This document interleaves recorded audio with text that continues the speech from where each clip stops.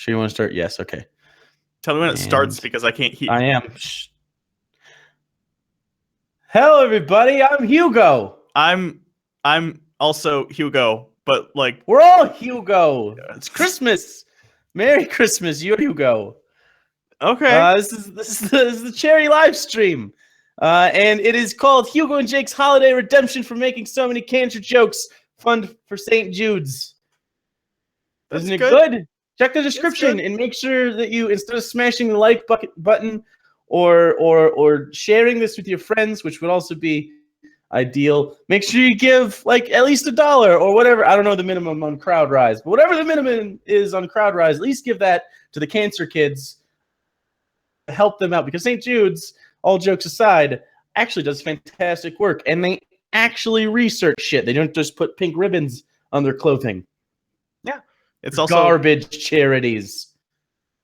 The largest concentration of cancer kids in the world, if that's something you're interested in. I don't know why you'd want a lot of cancer kids in one place, but if you wanted that, there's a facility where they're kept. So definitely donate for that at the very least. Does that count as another cancer joke? Probably. I don't know. Oh, by the way, this young man down here with the Zelda hat, his name is Godless Engineer.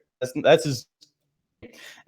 And he has made it look all pretty on here. Every once in a while it'll be pretty.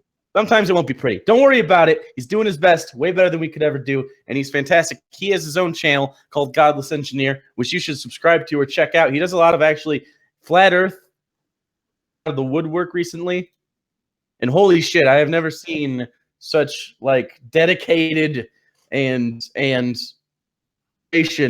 of the flat Earth argument. And I know you're thinking, we don't need to debunk the flat Earth argument. Apparently we do. There's a ton of them, especially on Twitter. So he does a really good job. So you need to go over there.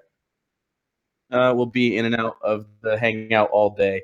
He'll be with us. He's helping us a lot. So if you did give him a subscribe, it would mean a lot to me.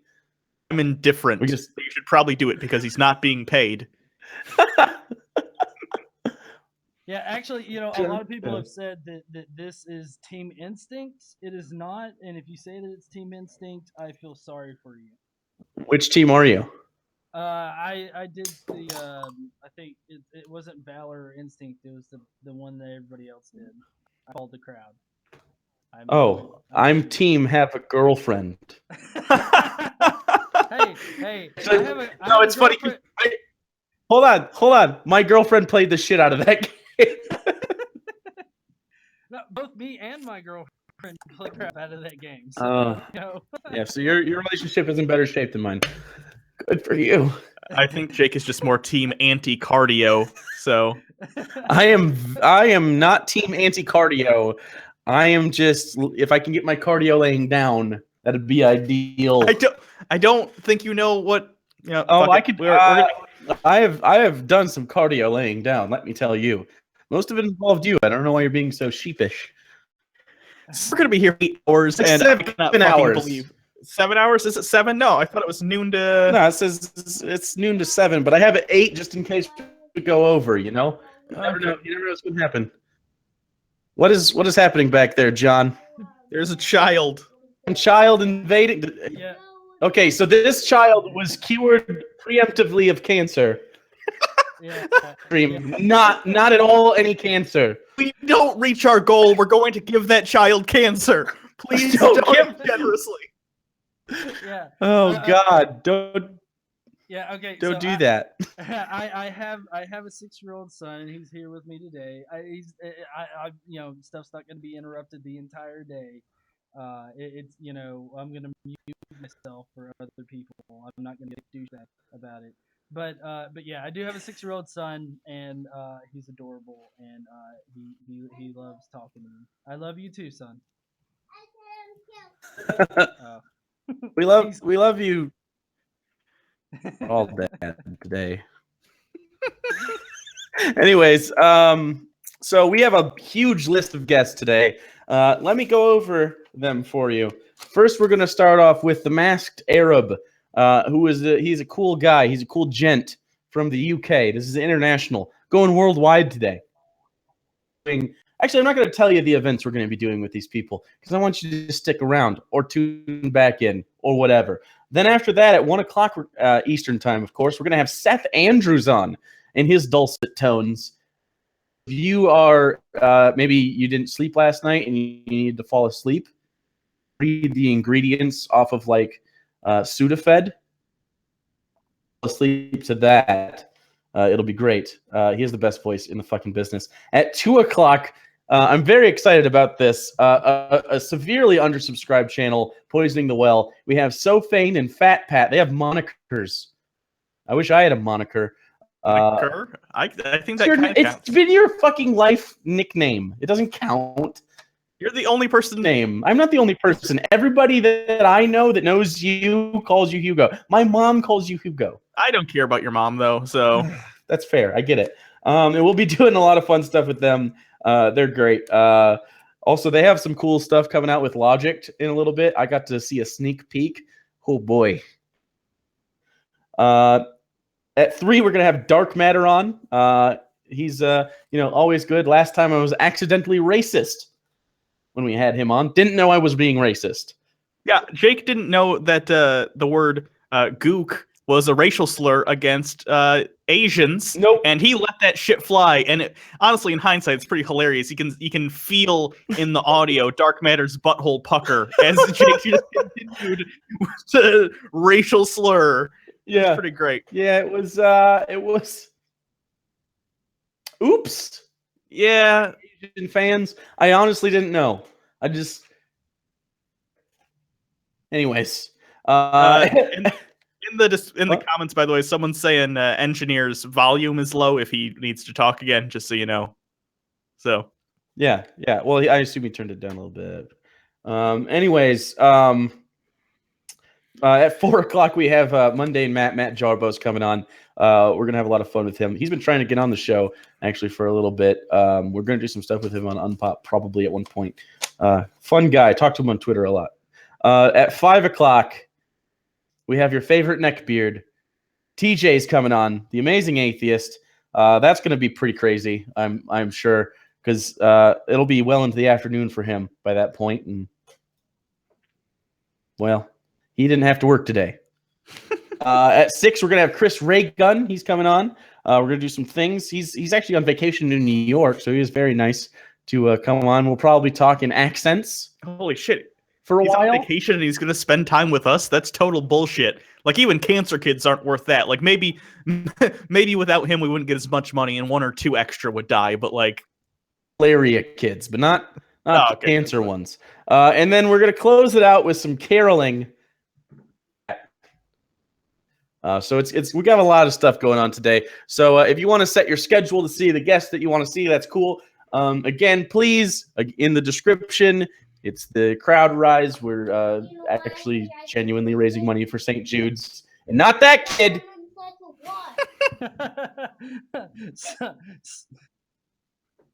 Sorry about that, guys. Yeah, I was just gonna say that I put up a short one. We got there you go. That you nice. Went through. Yeah. Well, I'll put it up randomly throughout, when we transition between people so that people know who's coming on next. I'll try to keep up with that since you guys are entrusting me with doing, all of this wonderful production work. So, yeah. It looks just nice, though. I mean, I got to say, anymore. I'm just going to stare at your graphics. There's like a blur effect going on over there. It's nice. Love it. Good. Oh man. Anyways, so this should be fun. We could not get Ray Comfort. It turns out that he values his time. Come on. I mean, Ray would have been an awesome addition to the list. Oh God. I mean, thank you everybody for donating so far. I did not know it was going to email me every time. That's gonna be too. It's already on my phone. Yeah. So I mean, good on all of you guys. Good on. It's Loving up to $175 already, and we've only been on for like 10 minutes. Thanks, guys. So we will have some milestones to unveil. I guess we'll unveil the big milestone. Hit $10,000, which we have confidence we will not hit. We'll show tits. Tits will be shown. I am so confident we're not going to hit $10,000. Tits for 10,000. Tits for 10. Not only that, I will not only show you my glorious fat guy man tits, I will lick my own nipples on camera. Oh, fuck. That's so much more than I would do or am doing. So I'm just saying. You know why? I want to be the only person in the world who's ever said I saved children's lives by licking my own nipples. And you know what? I think that's worth something. So, and yes, I know for a fact I am able to do this. Do not ask how.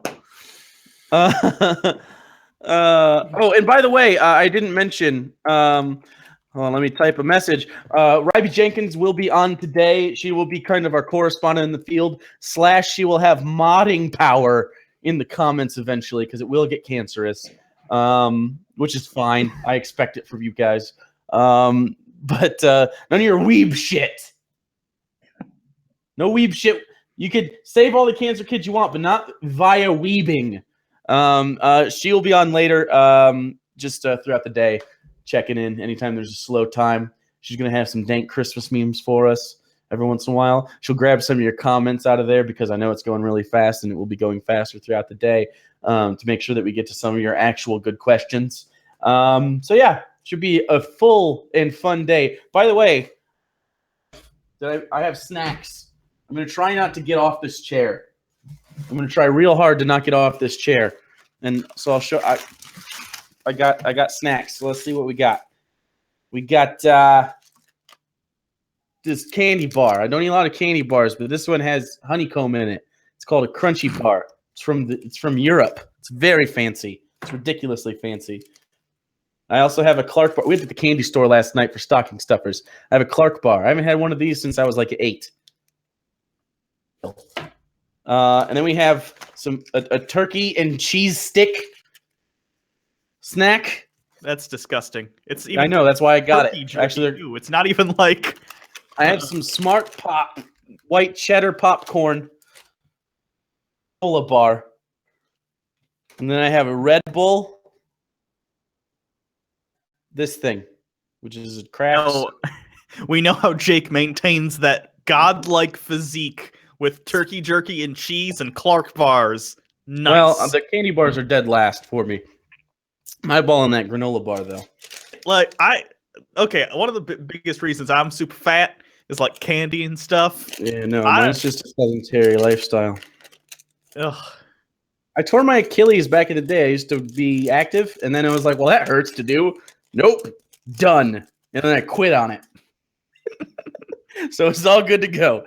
Ryby will be on a little bit. She's got things going on, but it'll be fun. Let's see.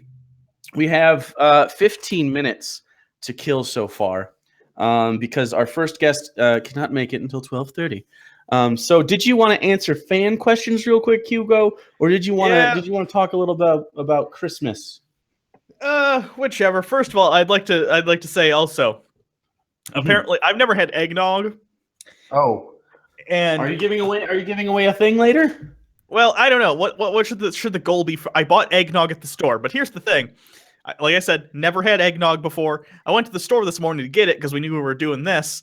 And, you know, the freezer section, or the fridge section, rather, has the doors on it. The door was open, like someone didn't close it all the way, and the fridge wasn't cold. I don't know how long it wasn't cold, but I got that eggnog. So I don't know what goal we're going to set that at. But whatever goal that is, I will drink tepid eggnog. So. Oh, good. Okay. Well, we were going to do that at 2, Hugo. What? What's the go? What's it up to at right now? Let me check real quick. 195. Is that correct? 195.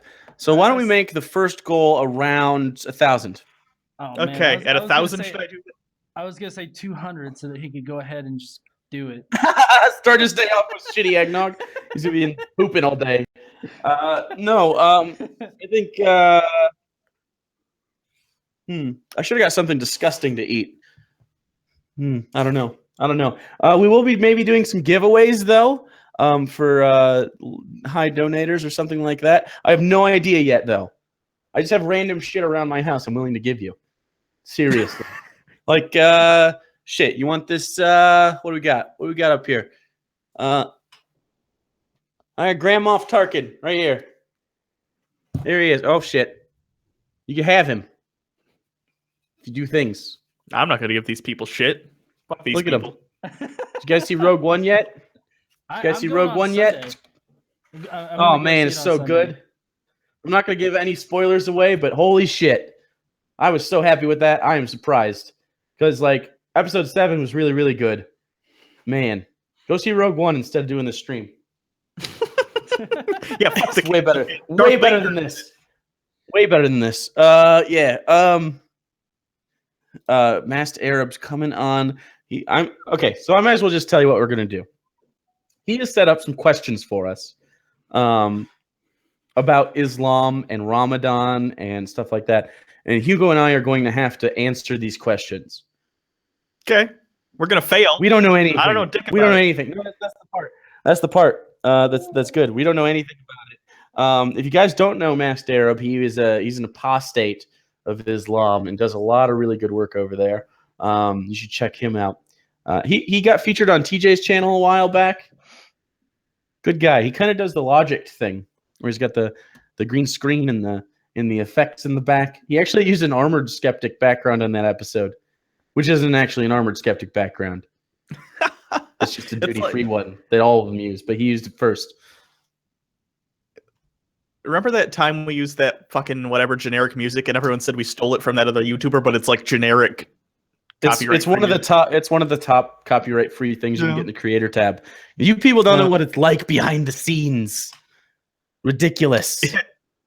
Sam Ferd asks Hugo, "Do you have a boner?" Not yet. If we hit 5,000, and I'll get a boner. You'll have to maintain the boner.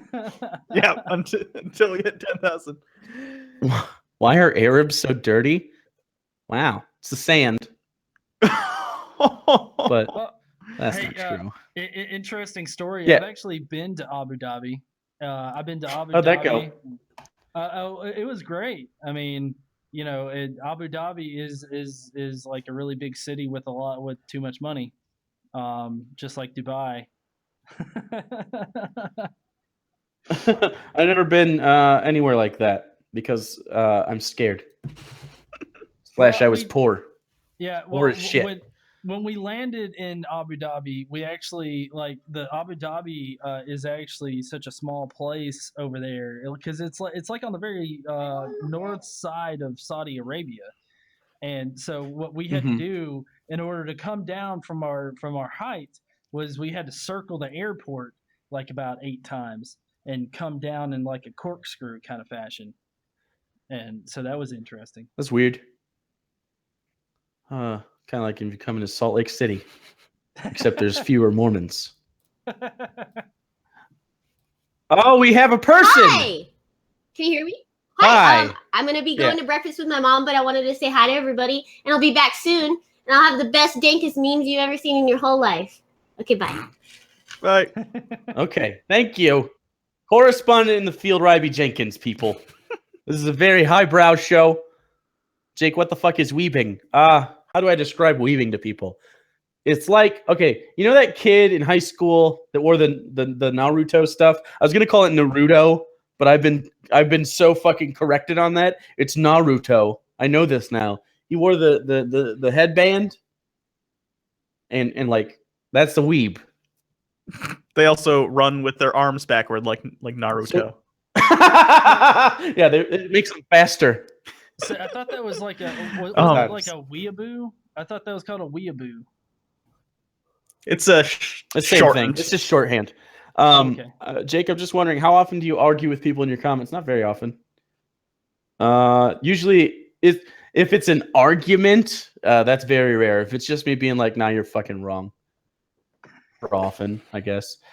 Sometimes it'll be like a really long diatribe, like Jesus loves you and you're gonna go to hell and fuck you for making fun of Ray Comfort, and I'll just type in like, "You seem upset," and then that's the end of it. So that's not really an argument. That's just me getting mad. I'm sorry, this comment's making me laugh. Jake looks like he's been crying for 2 hours. I put the contacts in, and I don't know.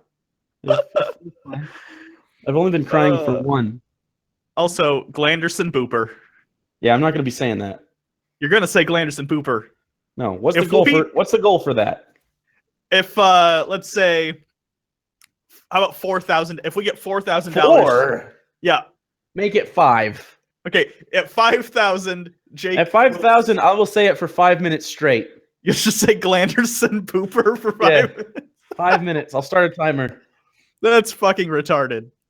Well, kind of we said we were gonna do like a swear jar thing too. I don't have anything to write down how many times we swear. We'll start the swear jar later. Okay, that sounds good. And then classy folks on. Okay, and then we'll donate depending on how many times we swear. We'll figure it out later. Yeah. I don't know how much money. Like a nickel per is probably what we can afford.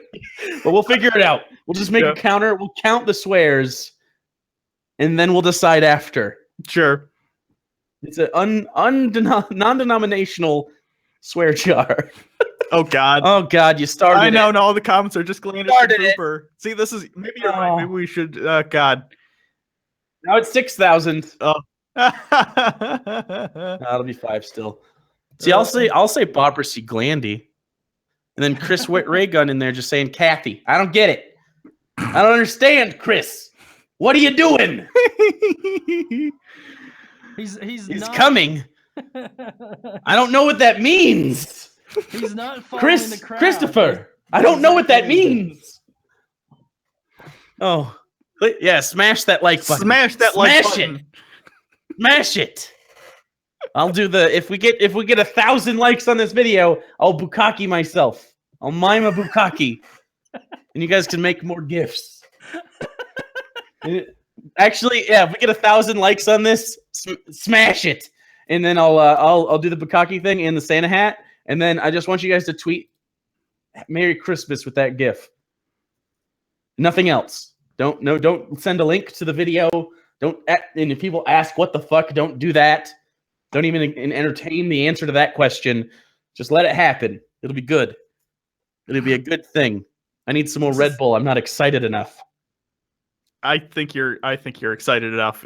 God, I should have got. I don't have anything in this house with caffeine. Oh fuck. Oh yeah, you're no good for you. Okay, so in preparation for today, I had 3 cups of coffee. Just saying. I came prepared. Wow. You're gonna have to poop so much. Not actual bukkake. There's not enough men in here. I'm the only one. I would have to save all the loads. I would have to have prepped for that. And then that would have to go on Pornhub. I don't think you can just throw old loads on yourself. Oh no. Which sounds worse the more I think about it. It would get cold. Someone says it'd be so. Someone says Hugo is a sad, fat Captain Falcon, which what? Captain Falcon Punch. I'll take it. All right. Is that cool? I don't know if that's cool or not. I don't know. It's better than just being sad and fat, I guess, which I already knew I was. So if anything, my stock is increasing. Nice. Stop covering the gap, Hugo. My teeth? I'm not covering it. I think they just mean your lips. Don't have lips, Hugo. Oh, okay. Yeah, it's good. It's good. Chris is on a train. He's erect and afraid. Prove it. We have your Twitter. This should be a good time. We're only a half hour in. Yeah, folks. this is going. Oh my God! Why? That's all I gotta say is why. Yeah. Reminder. Oh, what? Oh, that's it. Oh God, there he is. There he is. There he is. Oh, Batman. Okay. Donate my girlfriend's texting me because she can hear me screaming into the microphone. You do not need more Red Bull. And then she said a sentence that doesn't necessarily make sense. Is cold cum than warm cum?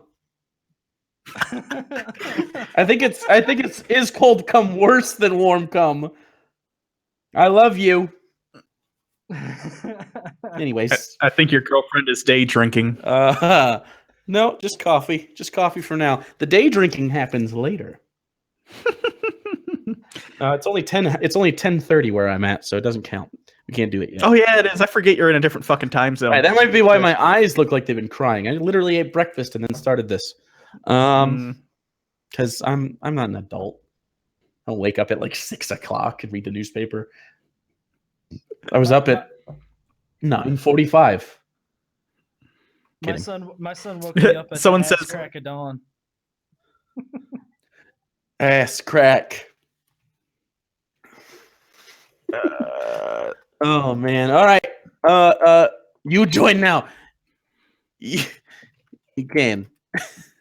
I was DMing Masked Arab to say, hey, you can join now, and I go, you join now. Did you try Russian? No, I don't know. I don't. You join now. You bring the vodka. You do it. Fuck. Oh God. This is a train wreck. This is already a train wreck. Anyways, make sure you tweet a link to this stream if you have a Twitter, or show it on your Facebook, or like send a text to your grandma.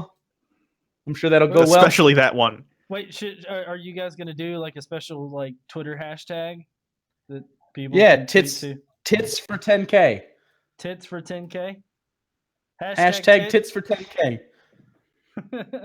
Yeah, it'll go well. It'll be fine. I don't need the stream bullshit open, do I? It says the primary stream is bad. It'll go says in it's bad. and out. It'll go in and out. It's normal for it to go like up and down. Okay. Oh my goodness, we have our first guest of the day. Welcome to the shit show, Masked Arab. Hi. How are you doing? Good, great. How are you doing today? I'm not too bad. That's good. Yeah. Your accent's great. I'm sorry. Yeah, I don't know. For some reason, you guys over in the US seem to like the British accent for some reason. I don't understand. It's because you guys could be like, your towns can be 50 yards away from each other, and they sound wildly different. Like someone from Newcastle and someone from Manchester, like different. It's super weird to me. Yeah, no. It's very true. I mean, you know, the Scottish accent, the Irish accent, the Geordie accent, which is Newcastle, and then the Southern accent, Liverpool, it's all very different to each other. That is very true. Hold on one second. The Geordie accent is Liverpool? No. The Scouse accent is Liverpool. The Geordie accent is Newcastle. Why do they have different names? It's like when they called cow meat beef. Yeah, I don't know why. I mean, the London accent is called Cockney. Yeah. Huh. I'm learning a lot of stuff. But anyways, like I said before, Masked Arab does a lot of cool stuff. I guess pimp your own channel real quick, because we want to make sure people at least check it out, because you do some good stuff over there. Okay. Well, my channel basically tries to debunk Islam and Islamic apologetics. My voice doesn't sound too great today because I don't know, I've got something with the throat. But anyway, yeah, so I'm working on certain videos. I've done a series on ISIS and Islam, trying to compare the two, seeing whether what ISIS does can be found in Islamic sources or not. Before that, I did several videos, fairly long length. I'd say most of my videos are about 10, 15, 20 minutes in duration. Sometimes they're shorter, sometimes they're longer. Unfortunately, I don't upload all the time because I'm really busy sometimes and just my regular day job. Like my next day off, if you believe this, is January 25. That's my next day off. That's too many days in a row. No, exactly. And it's like that includes weekends, Christmas Day, New Year's Day, New Year's Eve, everything is in there. So, all right, so subscribe to this guy so he doesn't have to do that ever again. Yeah, so I mean, I'm trying my best to kind of pump out material in the meantime, and I obviously disappoint a lot of fans by not being very regular. But yeah, you're kind of like the Arab Logic in that regard. He'll just disappear sometimes, and everyone's like, "Where the fuck you go, dude?" Then he comes back and he makes like 7 videos. And we're like, "Okay, maybe he's back now." Yeah. I think Logic does more videos than I do. But I mean, there are other people who debunk Islam who, like the Rationalizer. He's a great guy. I don't know if you've ever heard of him. He's also here from the UK, and he does great videos. But he hasn't done one in like ages. So at least I look at him and I think to myself, well, I've done more than him. There's so- your bar. Exactly. I'm keeping it quite low. Okay, so how true to Islam is throwing gays off roofs? Pretty It is close. unfortunately, yeah. It's unfortunately there in some of the Wait, they narrations. say throw them off roofs? No. No, what they say is it's They kill 'em. basically quoted off the cousin of Muhammad, Abdullah ibn Abbas. He's the one who basically tells us what the punishment should be, and he says, take them to the highest building you can find in the town, throw them from the highest building head first, and then when they fall onto the ground, you need to stone them afterwards. Just to So make it's sure. It's It's like exactly a double tap. Yeah, it's a combination. Merry Christmas, guys! I wish I was just like a prophet's cousin, so things that I said had weight to them. Like, just like, why should we listen to this guy? I don't know. He's related to Muhammad. That's close enough, right? Yeah, we do TQR and stuff, but Masked Arabs videos are much more in depth. As you know In from our fairness to the- Bible to the guy- studies. To the cousin, Muhammad himself did specifically say, this guy understands the Quran and Islam really well, so listen to him.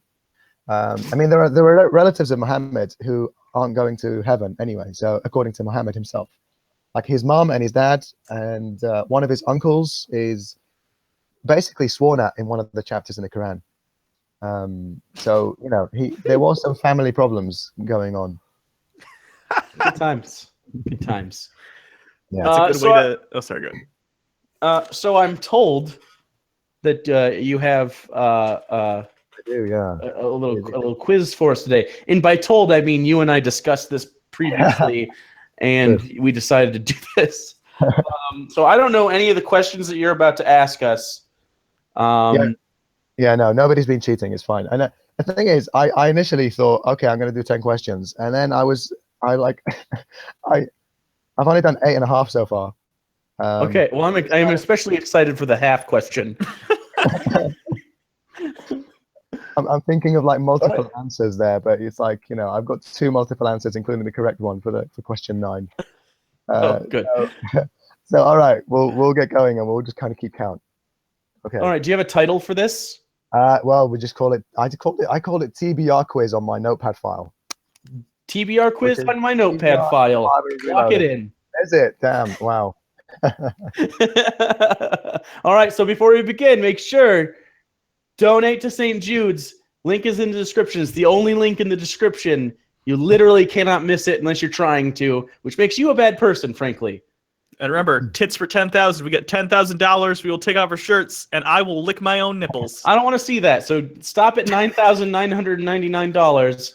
I'll personally donate the extra $1. It'll be fine. Like after the stream is long dead. Anyways, take it away. All right. So question 1. Uh-huh. According to the Quran, what are the 2 main purposes of having stars in the night sky? All right, I'm going to give you 4 multiple choice questions, 4 multiple choice answers, sorry, and you get half a point for each correct one. Ooh. Okay, because you'll just get 1 point if you get both of them. All right, A. Got it. It's to help people learn how to count to big numbers. Okay. B. Mhm. To chase demons across the sky. Oh, that's C. To hold up the sky and prevent it from falling. D. As a nice little decoration for the night. oh God. Oh, Jesus Christ. I expected at least a calendar to be in there somewhere or something. But Yeah. Uh-oh. So 2 of those answers are correct, and I'm gonna lock in the demon one because that sounds so fucking Qur'an-y. Okay.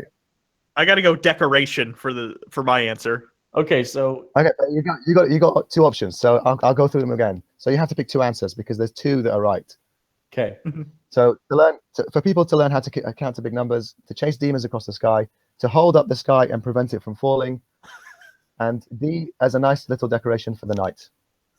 Yeah, I'm definitely going with the demon one, and I'll let you pick the other one. Are you picking D? I'm picking D. Yes. So those are B and D are our answers. Okay, so because you're supposed to be competing against each other, so let's just say Oh, B we and are? okay. Oh, never mind. Then Okay, I'm gonna go. D. I'm going B and C then. Okay. B and C for you. I'll Okay. go A and D. A and D. Well, the answers are correct. You got half and half. So, chasing demons across the sky and decoration for the night. So you both got half a point there. Okay, so we're tied. We're tied at half a point. Right. You're keeping score? I don't know. You guys keep score. I'm reading I'll the keep question. score. All right. Too much All for me. right. All right. Trivia. Just a I'm little ready bit of trivia. Answer C. If anybody said answer C, to hold up the sky and prevent it from falling. Actually, only Allah does that. So in the Quran, it does say Allah holds up the sky and prevents it from falling. It's not the stars. It's Allah himself. So just in case you were wondering why the sky never falls, that's the answer. And why he's so busy not helping anyone else. Because he's like, Exactly. I got a fucking sky to hold. Precisely. Okay. Question 2. There's only one correct answer from now on. The first one was the first one, with the half answer. So one of the things that will happen before the Day of Judgment is that the Muslims will fight and kill the Jews. But who or what will be an unlikely ally for the Jews? Is it A, the Christians, B, the pagans, C, one type of animal, or D, one type of tree? You get fucking Ents? Nice. There's goddamn Middle Earth in here. I'm gonna go D, trees, just because I don't think you sitting. I could be wrong, but I have a hard time believing you sat down and thought, "What's a good fake answer?" Trees, although it might be. But I'm gonna go D, trees. I'm gonna go with the Christians. The Christians. Okay. The answer is correct for Hugo. So it's Yes, the fucking trees. That's bullshit. It's one type of tree. It's not every tree. Most of the trees are going to be telling the Muslims, "Hey, there's a Jew behind me. Kill him," except for one tree. So that's what's going to happen. Wait, what kind of tree? It's called the gharqad tree, and the Muslims apparently are spreading a rumor that the Jews in Israel are planting this everywhere. So apparently, Currently? no, well, that's why they're suggesting. They're suggesting that the Jews in Israel believe this and are basically, preparing for the apocalypse and the end of the world, where they're going to get slaughtered by planting loads of these, treacherous trees for Islam. Fucking tree spies. That's great. Okay. I gotta strategize like Hugo is from now on. Exactly, yeah. Go for the like obviously dumbest answer. But yeah. So Hugo is 1.5. Yeah. Hugo's 1.5 and you're half a point. Correct. Fuck yeah. Question 3. Question 3. According to Muhammad, Solomon once wanted to have sex with 70 women in one night. Ooh. He succeeded. He succeeded, but why did he do this? Is it A, he wanted 70 kids to be born together as soldiers for Allah? Was it B, he was trying to set a new world record? Was it C, he was proving to his people that he was the manliest person ever? Or was it D, it was an order from God who rewarded him with all this sexy time after Solomon had fasted for 3 months straight? Oh jeez. Fuck. I don't think not eating for 3 months makes me energetic enough to blow 70 loads. I was gonna say, if the answer is like, I could see if it was just like, okay, insert for a little bit, have a couple strokes, move on to the next one. But that's a soak. But if it's A, that means he would have to come 70 times, and they would have to be substantive loads. Well, you wouldn't have to. You could just collect one, and then divvy it up. Deposit it. Yeah, divvy it up. That's disgusting. I guess I'm gonna have to go with A. I'm gonna go with A because that sounds like a yeah. thing. I was gonna go with A as well, but I got to make up some ground. I'm gonna go with it was a reward for fasting. You should have done that. So Hugo's extended his lead there. Fuck! Suck it. 2.5 to half a point. The interesting thing about this story is that he wanted to have 70 soldiers for Allah, and because he didn't say inshallah, he didn't say God willing, God punished him and didn't allow any of the women to become pregnant except one who had half a child. Which half? Which top, half? bottom, or left or right? Well, I don't know. I mean, it's just that's what it says in the hadith, right? So it's like, he had half a child apparently, with one woman. That was his punishment. I mean, poor child. Why is he to blame? Because Solomon forgot to say. And the thing is, he wanted them as soldiers for Allah, and Allah is like, well, you didn't say God willing, did you? And it's like, well, yeah, it would have been for you. It's for your benefit. What's wrong with you? It's not even. His punishment was basically you get to have sex with 70 women, and you don't have to deal with the kids. Yeah, he knows how to punish. I mean, the thing is, it's like hellfire. I always think about it. I think, okay, what if somebody's a masochist? Right? Yeah, I mean, what's the deal there? I mean, somebody's a masochist. He enjoys. He takes pleasure from being tortured or being harmed. So Then yeah, I don't know. You get put in a separate room where you can see the other people get tortured, but you don't get to take part. Oh, you've thought it through. You've thought it through. That's a good apologist answer. I would, suggest for the Muslims watching to keep that one in store. All right, question 4. Okay. Question 4. Should a Muslim clap? Okay. A. No, it's totally forbidden. Only children can clap. C. Only women can clap. And D.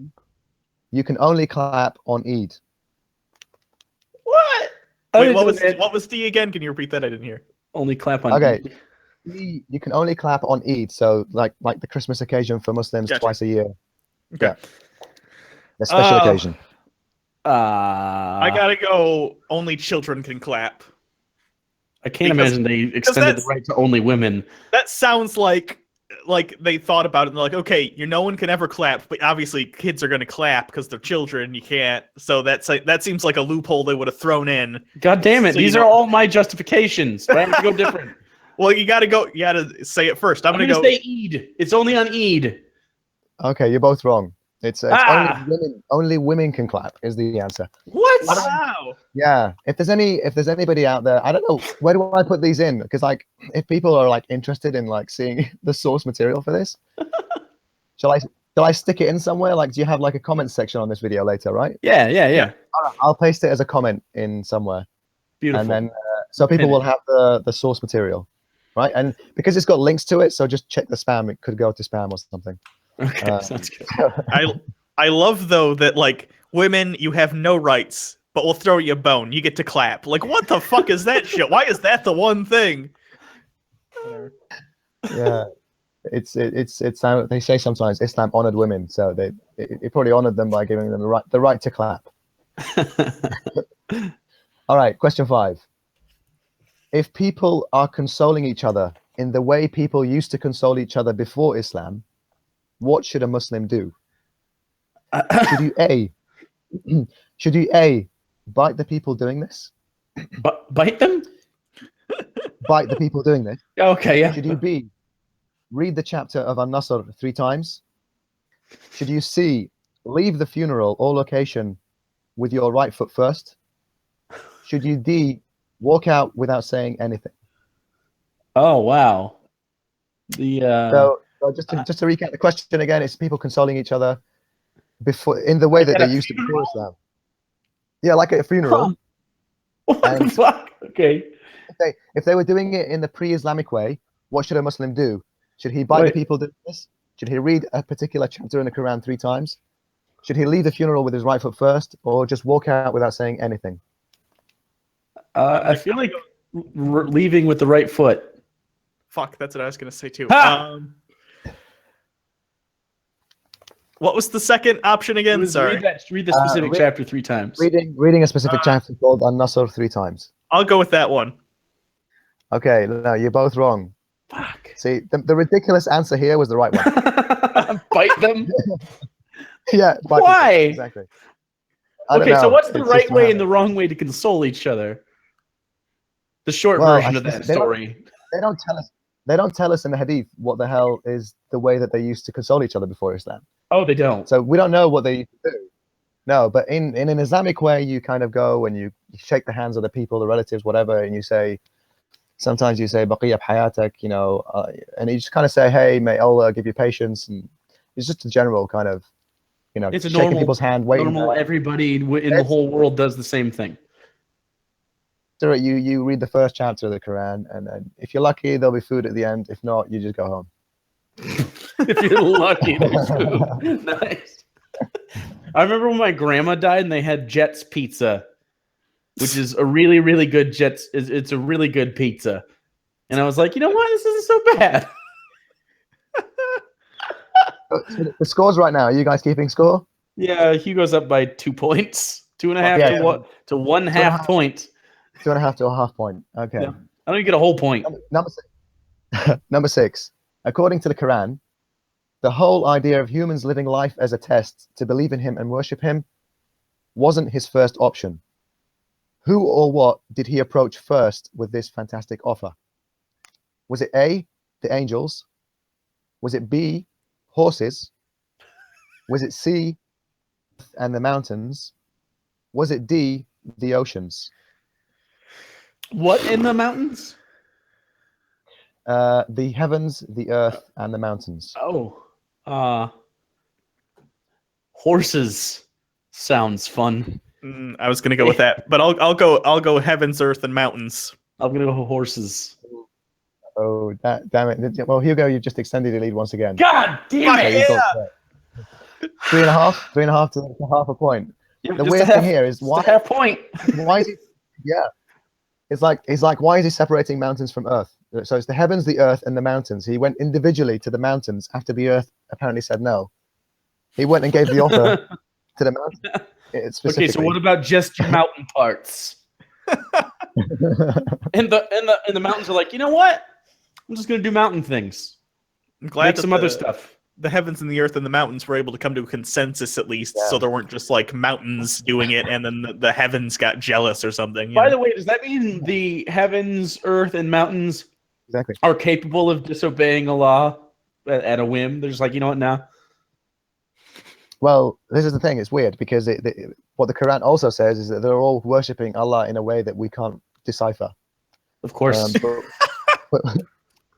But what it says here is that they didn't accept this proposal, and it said that only humans accepted it, and then it mocks the humans for accepting it, saying humans accepted it because they were fools. So basically, Allah is saying, "Ha ha ha! You idiots! You took on this challenge, and you know all the earth and the mountains are smarter than you people." So it's a slightly messed up verse of the Quran. This is probably long before we used to drill holes in mountains and drive through them. So fuck you, mountains. Also destroying the earth and flying into space. My favorite thing about that is the idea that they had to, work that in there because I assume one day someone said, "Are mountains heretical?" And they had to work it. Hey, what are we doing at 1,000 likes? I forgot. 1,000 likes. I don't fucking remember. We told them to smash the like button, and now I don't remember why we told them to. Yeah, they'll remind us. Remind us. Anyways, next question. Okay, question 7. Mathematically eliminated. Yeah. No. I think if you answer, actually, you're right. No. If you answer all of them correctly, and Hugo goes with different answers, then yes. But that gives him the advantage. All he has to do is agree with you on one answer. And don't fucking agree with me, Hugo. This is some game theory shit. Okay. Okay. Question 7. What cancels out prayers for a Muslim if it passes in front of a praying person? Okay. Basically, actually, what does not cancel? I've written that question wrong. I wrote that like 10 minutes before I came on, so that's a rushed one. It's supposed to be what does not cancel out prayers for a Muslim if it passes in front of a praying person. So you're going to hear 4 options. Only one of them does not specifically cancel out the prayers for a Muslim if it passes in front of a praying person. Is it option A, pig? Is it B, a woman? Is it C, a donkey? Is it D, a dog? I'm gonna go with. Ooh, God.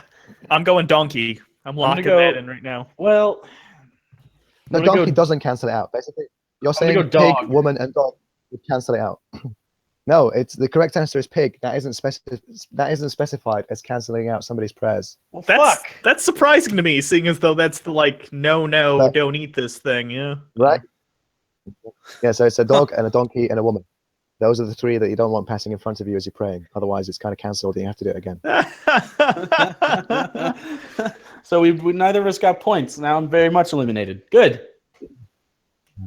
We'll finish this anyways, damn it. I got to get a full point. Question 8. Which group of people will form the majority of those in hell? Is it A, murderers? Is it B, rapists? Is it C, women? Is it D, blasphemers? I'm going to go blasphemers. I got to go blasphemers too. Yeah. This is the group that's going to form the majority of people in hell, right? Yeah, sure. It's actually women. C is the answer. Fuck! Wait. So where did they get the virgins from? The virgins are dudes, apparently. They're created in heaven separately. Oh, that makes sense. Yeah. Why would you want that? I remember virgin sex. No, thank you. Do they give a reason for why hell is mostly women? I think they do actually. I've got to try and remember now. I can't remember it off the top of my head. I think it's their one vaginas. of the reasons. No, one of the reasons apparently I think is because they don't obey their husbands enough. Jesus Christ! Of course, right? I'm not sure about the second one. Yeah.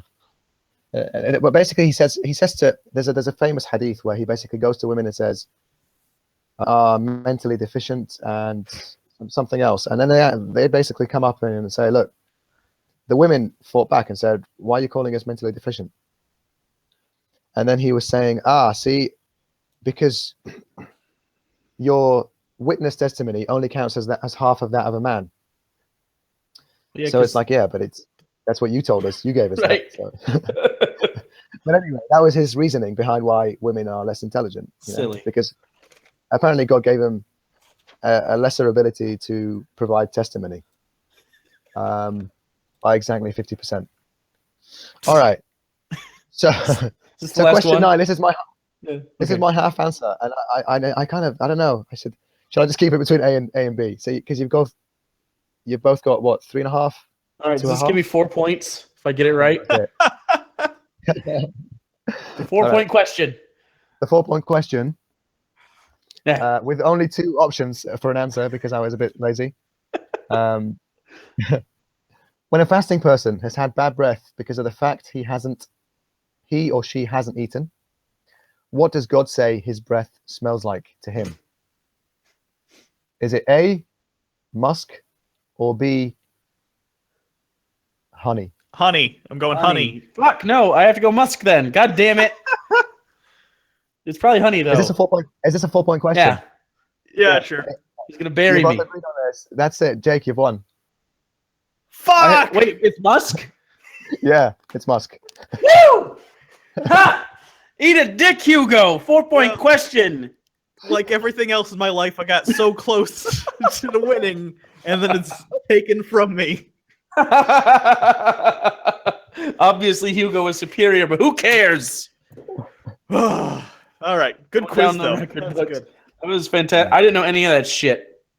Yeah, I tried to go for really obscure stuff. I could have gone for like simple, straight stuff, but I was going for stuff that not everybody's gonna know. So to keep it up in the air.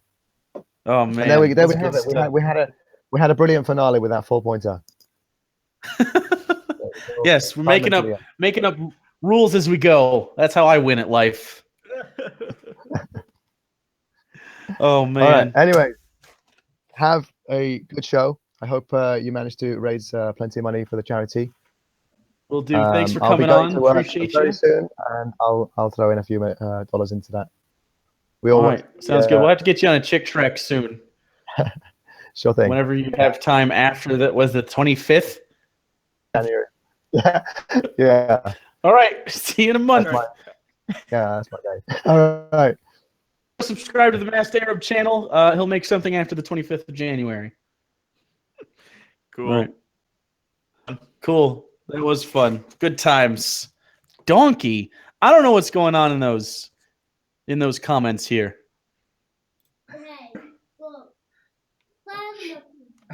I Okay, I know that's your kid. For 1 second, I thought that was Ryby.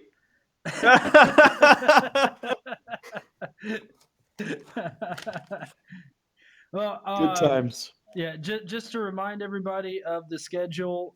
Next up is Seth Andrews, and then we have Poisoning the Well after that, and then Dark Matter 25. So just a little reminder of the schedule for everybody if you want to plan it out. There you go. See, I'm being pretty awesome. I'm earning my guest spot on this particular Cure Cancer stream. Indeed. So with Seth, we are going to be doing a. I'm pretty excited about this. It's a chick track because Seth has never done a chick track with us. Oh God, we're just gonna do it live. Oh, that's gonna fucking suck. Is it? They never suck. It'll be fun. Oh God. You know how much editing goes in those chick tracks? Not a lot. Not a lot. But the editing that does take place is crucial. So, yeah, but we're going to do that. And the chick track is called No Fear. If you guys, we'll put it up on the screen. Yeah. But if you guys would like to, you can just go to chick.com and search No Fear, and you can follow along there as well if you'd like, because all the chick tracks are already on there. I have a link. I'll just I'll pop it into the Twitter. So if you want to go over to my Twitter real quick, I'll have a link for you to the actual thing, and you can read along. Hey, Seth. Seth has joined us. Hey guys, hang on just a second. I'm still okay. sticking my computer out here. Jake, do you Yes, want me to overlay it onto the stream right now, like the chick track at all? I can just share screen from mine and click on the thing so it stays on mine because it's gonna, it's like 20 pages, so I can do it. It's fine. Okay. Yeah. I just thought I'd try to earn my keep. That's all.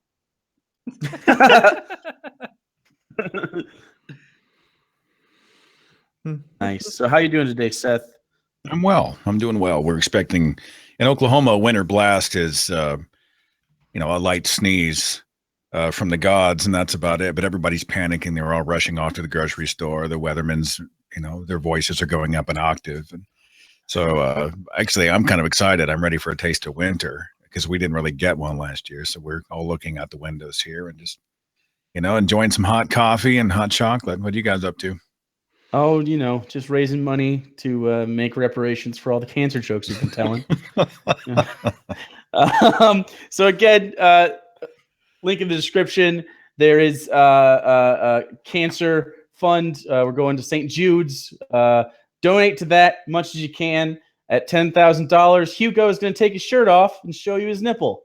Not to show, I am going to lick my own nipples. So we're very confident we're not going to reach that goal, so that's fine. Which is why I'm promising that. So right, Seth, are you proud of yourself? I'm still. You lost me at nipple. I was just about to sign off. All right, is my camera kind of dark? I'm looking at my feed here. Do I need to brighten that up for you guys? Yeah, it looks good. It looks all right. Looks fine. You're wearing the black. You got a little Johnny Cash thing going on. Black allows me to not have to worry about anything else that I'm going to wear. You know what I'm saying?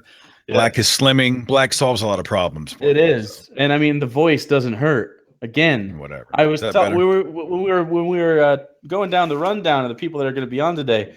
I may have semi-promised that you were going to read the ingredients to Sudafed while people fell asleep. So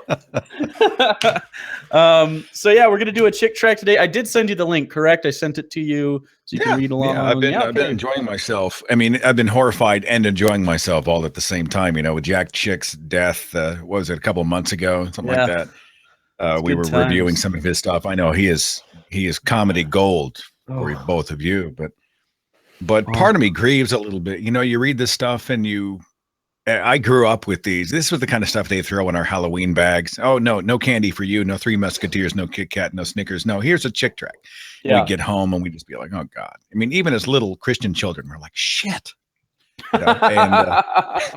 But as I was going through it, you realize how insidious some of this stuff is. So anyway, yeah, I got the tract. I'm all set to go. Just tell me how I can serve the both of you and, of course, serve the fundraiser today. So Of course. So, by the way, Seth Andrews, of course, has a fantastic podcast, which we have been a guest on in the past, The Thinking Atheist. Very good stuff. Talks about much more highbrow things than you have ever experienced on here, and very intelligently. Who's been your favorite guest? Don't say us. I don't want. I don't want it just to be a. I don't just want it to be obvious. Give us your second favorite guest of all time. You know, I like a bunch of. This sounds like a cop out, but I can't choose a favorite. I like different guests for different reasons. Like I love the scientist guest that we have. We just did a review. I'm sure you guys did a review as well, or we're thinking of it, of Ray Comfort's film, The Atheist Delusion. Oh yeah. And so we did one of those, and where, of course, Ray he's content to go out and find these man and woman on the street, completely unaware atheists who have no idea why they're atheists, and throw these bizarre questions at them, scientific questions, pseudo-scientific questions. We went out and I just brought in scientists. You know, let's talk to Lawrence Krauss. Let's talk to Jerry Coyne. Let's talk about cosmology and astronomy. Let's talk about theoretical physics. Let's talk about evolutionary biology with people who actually know what they're talking about. So those kind of shows for me. We did a show with a guy who he works with the Hubble at NASA. His name is Dan Batcheldor. We had him on earlier in the year. So those are fun. It's fantastic. I like the more off the wall ones, like the one we did a few years ago. I got a chance to have Peter H. Gilmore, the high priest of the Church of Satan, just came on the show. We just shot the shit for 30 minutes. It was awesome. We just had a great time. I enjoy some of the off-topic stuff. You guys know what it's like. I mean, you can't do a show every week of there is no evidence for God or gods. Right. Yeah. You want to talk about life. You want to talk about things other than the Bible has been debunked. You can only do that so many weeks. And I don't. Do you guys get crucified in the comment sections for people when you stray at all from sort of that line, that narrow line, and talk about the world, whether it's politics or pop culture, and then they're like, "I remember when this show used to be about atheism." Politics specifically, people get upset and butthurt about. I don't understand why people are so personal with their politics. Like it's more deeply held than religion sometimes, because it's like you're coming on this show. We're literally doing a Bible study and ripping it apart, which is much more dear to the hearts of more people than who your candidate was in this last election, regardless of what side you're on. And if we take a shot at one of those, it's like, I'm offended. It's like, have a little self-awareness for just a second and be like, hey, you know what? I'm not off limits either. Well, what I normally get is, I'm sorry you're so religious about this. And whatever. Yeah. You know, I mean, I'm not saying we're all susceptible to irrational thinking and biases and those types of things. But when you start with that, essentially it's a diminishing of your position, saying that you're just being superstitious about a particular point of view. And that may or may not be the case, but let's explore it instead of throwing that bomb out at the beginning. So yeah, we used to get kind of shit for our tangents. Like we would talk about pop culture for 15 minutes on accident. And now people have kind of acclimated to it. But I sometimes we're just I have no idea what you have planned or if I'm derailing it by just me. Oh no. But sometimes when we'll do a topic or a themed show, and most of my shows are themed, you can see in the title what we're doing. But a lot of times, you know, at the beginning, there's just something on my mind, or this happened today, or I've got a great story or not so great story or whatever. And so I just start yammering on. And 15 minutes goes by, and it was the same way at first. There were some people who would go in the comment section and say, the show actually starts at 17 minutes and 17 seconds. And now it's like, actually, I really enjoy the monologues. Just vent and rant all you want. I'm doing a speech in Los Angeles at Logical LA in January. And the whole speech is just a rant. I mean, Dr. Eugenie Scott is in attendance, and Dan Barker is going to be there, and all these people who are these great thinkers and have so much to contribute. I'm not going to contribute anything. My speech is 40 minutes of me just blowing off steam in front of a live audience. I'll be honest. I'm blatant about it. I need to vent. You guys can be my bartender and just listen. Okay, that's great. So, that sounds great. Anyway, I brought my Jesus Shaves mug for the event. This is what I drink my coffee out of. It's one of those mugs where Jesus is bearded until you pour hot liquid and then his beard dissipates. It's That's amazing. It's the only true miracle, Jesus-related miracle I've ever witnessed. But anyway, I keep this mug with me in my office all the time. I just looked down and saw it. Sounds good. All right, so we will start the Chick Trek shortly. Again, fucking just donate, okay? They're gonna die if you don't donate, and the blood is on your hands / the chemo. So please. How in the world am I supposed to follow that? How am I supposed to do anything with that? Just nicely tweet, and you bring okay. So you bring the quality up, and we try to push it down, and then you're a class act, so it just doesn't happen to you, and it's fine. Is that how people? Am I the designated driver for the entire movement? Is that how people feel? Basically that, yeah. That's a really great way to put it. Let me find your tweet so I can. I'm still fumbling a little bit. I mean, 147 characters for me is tremendously restricting. And it's probably a healthy thing because I'm very verbose. And so like on Facebook, I'm writing a whole book. There's like a 10,000 character post that goes out. Right. So, I was talking to Delahanty and he was like, this is forcing me to be brief, to be concise. Yeah. But I still find it, I fumble with it. Oh, look. Okay. About to do a Chick Track with Seth Andrews. Retweet. Boom. You're welcome, world. Done. You're welcome, world. All right, so we can begin. Hugo, would you like to cue up your little picture thing? I assume 1 second. Yeah, I'm just going to screen share from the website. If you guys want a better resolution, just go to chick.com and search for the track No Fear, but it's going to be on the scrring anyway, but it might be I did link it in that tweet that was just retweeted by Seth. So sure. This is this was from 1997. So this isn't just pre 9/11. This is pre Columbine. So we're a very innocent people at this point. How old were you two in 1997? I was 9 years old. That hurts me. It hurts me. I was 88. Yep. Yeah. All right. I'm sorry to interrupt. I just wanted to draw. I wanted to draw a circle around my own mortality here at the top of the review. So I've clicked on you. It should be. Let me double check to make sure everyone's just seeing Hugo's thing when. I believe I think I said it correctly to do so. You did. Good. Oh, good. What is with all these colors that person put in the comments? That ain't make no sense. Oh, some of you guys are just it's total cancer. Anyways, comments. Don't read the comments, Seth. Say anything you don't want people to remember was said. Yeah. I don't know if anything we do should be for posterity's sake, but all right, here we go. Okay. Who's gonna be who? Real quick. I don't know. We didn't discuss any of this. I will be crying emo kid. Actually, no, Seth, you be crying emo kid. He's in like every panel. Yes.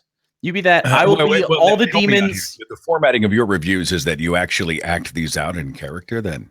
Oh yeah. Right. Just feel free to you'll get it. Feel free to go off script. All right, commentary's allowed then, right? From frame to frame. And of course you can bail out of character and do whatever you'd like.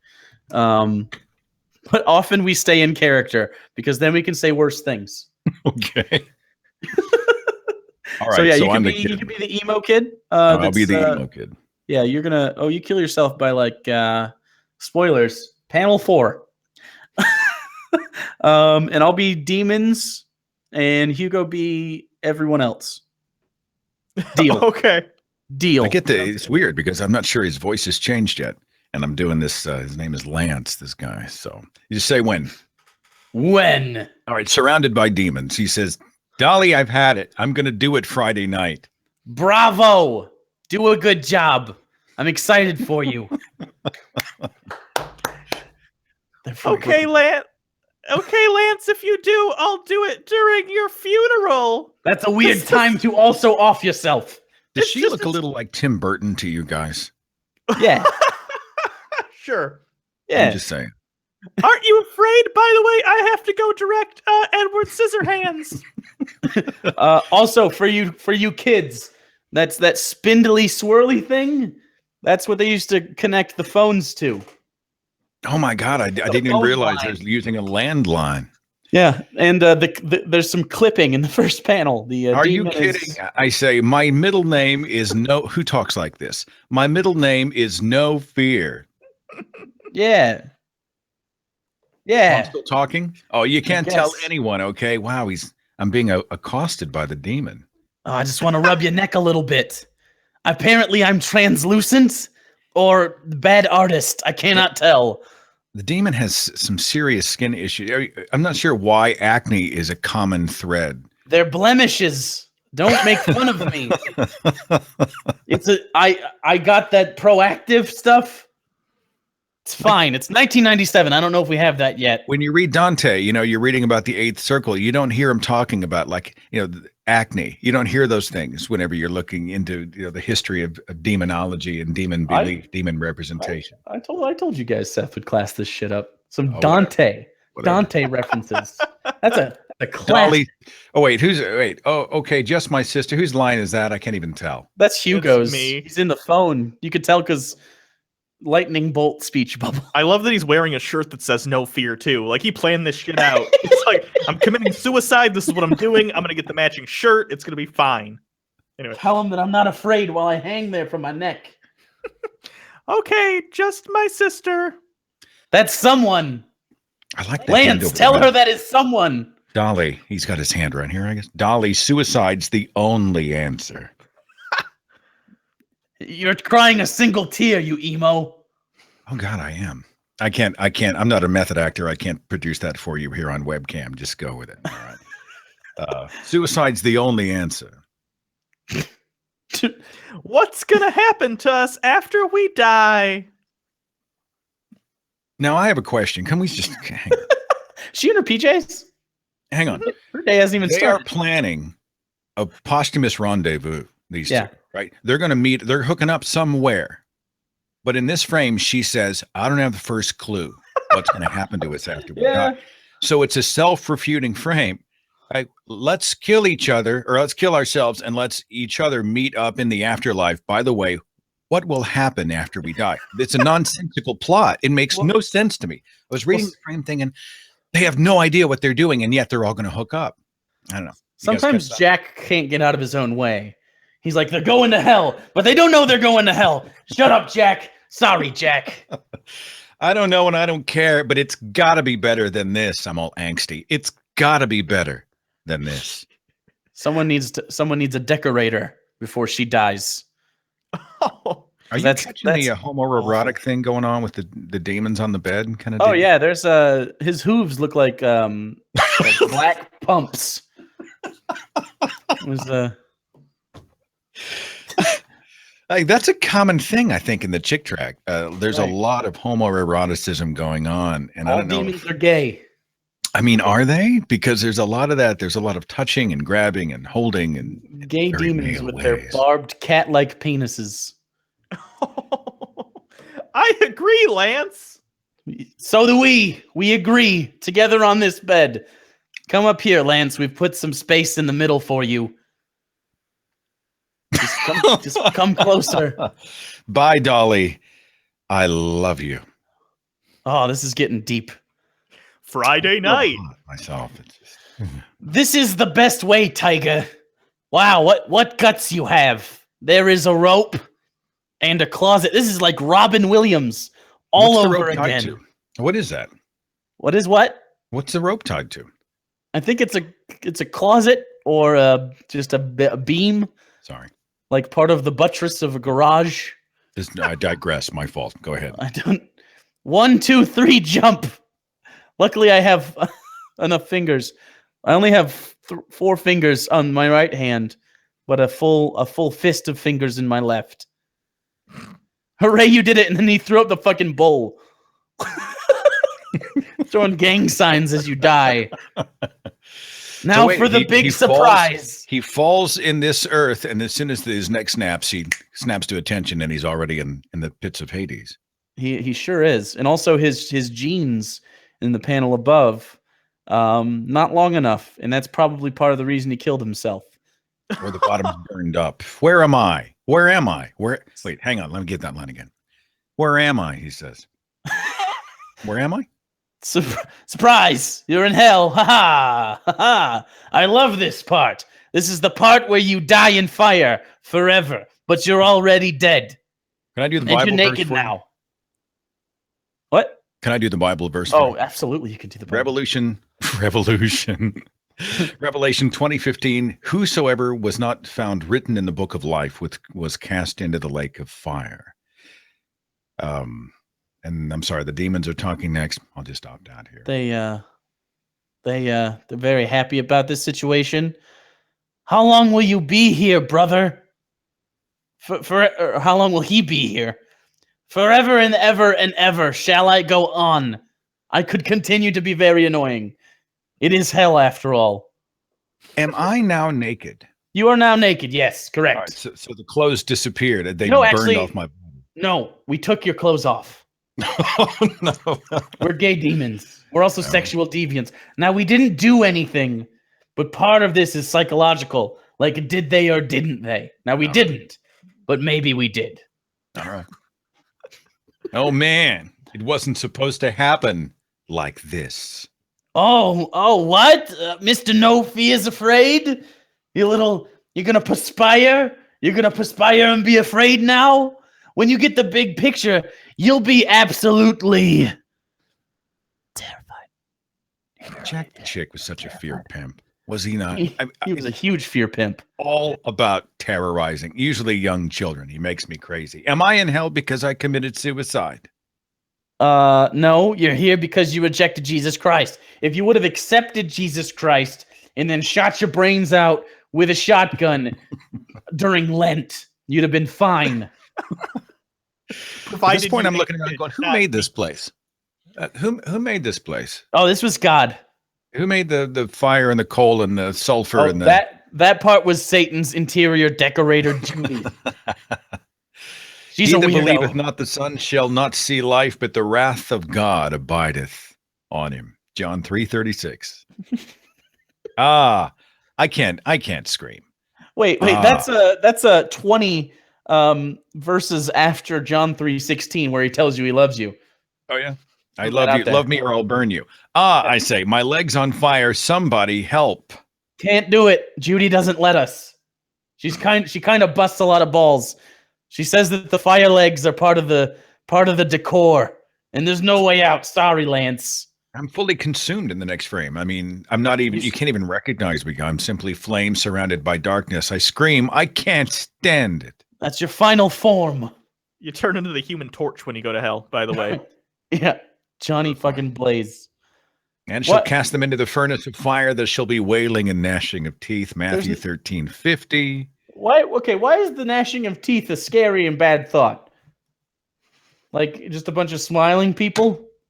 You're clearly not a dentist. Teeth grinding, very dangerous to your oral health. Yeah, I say. I'm not. I'm very convinced. I feel like I'm there. Yeah. This is the laziest comic book panel I've ever seen in my life. Burning. There's no proof of this.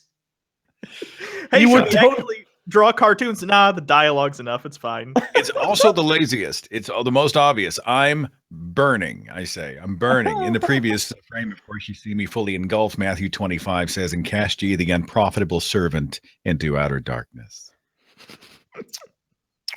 Meanwhile, back at Lance's funeral. Now, I enjoy this frame very much. I'll tell you why. Because Dolly's sister, right, she obviously was made aware of the suicide pact well before the funeral, and yet she's having her first conversation about the funeral or about the suicide at the service itself, talking to the pastor. Right? She didn't tell mom, she didn't tell her dad, didn't tell her friends, didn't tell anyone. She sat on this information for the car ride to the service. Who knows what length of time passed, and she sought out the preacher, which means while she was biding her time, the suicide could have taken place at any moment. And she didn't clear the house of like ropes and bleach. She's like, it'll be fine. We'll make it. So, I guess I could be.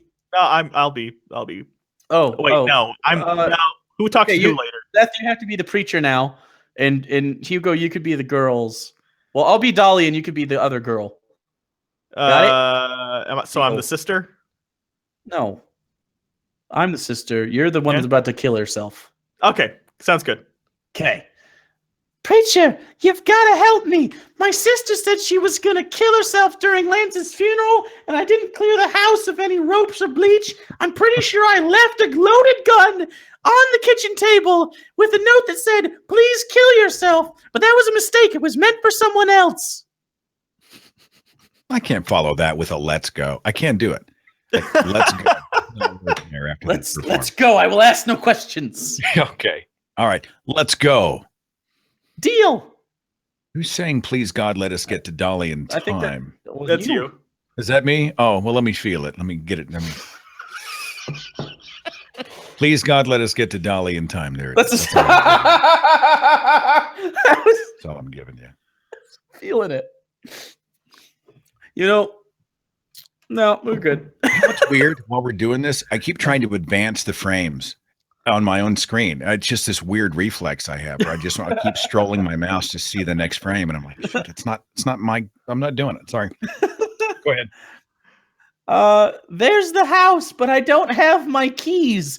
You're gonna have to Chuck Norris this door open.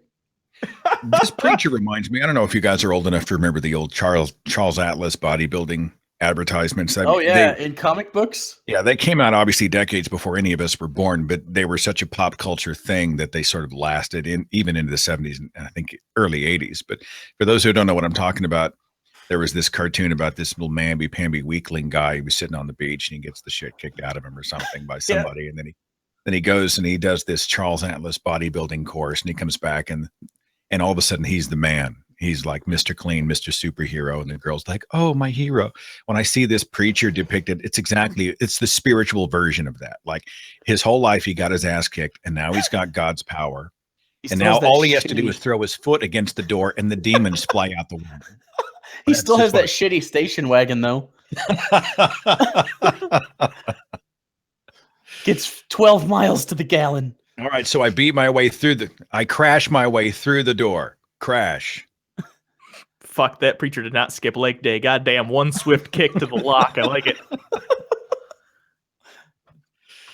That's you, Hugo. Hey, you stopped me from seeing Lance. Rope still around her neck. Yeah. Rope still around her neck, and he's cradled her to keep her from hanging. Thank God we did, I say. What do you mean? I don't have an idea of the afterlife, but whatever it was, I was gonna see Lance. I'm still very confused about step 3 or whatever, but your hair is crazy right now. Very Tim Burton in this depiction. Very Tim Burton. Oh, yeah. I was on my way to direct Sweeney Todd. And I got caught up in the suicide attempt. You were seconds. You were this close from the flames of hell. Is your shirt made of human hair? What is up? What is with the texture of that? Yeah, it's not the most comfortable thing. It looks it's like fine. Native American pubic hair. Now, apparently, she's got an epiphany because she has more of an idea of what afterlife they were supposed to rendezvous in, right? That's right. Which is strange. She's gone from ignorance to now I know it's all going to be a big party. It's all just a big. I'm looking for the word. Party's the only word I come back to. Soiree? Yeah. It's going to be this big thing we all get to. A big kegger in the afterlife. A kegger? That doesn't sound half bad unless it's Heineken. But Lance and I thought suicide would end all our problems. This is how suicidal people talk, right? Yeah. Do I have to? Usually the chick tracks end with a big sermon. Does this mean I'm doing the big sermon at the end? Oh, you're doing a sermon. Mm-hmm. No, Dolly, that's a lie of the devil. Let me tell you the shocking truth, all caps in bold, about where you almost went today. Your nose looks weird from the side. I don't think you have a nostril. I think you only have a nose. No insides. You can tell they put almost as much effort into this panel as they did the blank one. Just no background. Nice. So compassionate, though. He really does. Oh, this is awesome. All right. We get a chance to tell the God of love, benevolence, compassion, mercy, and justice with 11 different scriptures that talk about how bad Jesus is going to fuck you up. I do not get this. This whole panel, I do not get. I don't understand it.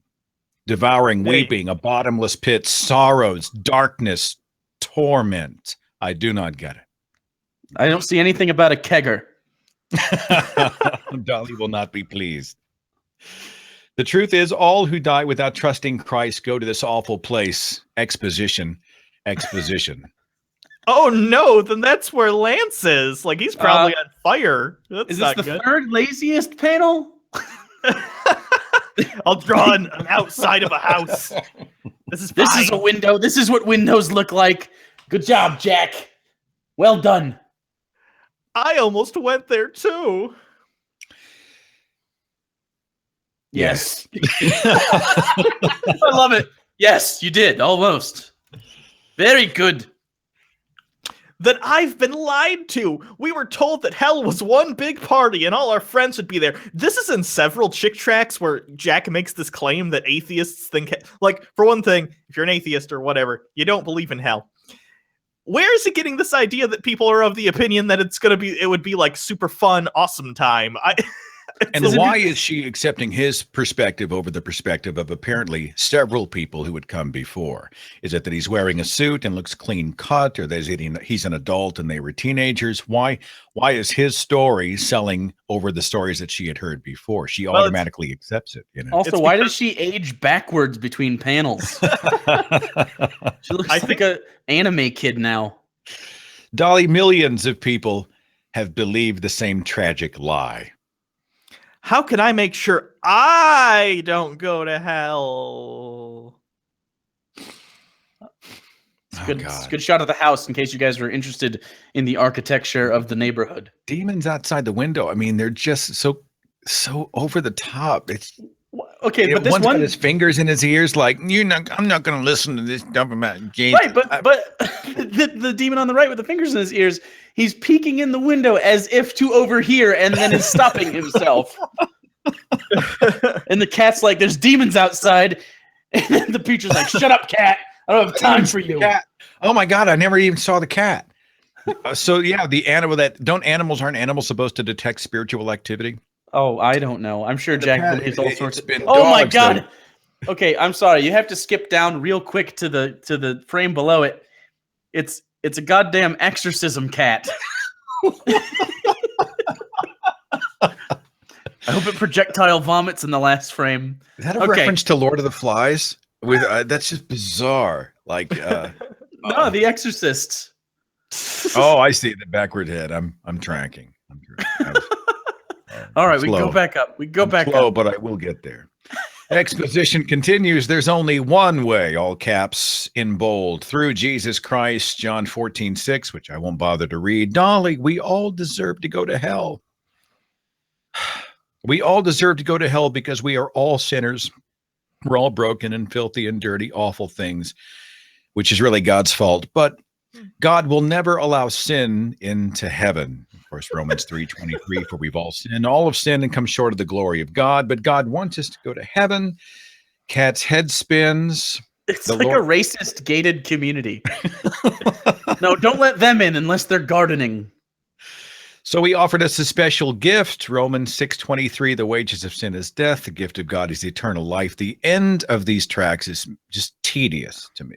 It's this specific panel is the one that I always skip. Who's reading this one? Let somebody else take over. Shit. Those who trust the Lord Jesus Christ as their Savior receive God's gift of eternal life. He dies and says it is finished in one of the versions of the Gospels. Jesus shed his precious blood, died, and was buried. 3 days later, he rose from the dead. And also, he was a giant. Holy shit, in comparison to the rest of them. Yeah, he's further away from the camera. He's just huge. He's way bigger. How big is that dude? He's like fucking Goliath. No wonder they killed him. I'd see him as a threat too. Giant Jewish rabbi walking the countryside with his followers. Despite the suicide and the hanging rope and the demons and the coffin, all of this is the scariest frame in the entire. When they show Jesus, it's actually the darkest and scariest frame in the entire comic. You've got. Also, couldn't you argue that Jesus committed suicide? You absolutely could. Right, suicide by cop, basically. Except these cops just were very slow and deliberate. I will therefore impregnate an unwed teenager with myself, so that I might kill myself to save you from the hell that I created. Jack Chick was really onto something when he produced these to help protect children from it. Go figure. Jesus was sinless, so he didn't have to die. For when he died, it was for us. Now we've got 3 windows and some very pissed off demons and a dog. Oh, and the door's still broken. At least there's continuity. I know. I was going to say, good for him. At least he thought that through. I always forget the dog's name. Hugo, what's the dog's name? I always want to call it Spike. Fang or Spike or something like that. Fang. That dog is in every chick tract, except for, I think we got one that didn't have him. I'd say it's in a good 95%. There are some where it just isn't in there for some reason. It's not in any of the ones that he does adapted for black audiences tracks that a different artist does. The dog isn't in any of those. Wow. Oh, that's weird. Also, this is the only one where demons are translucent. Yeah, weird. They don't have any genitals. Who's Tim Burton? It's not me. That's me. I forget. So Jesus died to pay for all my dirty sins. Those dirty sins. And if I trust in him alone, I can have eternal life and one single tear, and I'm shaking, I guess. Oh, look at that face. Ugh. I'm literally shaking right now.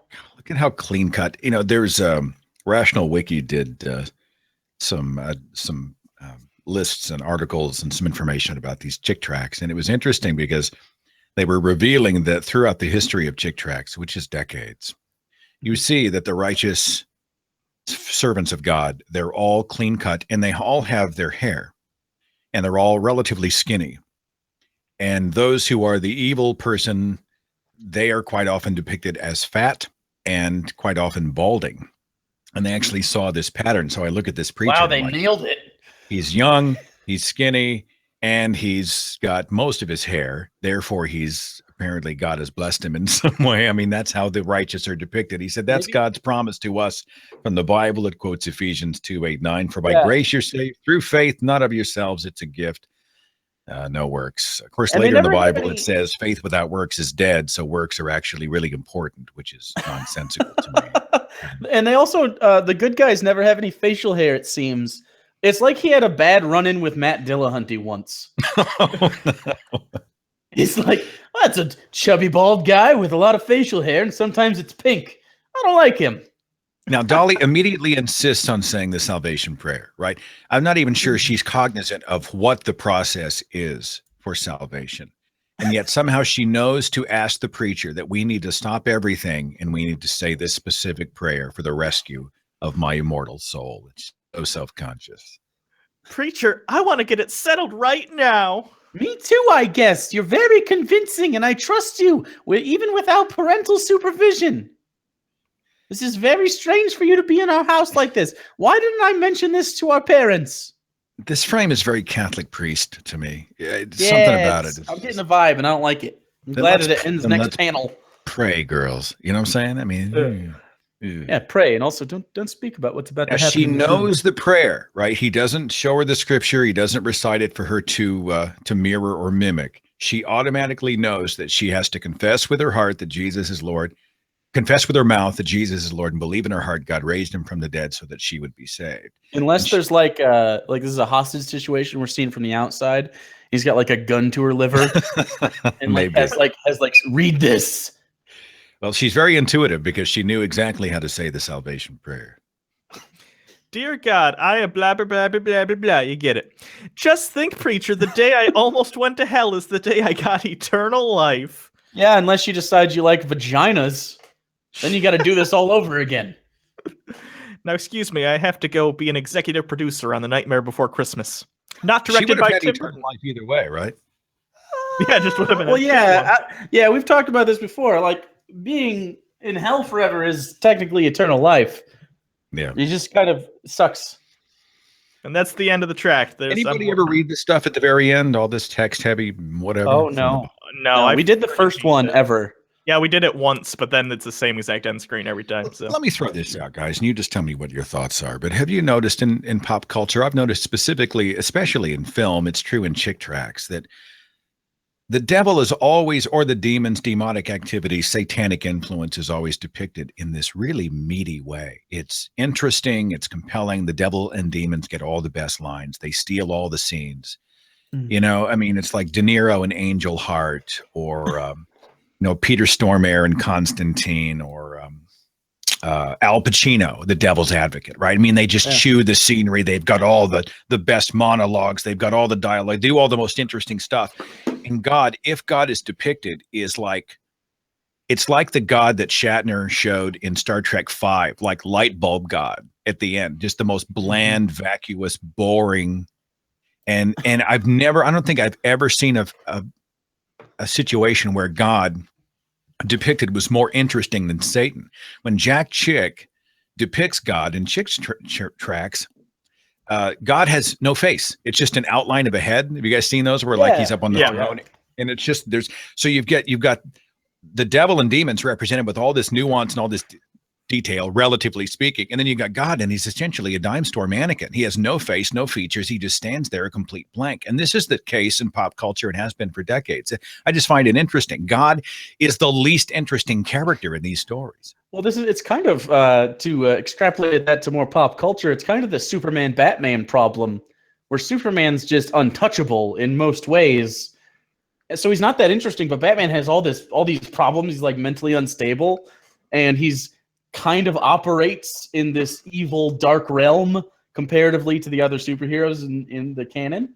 And so it's so he's the more interesting character when pushed up against that. Same thing with like Jesus is very rarely the most interesting part of any story.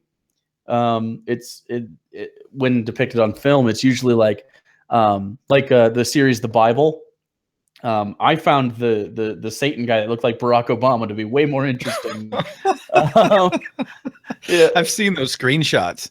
The memes. They said that wasn't deliberate, and the guy doesn't really look like Obama when he's not in makeup. But oh, buddy, that was funny. Do you guys buy into the Superman Jesus link? A lot of people, reject that, but he's always depicted with his arms outstretched as if being sacrificed for humankind. It's very Jesus-y. I mean, in Man of Steel, he goes into like a church and talks to a priest, and there's like a stained glass window of Jesus right behind him. Zack Snyder loves the Jesus Superman imagery, at least in those specific movies. Well, even in like the old cartoons and stuff, he had this sort of salvation-ridden storyline. It would always be like he would stop the fire with himself and save the people. And he's very, very white and very pure, and you could never get to him. Like, he had no vices. He has no real his biggest problem is that he loves Lois. Like, always, Lois Lane gets in trouble. Is Superman was he a relevant superhero for the 21st century? Do you think can Superman be relevant for this generation? No, that's interesting. I think my opinion on Superman is modern Superman. It's more interesting when you tackle it as mentally he is still a human with these incredible powers. It's not about a god per se saving humans, with this perfect ideal personality. It's a guy who grew up in Kansas with problems, but he happens to have these powers and he's invulnerable. What do you do with that? You have the powers of an air quotes god with the mind of just a guy trying to do his best. I think that's an interesting story. Just the I'm Superman, I'm great. Everyone else sucks. I am a paragon. I think that's boring and that's outdated. But I boycotted Batman versus Superman. I just couldn't force myself to buy a ticket. I still may watch it, but after Man of Steel, which the 45-minute fight scene, when you know that kryptonite is his only weakness, and you see them fist fighting to the horrible deaths of hundreds of thousands of the very people he's supposed to be protecting, I found myself thinking that I'm not at all emotionally invested because I know he has one weakness and there's nothing around here that can kill him. And we're just biding time. We're just showing off. I have a hard time with Superman in the year 2016, pushing 2017. I just do. Yeah, you're not missing much with Batman v Superman. I've seen the theatrical cut and the director's cut. Or the extended cut. I don't know if it's a director's cut. The theatrical cut is garbage. Better, but it's a lot. I mean, it's there's no redeeming value. Like the special effects alone are worth it. Or Batman is the best on-screen Batman of all time, by far. It's actually they nailed Batman fighting and moving and being Batman, and Bruce Wayne's fantastic. See the Batman movie. See the Batman movie when it comes out. Yeah, Ben Affleck's fantastic. But again, the Superman character himself is just hamstrung by being invulnerable to everything except kryptonite. And Lois finds herself in trouble like 3 or 4 times in the movie. She literally. So the first scene, she's getting attacked by terrorists, and he saves her. Later on, she'll be thrown off a roof by Lex Luthor, and he saves her. Later on, she'll dive into a pool of water, and it gets covered by a stone, and she starts drowning, and he saves her. She just finds trouble for herself. She doesn't do anything, and it's sad because this version of Lois is like it could be a genuinely strong character because she has moments when she's like, "I'm not a woman, I'm a journalist." That started out cool. Because there was like an African warlord or something she's trying to interview. And she kind of stands up to him. You're like, oh, okay, cool. So we got like a strong Lois going on. Nope. Just a strong Lois that is also dumb. A lot of people flipped out about Ben Affleck at the beginning. And I to myself thought, man, he takes a lot of crap out there. But I kind of like him. He's super talented. He's directed some brilliant films. Argo is fantastic. And I think he's got he's got a great look for Batman. He's got the stature, he's got the chin. I think he's a good actor. He's also they're doing the older Batman. If you ever, I don't know how many comics you read, but they're kind of doing Dark Knight Returns era Batman with him, where he's been like a veteran for 20 years, sort of. So he really pulls that specific look off. But if you realize that he and Superman are not going to remain adversaries, I mean, going in when you buy the ticket, it's not going to last. Does it not rob the film of all dramatic tension, right? All dramatic tension. Dramatic tension's a strong word to use for that movie. You kind of, there's never any point where you're like, yeah, there's a lot of stakes, because it's just kind of an action porn movie for a little while. Porn. But it was worth, to me as a nerd, seeing the trinity of Batman, Superman, and Wonder Woman on screen at the same time. But it wasn't worth the price of admission for that. It was worth getting either later on, borrowing it from a friend, or acquiring it in totally legal means, and of course not illegally on Pirate Bay. I just saw the Wonder Woman trailer. You guys going? Oh, man. We since we do Unpopular Culture, which is like our movie review channel, we're probably going to have to, but I'll be going. The kids liked Batman v Superman, so that's surprising to me. They can't be trusted. But I if it weren't for that, I probably wouldn't go see it in theaters. I'd probably wait. But yeah, see it. I will see the Batman though. The Batman sounds like it's going to be a good movie. Now, when's that? Wait, have I not heard about this? Is he's making a freestanding film or pre-production? The writing, I think, is almost finished or finished, but he's working on it with comic guy Jeff Johns, who has been. Like, he's done The Flash and Batman, and I think he did Green Lantern for a while. And so he's like the comic book guy to keep it grounded. And now him and Ben Affleck are in charge of the writing of a lot of the stuff after the Justice League movie. I'd catch that. I mean, Affleck he's a great filmmaker. Yeah, and he's directing it too. Well, so far, right now he's directing it. We'll see what happens. But I'd sign up for that for sure. Well, I'll probably catch Batman v Superman at some point. It'll be on Netflix, and it'll be a good time. So, are we supposed to mention the charity effort that we're a part of? We are going to mention the charity effort right now. I put some links in the chat earlier, but again, reminder: this is for charity, not just for ourselves. It's Hugo and Jake's Holiday Redemption for making so many Cantor Jokes Fund for St. Jude's. It's in the description. It's the only link there. You click on it, donate whatever you can. It'd be fantastic. And later on, we'll have some goals set up once this really gets going. And I guess we'll see what we're at right now. $795. You've had a good hour so far, Seth. We're on pace for roughly like $6,000. Well, if I can play, that's not nothing. Play it straight here for just a second. It's always interesting to watch people who are in religious circles who see me and you and others who are atheists and agnostics and skeptics of religion doing charitable efforts, and they're always looking at us with this sort of like your dog looks at you when you whistle. how can you be charitable? That kind of thing. How in the world can you be, who cares if this is the only life you've got? Why bother? And of course, the rest of us look at him like, what are you, nuts? If this is the only life we have, it's so much more critical. Right. And it feels good to do it for its own sake. I'm not worried about another jewel in my crown. I'm not worried about what the church thinks, trying to impress anybody at the offering plate. I'm doing it just for the hell of it, because it feels good to help somebody else. Sadly, we do live in a world where cancer is a thing. We live in a world where cancer afflicts so many people, and we have an opportunity to try to promote positive change, to promote real world human-based solutions, science-based solutions, compassionate solutions for those who genuinely need them. And I think that's all the excuse you got to give me, and I'm in. And I think if anybody's listening or watching and you're thinking, I may or may not give, no, please take a few bucks, the few bucks you'd spend on an office Christmas gift, give it to the kids. If you take the money you'd spend on a sushi roll or something else, half a tank of gas, and spend it on something that I think it really does give back. It makes you feel good to help other people. And I'm glad to be here and be a part of it. So thank you guys. Well, thanks for being on and bringing the quality of the show to a level that people love warrants a charity.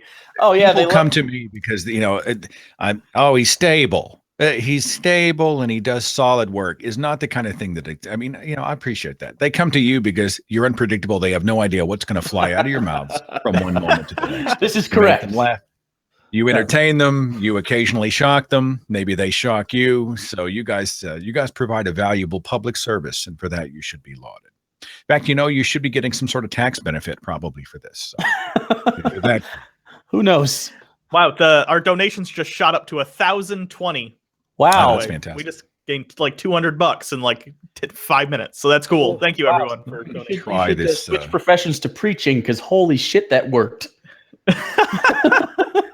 That was fantastic. It's not the first time someone has told me that I sound like a preacher. It's weird. Is it because you're just so because I do this well? Is that just associated with preaching? You're just so very succinct, and everything you say sounds sincere. Well, I'm not a great track reader. I've been thinking it'd be fun to come and do chick tracks with you guys. But the truth is, I'm a shitty actor. I don't have a lot of range. I'm one of those guys. The best part. I'm not going to lie to you. I am as dry as the desert, as the Sahara. So here I am reading this stuff. No, that was fantastic, because you're like, I got to get into character. I got to get this, and then you said it exactly the same way. It was just you nailed it. There's nothing to be ashamed about there. All I've got. I can narrate. I cannot act. And that's all I got. And I'm happy to have that. But if is Chick Track going to continue to be a thing in the wake? I think there's someone taking over, right? Yeah, Jack had one of his final tracks just came out recently. Like a week ago or something. Yeah, but they said they put out a release on their YouTube channel, and because we order from them so often for our Patreon gifts, they sent me a flyer. It was like, "Hey, Jack died, our brother in Christ," and they're like, "Don't worry about it. We got plenty of stuff coming out, and we plan to for the foreseeable. We will not stop spreading the word of Jesus. So business is a booming." I hope you guys give out chick tracks as part of Patreon rewards. Yeah, we sign them. We sign them and send them out, and that's the best thing I've heard all week. That's the best. That's better. I'll go to free thought events, and people quite often will bring up and say, "Hey, would you sign this?" And it's a Bible. That's even better than me. We used to sign Bibles, but holy shit, was that a daunting task? Yeah, we annotated them too. It was a pain. How many of these do you sign and ship out? Well, it depends. I usually buy bundles of 50, sign them all, and send them to our Patreon manager. So until more don't those things right? I forget what the asking price is. They're like 16 cents a tract or 25 a tract. Depends on if you buy how many. And some people order like 10,000 at a time, which is insane. Yeah, they send a lot. Sometimes they send you random tracks. I'm trying to see what I got here. This is my last free one that they sent me. No Liars in Heaven. But the thing is, it doesn't have the back part where, like, usually on these things, it'll have a compliments of, which is where we signed them on the back. This one doesn't. It has a QR code and a link to a YouTube video that says, "Did Jesus lie?" But it's on paper, so you can't click that. I don't know what. Yeah. So have you ever heard a story of anybody whose life was impacted by a chick tract? Like only through us. I mean, if 80 million of these things have been distributed over the last however many decades, I know that it helped to fuel the fear machine. I get that it was a supplement to the hell teachings of preachers and prophets and parents and all those people. But have there been people? I'd be interested to hear the legitimate stories. Has there ever been someone who, oh shit, look, there's one on the ground. He picked it up, reads it. I pulled it out of the Halloween candy basket. I read it. I accepted Jesus. Was there ever anyone who was converted by one of these things? I'd be curious to find out if there was and where their stories were. Yeah, I've never heard anyone say. I have heard people that were Christian that caught our Chick Tract episodes like, "Thanks for spreading the gospel of Christ." But like, are you listening to the words we're saying? Because that's not at all what's happening. If no one is the Bible study is that. It is the worst return on investment in the history of investments. I mean, if you've printed 80 million of anything and nobody got saved, it is the worst ROI in the history of investing in any mission endeavor or otherwise. So they say they have testimonials and stuff, but I don't know how true any of it is, because it's always like through their YouTube channel, and it's always like a guy that works for them. Like, oh, I say a bunch of people. You mean you've handed them out to a bunch of people? We ran into a man who said, "This changed my life." I mean, what do you do with it? Hey, they changed our life. You guys are doing a public service. I think it's fun to ridicule the ridiculous. Many people will say, well, why do you mock? Why must you mock? Why in the world would you take something so many people consider sacred, and why would you make fun of it? And, I understand there's a time and a place. For you guys, it's always. But for most of us, there's a time and a place. But I think there's a tremendous benefit in mocking the sacred. They draw the circle and say, you can't make fun of this. You can't lampoon this. It's off limits. And we say, I beg to differ. And then we take it, we draw a big circle around it. We inflate it. We tear it apart. We put it back together again in whatever shape we decide we want to. We have fun with it. I think ridicule is something that's not just beneficial, but often necessary. Take these things that are considered sacred, untouchable, and show people that it's just fun to ridicule the ridiculous. So you guys keep doing what you're doing. Thank you. I'm actually surprised at how easy the job has become. As far as the talking part, now the editing and the post and the getting everything set up, that's not all so easy. But the actual, when we sit down and we've done a little bit of research and we start reading the Bible, like I have mine right here. We cracked it open. We're now on page 360 something. I don't know. Something like that. But we're about to finish Song of Songs next. 376. But I've never run out of jokes for the craziness in this. Oh, if you're going into the Song of Solomon, you've got jokes aplenty awaiting you. Oh no, friends. Isaiah is the episode after next. Oh yeah. Yeah, it's going well. Thanks, Bible people. But just saying. It's been real. Are you reading every word? Oh, yeah. Are you going front to back? Yep. We've gone straight from Genesis 1:1, and we're about to finish Song of Songs. Now we skip around sometimes, like when Leviticus repeated itself, or it was the begats, and so we went over those briefly. We'll summarize, but we have probably read 95% of those 376 pages. Oh, good. So if you're approaching Isaiah, I'm trying to estimate how many people have died, how many cities have been wiped out, how much blood runs in the streets, how many? Oh, tons. I don't know. We should have a counter soon. Maybe we'll do some research on that. The good news is that now your people's breasts look like sheep and stuff for a little bit. You've read Song of Songs, right? Or at least have a little bit of a background. You're talking about Song of Solomon? Yeah, same thing. Yeah, it depends. Yeah. Like Song of Songs in the NIV, Song of Solomon. Always called it Song of Solomon. Oh yeah, it's bizarre. The more erotic it attempts to be, the more just weird. It's just bizarre. Yeah, it's great. You know, her breaths are like ripe coconuts. I mean, I'm just pulling that on this, but you know, those her temples types are of like pomegranates split in half, which means it looks like she blew her brains out because of this awful eroticism. Yeah, you guys have fun with that. I can't think of few people as qualified to tackle the Song of Solomon as the Bible Reloaded. So thanks, Seth. So thanks for coming on. Encourage everybody to click the link and give and be a part of this endeavor and this effort. So thanks for allowing me to play along. Appreciate it. And everybody, make sure you subscribe or either on YouTube or which podcast do you prefer? iTunes? It doesn't matter. You can just search The Thinking Atheist. By the way, The Thinking Atheist is not a person. It's certainly not me. I'm the guy who took 30 years to figure out that people could not live to be 900 years old. Okay. I'm just the guy who emerged from a faith-based culture and now want to encourage everybody, including myself, to engage brain, use reason, be thinking. So the Thinking Atheist represents that idea. But you can search on Blog Talk Radio where the show originates, The Thinking Atheist. You can find it on iTunes, almost all major podcast apps. You can go to thethinkingatheist.com. And we have an archive of now 303 broadcasts and still kicking. So thanks for listening. Yeah. Thanks for watching. And Seth should take up a YouTube career in ASMR videos and help millions across the planet fall asleep. No. Whatever. Anyway, thanks for coming on, Seth. You guys be good and good luck today. All right. Thanks. Yeah, thanks. See you later. All right.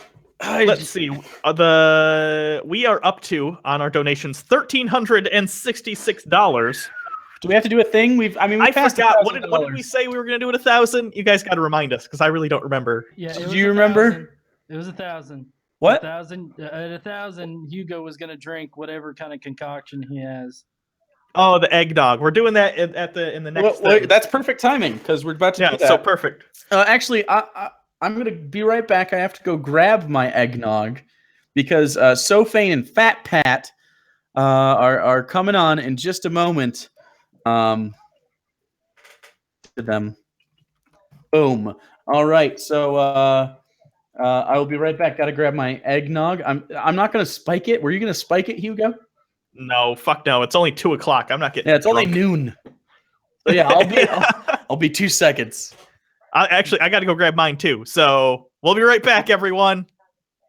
Stagger it, Hugo. Why don't we just stagger it? I don't want to entertain these people. Don't make John do it. I can. Okay, you go. I can make up stuff. All right, do it. Go, John. Stage is yours. Go. Do it. We'll be back in just a minute, folks, with our next guests. All right. Well, hello, TBR people.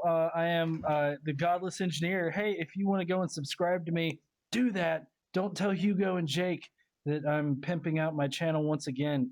So, yeah, there's that. If you want to go and subscribe to me, do that. But just to let you guys know about what's coming up, we have Poisoning the Well right now. And then after Poisoning the Well, we'll be looking at Dark Matter 2525.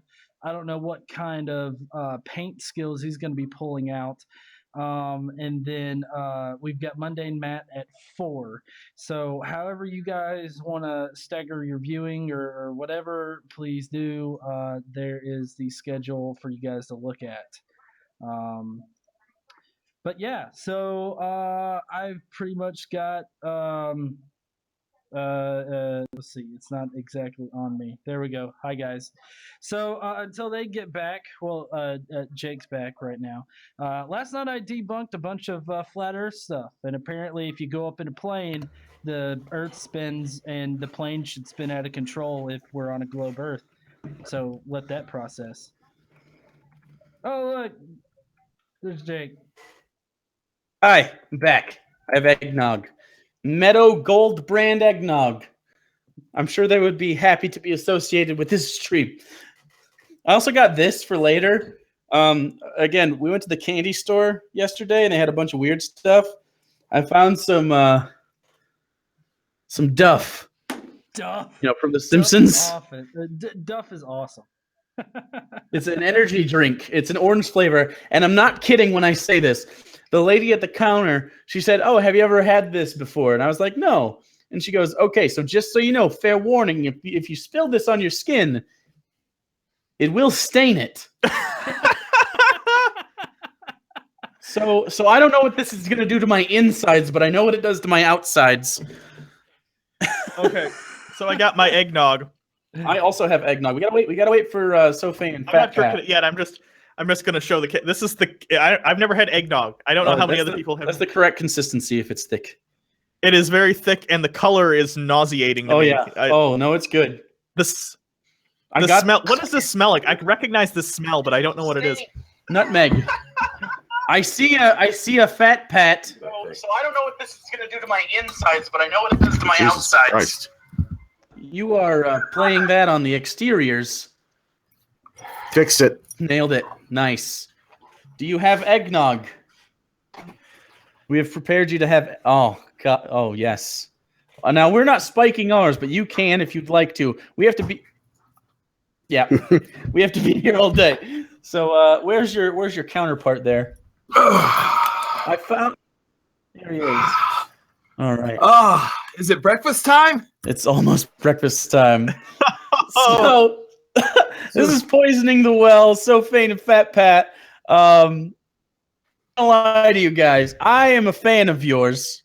What? You guys Can't help the fanboy out. You guys make good shit, and I got shared a video that you guys did for Logic recently, and I demand that we also do one. Oh, we're going to do one. I've been thinking about it. I've been thinking to my dears. Yeah, we got some ideas. So after the holidays, we're definitely going to. Now Hugo hasn't seen this. I've not seen anything you two have done, so I'm just let me. Just let me. Don't drink that yet, Hugo. Don't drink that. I'm not sniffing it. It's a weird smell. He's never had nutmeg. He's never had eggnog. I said this.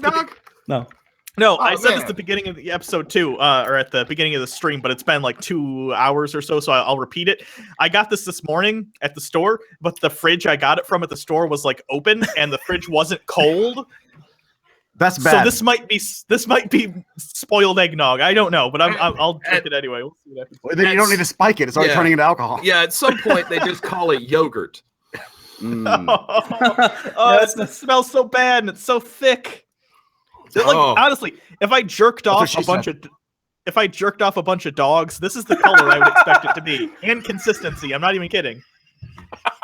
Fane can double down on that. He knows that's exactly the color dog semen. Why? Why? 30. We've been out here 30 seconds, and I've got bus tracks all over my back. Okay, so for the real quick before we start, I just want to say. Top of the hour, we are at $1,400.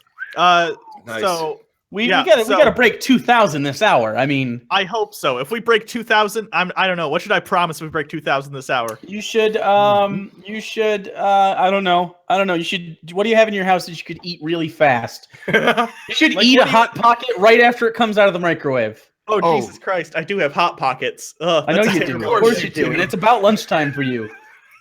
I already ate. So it doesn't matter. Yeah, eating a Hot Pocket real fast and burning his tongue for the rest of the whole podcast. He's just that makes a lot of sense. Just burn that thing out at 3 p.m. and then just go the rest of the day mumbling. Yeah, we're good. It's fine. You have the eggnog to wash it down. Okay, so I want to tell you from starting now, anytime we swear, we have to drink eggnog. I knew it. I was listening to this earlier. For 54 minutes. Earlier. So I hope you brought enough eggnog because it's gonna get gross. We have to drink. You said it. Wait, should I try this now? Do I have to try this? Oh, that's not good. I got a bad brand. I like eggnog. Well, we're going to be spiking ours with Jim Beam for the hour, and if there's any Jim Beam left here, we ain't cuss enough. We failed. We failed the cancer kids. Right. Okay. So again, reminder: Hugo and Jake's holiday redemption for making so many cancer jokes fund for St. Jude's is today. Please click in the description. Raise money for the cancer kids. They need it because they have cancer and they are children. They can't raise their own money. They are not allowed to have jobs yet. Fascist America. I'm gonna spend the next hour destroying my liver for kids with cancer. And I feel like it's the right thing to do. Yeah. It's definitely the right thing to do. Now, we don't have anything planned for you guys other than the eggnog bit because we just haven't ever been able to link up. So I figured we just shoot the shit for about an hour and hang out. We like it. We like yeah? it. Yeah, there's an hour. Like we can't talk for an hour. Right. And yeah, you should see the guys on a goddamn podcast. We ran their podcast for 4 hours one time because we were drunk and just kept talking. And like Dark Matter didn't get to talk. We just kept talking over him. And yeah, he's on next, by the way. Yeah, I good. I like that we could just completely lose all the watchers before he comes on. Yeah, like he's gonna have to build this thing back up. You just we did Seth that. Andrews. We bookended you. So handsome. We bookended you with Seth Andrews and Dark Matter just in case we botched the whole thing. Yeah. Yeah. Look, this makes good sense. to go. So This how do you like sense. how do you like the eggnog, Hugo? It's pretty fucking gross. I'm not gonna lie to you. Oh, it's not eggy enough. It's Oh yeah, you said fuck. Oh, I said it. Mine tastes kind of like banana. I don't know. Banana. That's definitely gone bad. That's how it's supposed to taste. Or it's gone better. A little, not eggy. Eggy is the wrong word, but it is used with. They use egg notes. It's a custard sort of. A little sweet, a little like milky, a nutmeg. There you go. Yeah, it's got a little bit and yellow for some reason. I have no idea why it's yellow. Other than I think it's got to be the yolk, right? It's got to be. Just a design choice. Oh, mine has corn syrup. Wait, what? I'm not making this up. Milk, high fructose corn syrup, cream, corn syrup. Two different types of corn syrup. Wow. In my Ours eggnog. has two things. Egg and nog? Milk and egg. That's it. Really? Right? Am I reading this right? Sugar, gum. No. Oh, wait. No, look up here. There, you dumb shit. Oh, yeah. There's a lot of bullshit in here. Never mind. High fructose corn syrup being crucial. But then they also doubled down and put some sugar in there. Well, we're going to have to do another donation drive for diabetes after this shit. Oh, this shit is a curse. Oh, shit. Oh, fuck. Oh. This is a terrible idea. Oh, I'm gonna feel like shit. I'm gonna feel like so much shit. Wait, goddamn! Okay. I'm not trying. I'm not doing a wrecking bit. this. I'm just a bad person. We tried to shoot a video off the cuff and saying the F word 48 times. Yeah, before 48 That's the F times. word. That's how henceforth. F word. Nice work. Are you on cancer's side? That's what I'm trying to figure out. Are you on the side of cancer, sir? That's all we- Anyone who doesn't donate is on cancer team. Team cancer. Yes. Go get your jersey made. Yeah. Get your tattoos. I assume they do tattoos of cancer things. Just dying children on their shoulders. Yeah, I don't know what color ribbon that is, but that's gonna be it's just whatever the color of tears is. I do not need eggnog and cheap whiskey coming through my nose. Look, I'm actually hungover last night. We did a pre-show last night with eggnog. No. We practiced last night, and So I'm actually milking a hangover. We were going to come up with some ideas on what to do with this hour, and so we're like, look, We started yelling at each other, which is normally how we get things done. yeah. So 4 hours later, we're just shit-faced Shit-faced and is still like yelling. stumbling around. They're like, all right, we came up with no ideas. Damn it. This was a bad idea. Sorry. This is a bad idea. It is honestly. We are 11 minutes in. This feels like it's like the consistency of spoiled milk, but like someone added sugar to it. Yeah, like to make. No, it's fine. Oh God. So yeah, the milk goes bad, and they start pulling off the shelves like this. Add some sugar and nutmeg to it. You know what? I'm going to try that with NyQuil next time I get a cold. I I bet that'll fix it. Okay, so what's your guys' favorite part of Christmas? I went literally shopping for Christmas presents for like 10 hours yesterday, and I loved every second of it, and I don't know why. Really? Because you strike me, and pardon me if I offend, but you guys strike me as Amazon shoppers. Oh, I did a little bit of Amazon shopping. I did a little bit. I'm not mall walkers. Yeah, not mall walkers. That's my point. I just have a hard time. Like I'd be like, oh hey, that's Hugo over there by Saks Fifth. Oh, things remembered. Look, he's getting it. Remember. For what it's worth, I did my Christmas podcast. shopping yesterday on Amazon, so you're not far off. No, I haven't done mine yet. I have to get the 2-day shipping. Make sure I got that Prime going. Oh, Prime is crucial. Prime is crucial. Hey, let's turn this into an Amazon commercial, everybody. Don't we all just love it? Shit. Oh, fuck. He was just thirsty. Well, I didn't want to drink without a reason. Yeah, once the bourbon gets in you just a little bit, like this much, it's sort of like a penis. Once it gets in you that much, you might as well just go for it, right? Yeah. You go for it, and it counts if it's that much. So, I mean, it can't count less the more it goes in. You put that much of yourself into another dude, then all of you's gay. What is that about? Yeah, that's not fair. Yeah. So I'm getting. I think I see those gay pride down in Atlanta. The guys who were like, "I'm not gay, but my boyfriend is" shirts. We've come up with a new shirt that says, "I'm not gay, but my dick is." We're gonna sell them like crazy. Yeah, dude. We're just gonna go down to Pride, go down to Midtown, and just like I dig chicks, but my wiener just keeps finding dude butt. Yeah, look. I think it'll work. I mean, nobody's buying these goddamn Poison the Well t-shirts. Here we go. Goddamn counts. Oh, this is disgusting. Yeah, no, it's no good. Oh, just wait till 40 minutes from now. No, I genuinely regret this already. I'm not even kidding. Who invented this and thought, oh, other people will like this? Well, and like, we love it. So like we thought this was like, oh, they love eggnog too. We're gonna have a good time. And then we realized, no, we do love it. We genuinely love it. I like eggnog, but we had it in the fridge, and you were like, get a gallon of eggnog, and I'm like, how about two? I did a drinking game with the guys one time, and it was called Evil Eggnog. Oh, that was horrible. Lined up a bunch of shots, and random shots had vodka mixed into it.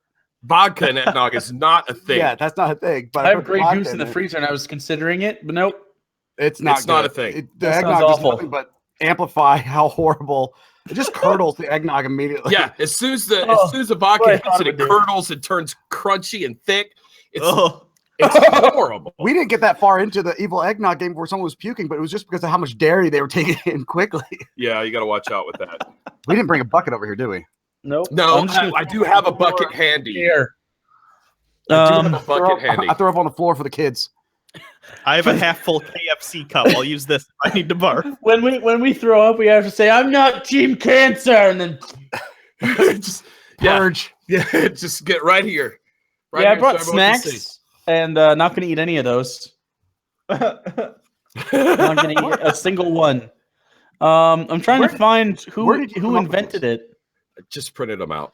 That one's all right. Look, we came up with something. We came up with something. But Patrick came up with something. Let me explain. I feel like I feel you owe me an explanation. You stay under that bus, and I will talk to you when I'm ready. God damn it! Is that dang it? Oh, here we go. Stop. Nice seriously. My stomach. I've just been sipping, and my stomach is already kind of like being like, oh no. Oh yeah, I just refilled for the third time. I might run out of eggnog. Oh, thanks. It's our fish head bucket for vomit. Yeah. There we go. That really is a minnow bucket. Look, we have some late nights in the studio. Look, things go down. It's confusing here. Our studio's just a weird collection of odd stuff. There's a picture of Oscar Jungel right over a picture of what's that guy's name? Fabio. That's right. Things happen. We drink a lot here. The place is covered in vomit and doo-doo. We have a printer. We have a printer. The idea I had, and this only popped up recently, was to do a Mad Libs, a Christmas Mad Libs. Oh yes, I saw Jimmy Fallon do a Mad Libs with Star-Lord. No, are you trying to get us a DMCA, dude? What? Who? I don't even know that dude. Chris Pratt. Yeah, it's the guy. Chris Pratt. That's right. And I kept thinking it was funny. I was like, man, I forgot all about those. So I ordered one for my girlfriend. So I put it. It's a stocking stuffer, just because I think it'd be hilarious. But that was what I found when you told me to go look for them. I Googled it, and then I found some disturbing Christian ones that instead of just putting adjective, they're like adjective that means something good and holy. I'm like, you cannot like lead a Mad Lib. You can't do that. That's not how Mad Libs work. No, that's just libs. You took all. You're right. Wait, what's this? Something pro-gay? Yes, something pro-gay is one of the things. Look, I really like this one because I feel like somebody tried to. Something pro-gay, and then they all just sit there and perspire like, I can't think of a thing. I got nothing. They're trying to do some like AIDS. Bible. Is that pro-gay? I'm going to hell.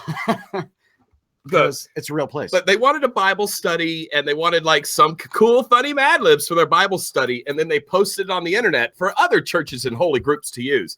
And I feel like it's a fucking train wreck. Damn it! He's hit twice. Oh, dude. I'm starting to hate you guys. I know. I'm sorry, Hugo. None of this is good. You shouldn't have made that bet. He cusses so much. This is not. Look, so So do do we. This is like the two most cursing this 1 channels hour on is just going to YouTube. be us sweating and trying not to cuss. Yes. Yeah. Yes, they set it up so that we would hate each other by the end of this. I got such a headache already. Oh. So hungover. Oh. Okay. Well, so let's do a Mad Lib then. Here, you do the write down on the thing. Here. Okay, I'll do the write down. I don't have my glasses on. Yes, you do. I see them. These are not prescription. You can't take these into an optometrist and get them to put a prescription lens in your goddamn bicycle. Hey! Motherfuckers. Look at that. Look at that. Did you hear what Hugo just called us? They set this up so that we would be mortal enemies. They have a reason not to talk to us again. Yeah, remember that time? Made me vomit in the live stream. I'm going to poop my pants. Again. Yeah. Second time so far. All right. Oh. Yeah, I'm pretty sure that I'm slightly lactose intolerant as well. If you don't poop yourself before the end of this, that's why I said poop. Oh God, I've had so much eggnog already. Whew. Okay. All right. What happens if I run out? Do I have to? I just stop, right? No, then it's so you just chug it right now. What other dairy do you have? Oh fuck! I don't just know. a bunch of cheese. What? Oh God, he just doubled down on it. Let me stir my whiskey in. I can't even keep this thing stirred enough. Oh. Oh, that's straight bourbon off the top. Ooh. Oh my goodness. Do you hear what I did? I'm Yeah. into my mother. Oh my goodness! All Take right. tiny sips. Okay. I need No, we to- are men. All right. Let's get through this Mad Lib. I need an action that implies genuine nicety. I'd say Over the pants hand job. I didn't think you could do it. High school style. I didn't think you could do it. And That's like one of the nicest things you could do for someone. I If don't I know give you a ride why. home, I didn't know why I didn't think that we couldn't bypass like a church youth group's pastor. Like we could get past his. Those are They weak can- defenses, bro. they can circumvent anything. It's just, What's up next? offer support that is generally good. Sorry, your Genuinely kid died of good. cancer. I'm sorry. What was that? Yeah. Sorry, your kid died of cancer. This is not a Mad Lib. They're asking for phrases. I know. It's really kind of what. Sorry, I know, but they have to set up their whole narrative. By the end of this, you're supposed to love Jesus. That's right. This is going to turn us all into Christians, so be prepared. And we're going to be taken off. It was all a Santa ruse. hats. There are no cancer kids. By the end of this, we're going to be ripping Just off Santa Jesus. hats and putting on crowns of thorns. This is going to be great. And sing the old rugged cross. Wait, is that Easter? I can't. I don't know. I don't know which one he was up and which one he was down on. Go to the next one. Universally held social problems.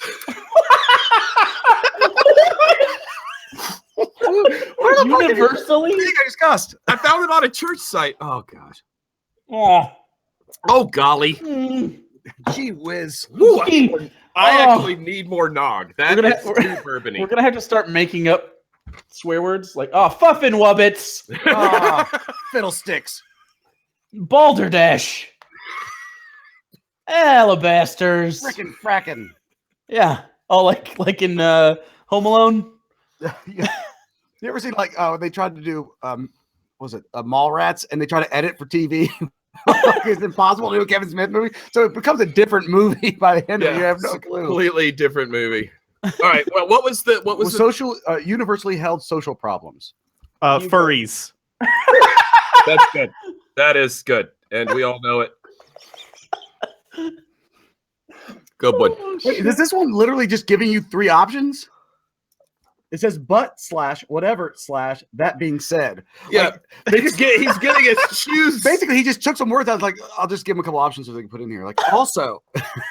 Yes, that's basically. Okay, I would like all three. Okay. Yeah, because I like the way that rolls off the tongue. Right. It's yeah, like you're stuttering or having. It sounds like a real person would say that. All right, what's the next one? This was weird. Decreed something that weakens, invalidates earlier support, yet flips the script so that it's protection. What? And not. What? Okay. I love how youth pastor here flips the script. Yeah, you can tell he's trying to stay with the kids. Yeah, he's just trying to say, look, kids. But the thing is, he must have read what this. was our support earlier? Oh, what we put? We offered. Sorry, your kid died of cancer. Was the support? So now you have offering. to give like a support that almost negates. Flips the script. Okay, but like, congratulations, your kid died of cancer. Okay, that's fine. But congratulations on now your freedom and not have to wake up that whiny kid anymore in the middle of the night going, "Ow, my head hurts." Think about the boat you could buy with that college fund. God. I feel like I should just drink with that one, just the cringe. Yeah, that is just bad. Yeah, you're right. Let's drink. That was just a little bit for Jesus. That's not going down any easier the more we do it. Yeah, that's why you should put bourbon in it. I think so. I agree. It's starting to be like, I don't have any bourbon though. Yeah, the bourbon is really helping. I'm okay with this whole thing. I don't like the way this is phrased because I have to insert gay group. That part is more like visual act, like method acting. You know, when that should be a movie. The youth minister, infiltrates the gay group, so he has to insert the gay group, so he can turn them all straight. Just right, slip it in. What is the? Is that just part of that? It's just not bias. That's part of the thing. Not bias. Just move on. Let's try to keep it clean, boys. Insert a gay group. Which one do you know of? Grinder. That's a group of gays. I can't be any more. Bear, but you went the Grinder. That's Bear / Grinder. I don't care how you spell it. I don't know. You've got the app. Pull it up. Stop it. Okay, this is them trying to cover their asses, literally. Something pro-gay. Say something nice about the gays. Say something nice about the gays. They have shiny dicks. Shiny rainbow dicks.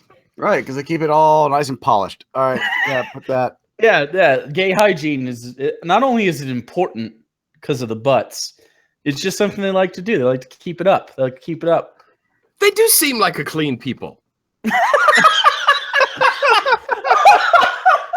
What? Calling them a people makes it so much worse. Why don't we get Jake to start saying gook again? Yeah, no shit. Ah! There it is. Wait, does gook count? No, gook, but when That's their N-word, bro. Drink. But then, all right, that's fine. We'll do it in solidarity. To all the Asians that died making this eggnog. Do they do that? I don't know. They love Christmas, right? Is this made in Asia? I can't imagine they were like, let's make this in Asia. Cincinnati, Ohio. It's like the same thing. It's America's Asia. That's where we put all our Asians. They built the railroads and we just dropped them off there. Hey, look, you can have Cincinnati, and you know what? A little bit of Cleveland too. Actions, no matter how benign. What? Actions, no matter how benign. Blinking steadily. Slow blink. Slow blink. Yeah, slow blink. I like that better. Okay. Some sort of publicly funded institution where basic acceptance does, in fact, belong. What? I think they're trying to lead you to say church, right? That's why I think they're like, dude, and also that Jesus could be worshipped and that you're sitting in right now. The Church of Satan. No matter how benign. I can't read this. I know. Well, I can't read that. I'll try to read this while you shout out things. Well, I don't have any context. That's how this is funny. Okay, let's go ahead. You go ahead. You read that part, and I'll see if I can I'm shoehorn sorry, our the answers. second half into hour this. is me explaining Mad Libs to my friend here. I've never played it before. Welcome to the stream. Is anybody still here? Yeah, I'm sure people are here. I'm sure. 742. Yeah, we're fine. We're doing fine. Hold on, before we begin. We have $1,691 raised so far. Nice. That's pretty good.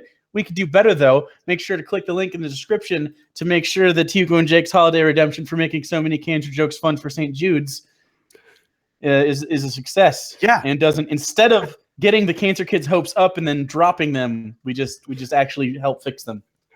They are Poison the Well people in the chat. They need to be donating. Yeah, they should be. They've all got at least $1, right? All right. Yes. I mean, you don't take it from our patrons, but Yeah, I mean, with all the money they're not giving us on Patreon, they should be loaded. That's a little snap. I don't fan know snap. why. I don't know why they don't give us money. I don't know why they do give us We're money. such likable guys.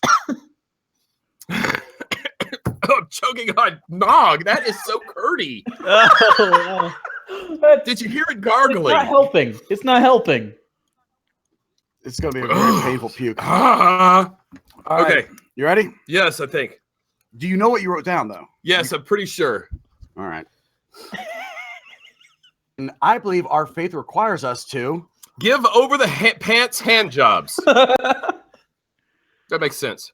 I believe. Hold on. Where were we other? That was over the pants hand I didn't jobs. say sorry your kid has cancer. I think No, it's actually no, two this separate- is the one. Oh, is that it? Yep. Oh, okay. I All see right, it now. Do I'm I back need to in. explain No, Mad Libs I'm back to you? in. I'm back in. You son of a. All right, bitch. let's go. Oh, Right sorry. over the pants hand jobs. Drink. I believe the Bible teaches us to. Be sorry your kid died of cancer. That's in there. That's true. That's true. Even if we don't agree with your viewpoint, actions, or beliefs, that means you gays if you're watching. I think that students should be taught that Furries. are wrong for any reason whatsoever. This is true. This is true. We all agree. We all get, Yeah, we all agree with we that. agree with that because This is converting. that's just me. weird. This pastor's clever because I'm Well, yeah, with all the I'm writing. hearing his message. But, however, that being said, I also firmly believe that God has. All three. That's that. I just did that. Okay, all three. Sorry. That God has congratulated you on the boat you can buy with your dead kid's college fund. That's it. Man, he's so good. That's got to be a Hallmark card, I right? love this guy, this Jesus. This version makes sense to me. Okay, Pastor, what's next? Where the hell was I? I'm lost. Okay. And that this is a right upheld by our Constitution. Our Constitution also guarantees that our religious freedoms will be respected and not. It's all watery. Violated by government. You poured nog on this thing. I know. Violated by government institutions. However, Grinder. too often risks violating these principles by crossing the line into pure indoctrination, regardless of wherever parents are like it or not. That is true. Grinder's ruining the Constitution. It is. It's like shitting all It's over it and unconstitutional. Also getting Santorum. Right all to over the bear place. arms. Have a bear arms. To be hugged by some sweet bear arms. You know what a bear is. Move on. It's a category in Grinder. I don't know. I'll go back to the bear thing in a second. I got some stories. Teaching advocacy for things like Having shiny rainbow dicks. and encouraging Slow blinking. that are obviously designated. You know, because when you show your rainbow dick, you're like, Yeah, you're like, hello. Oh, you can't see my blink. You have Yeah, to do this. I know. It's so tough when he tries to flirt and tries to wink at people. He has to like really crank the face. Hey, Throw it over. That are obviously designed to undetermined social, constructive, and faith-based perspectives. that kind of a potential political agenda does not belong in the Church of Satan. Wow, that guy was so fucking political. Oh, that guy wasn't being fun with his Mad Libs at all. No, he wasn't. But I will say we tried to derail him, and somehow we came up with we came up with a version of God that I can support. The bear God. Yeah. Before we came on, I was watching a documentary about Santa Claus. Why? It was on Netflix. It just popped up. It said something you might like. I'm like, I love Santa Claus. Because I want to keep Santa Claus on Christmas. Get the Christ out. Yeah. So I was watching the documentary, and it's all these mall Santas, what they do throughout the year before they become mall Santa. And one of them was Don't they have like regular jobs? One of them just or they just wait 11 months? Most of them just want to be Santa. Like that's just like their thing. Yeah, one's just living off welfare or something like that, or Social Security. Santa. I know. Santa's a real piece of shit. Won't get off his lazy ass with his lazy eye. Trump's coming for you. Dang it. Oh, God. Oh, my God. No, I don't want it anymore. Don't make me. Halfway done, and I'm 2/3 of the way through this. Did you get a quart or a half a gallon? I got a quart. Okay, that's the problem. Sucker. We went through a quart last night. I'm like halfway through this half gallon. I'm almost to a quart already, dude. Crushed it. Isn't that how American measurements work? Yeah, I don't know. Is it 2 quarts and a half gallon? Standard is better metric, so I don't give a shit. Look at that. Oh god, I had that argument on YouTube comments the other day. But anyway, what were you talking about? So at one part, there's one of the Santas they follow is a bear, and he's like, and he goes like on Grindr. Yeah, like that kind. All right. Yeah, and so he's sitting there talking, and he's from Texas, because that's where we keep him. And he goes, bears. That's where we keep the bears. And he starts talking. He goes, I didn't even know there was a whole group of men that liked other men. And I'm a bear. And I was in there, and I keep thinking I'm misunderstanding because he's so sweet looking. He just looks like Santa. I'm like, is he? Yeah, he would be a bear. That's what bears look like. I understand, but I kept thinking, does he know what he's saying? And then I realized he's doing a photo shoot in like a bathtub wearing boots. He's naked, and I'm looking at Santa's nipples with the chickens running around him. Oh my God, Santa's nipples! What is the name of this documentary? I must watch. I am Santa's nipples. I've seen it. I've seen it. It's good. It's pretty entertaining. Speaking of nipples, if you want to do anything to raise money, showing off you licking a nipple is probably the fastest way to keep people from hitting 10 grand. You probably just every 10 minutes threaten to lick your nipple until another $100 shows up. It's all I have to offer. I have no skills. That's why I do YouTube for a living. We are at 1751 right now, so we've been doing good. I would like to reach 2,000 within the next 25 minutes. Yeah, so if you're watching this, throw in another $1. They've still got to be raising residual money off of how handsome Seth Andrews' voice sounded. Oh, I mean, man. Like it was just playing in the kitchen, and I was like, "Who is that?" The masked Arab man. I wanted to like curl myself up in his voice and just nap by a fire. Yeah, and he's like apologizing. He's like, "Sorry, my voice doesn't sound. I can't even do anything like it because I'm screeching and kind of fucking American." Yeah. I'm just like, oh, he just could lull me to sleep and just hold me. I've never seen his face. He keeps his face covered because he's an Islamic apostate. But I think he's beautiful. Probably he sounds it. He sounds like a beautiful person. Like that meme with the really hot Saudi prince. It's probably that guy. Just adorable. He's like, I wear the mask because he's like so good looking you wouldn't dare have sex with it. I dare to break it. Right. No, like he might be able to do stuff to you, but it's almost like all hands. You're both too polite to acknowledge that it happens. He's just way too good looking, man. Yeah, only do hand stuffs because you don't want fluids start to make it just you don't want dirty up. No. I don't want to remember. I don't want to spoil this memory with sticky. Right. Plus it comes out looking like eggnog. Oh. It's desert semen. That doesn't help looking into this desert glass. Semen. Let me tell you something about the sand in the desert. I went over to Kuwait and Iraq once, and the sand there is not like sand at the beach. It's like this weird ashy sand. It really is clay. It's just the ash of their dead. Yeah, and don't. Oh, that is. Well, they don't stop fucking killing you. Ah! Now Dude. who's the bad guy? And before people start thinking like you're some brave, heroic war hero. I was in a combat zone. I know you were in a combat zone. Tell them what you were doing, Mr. Combat.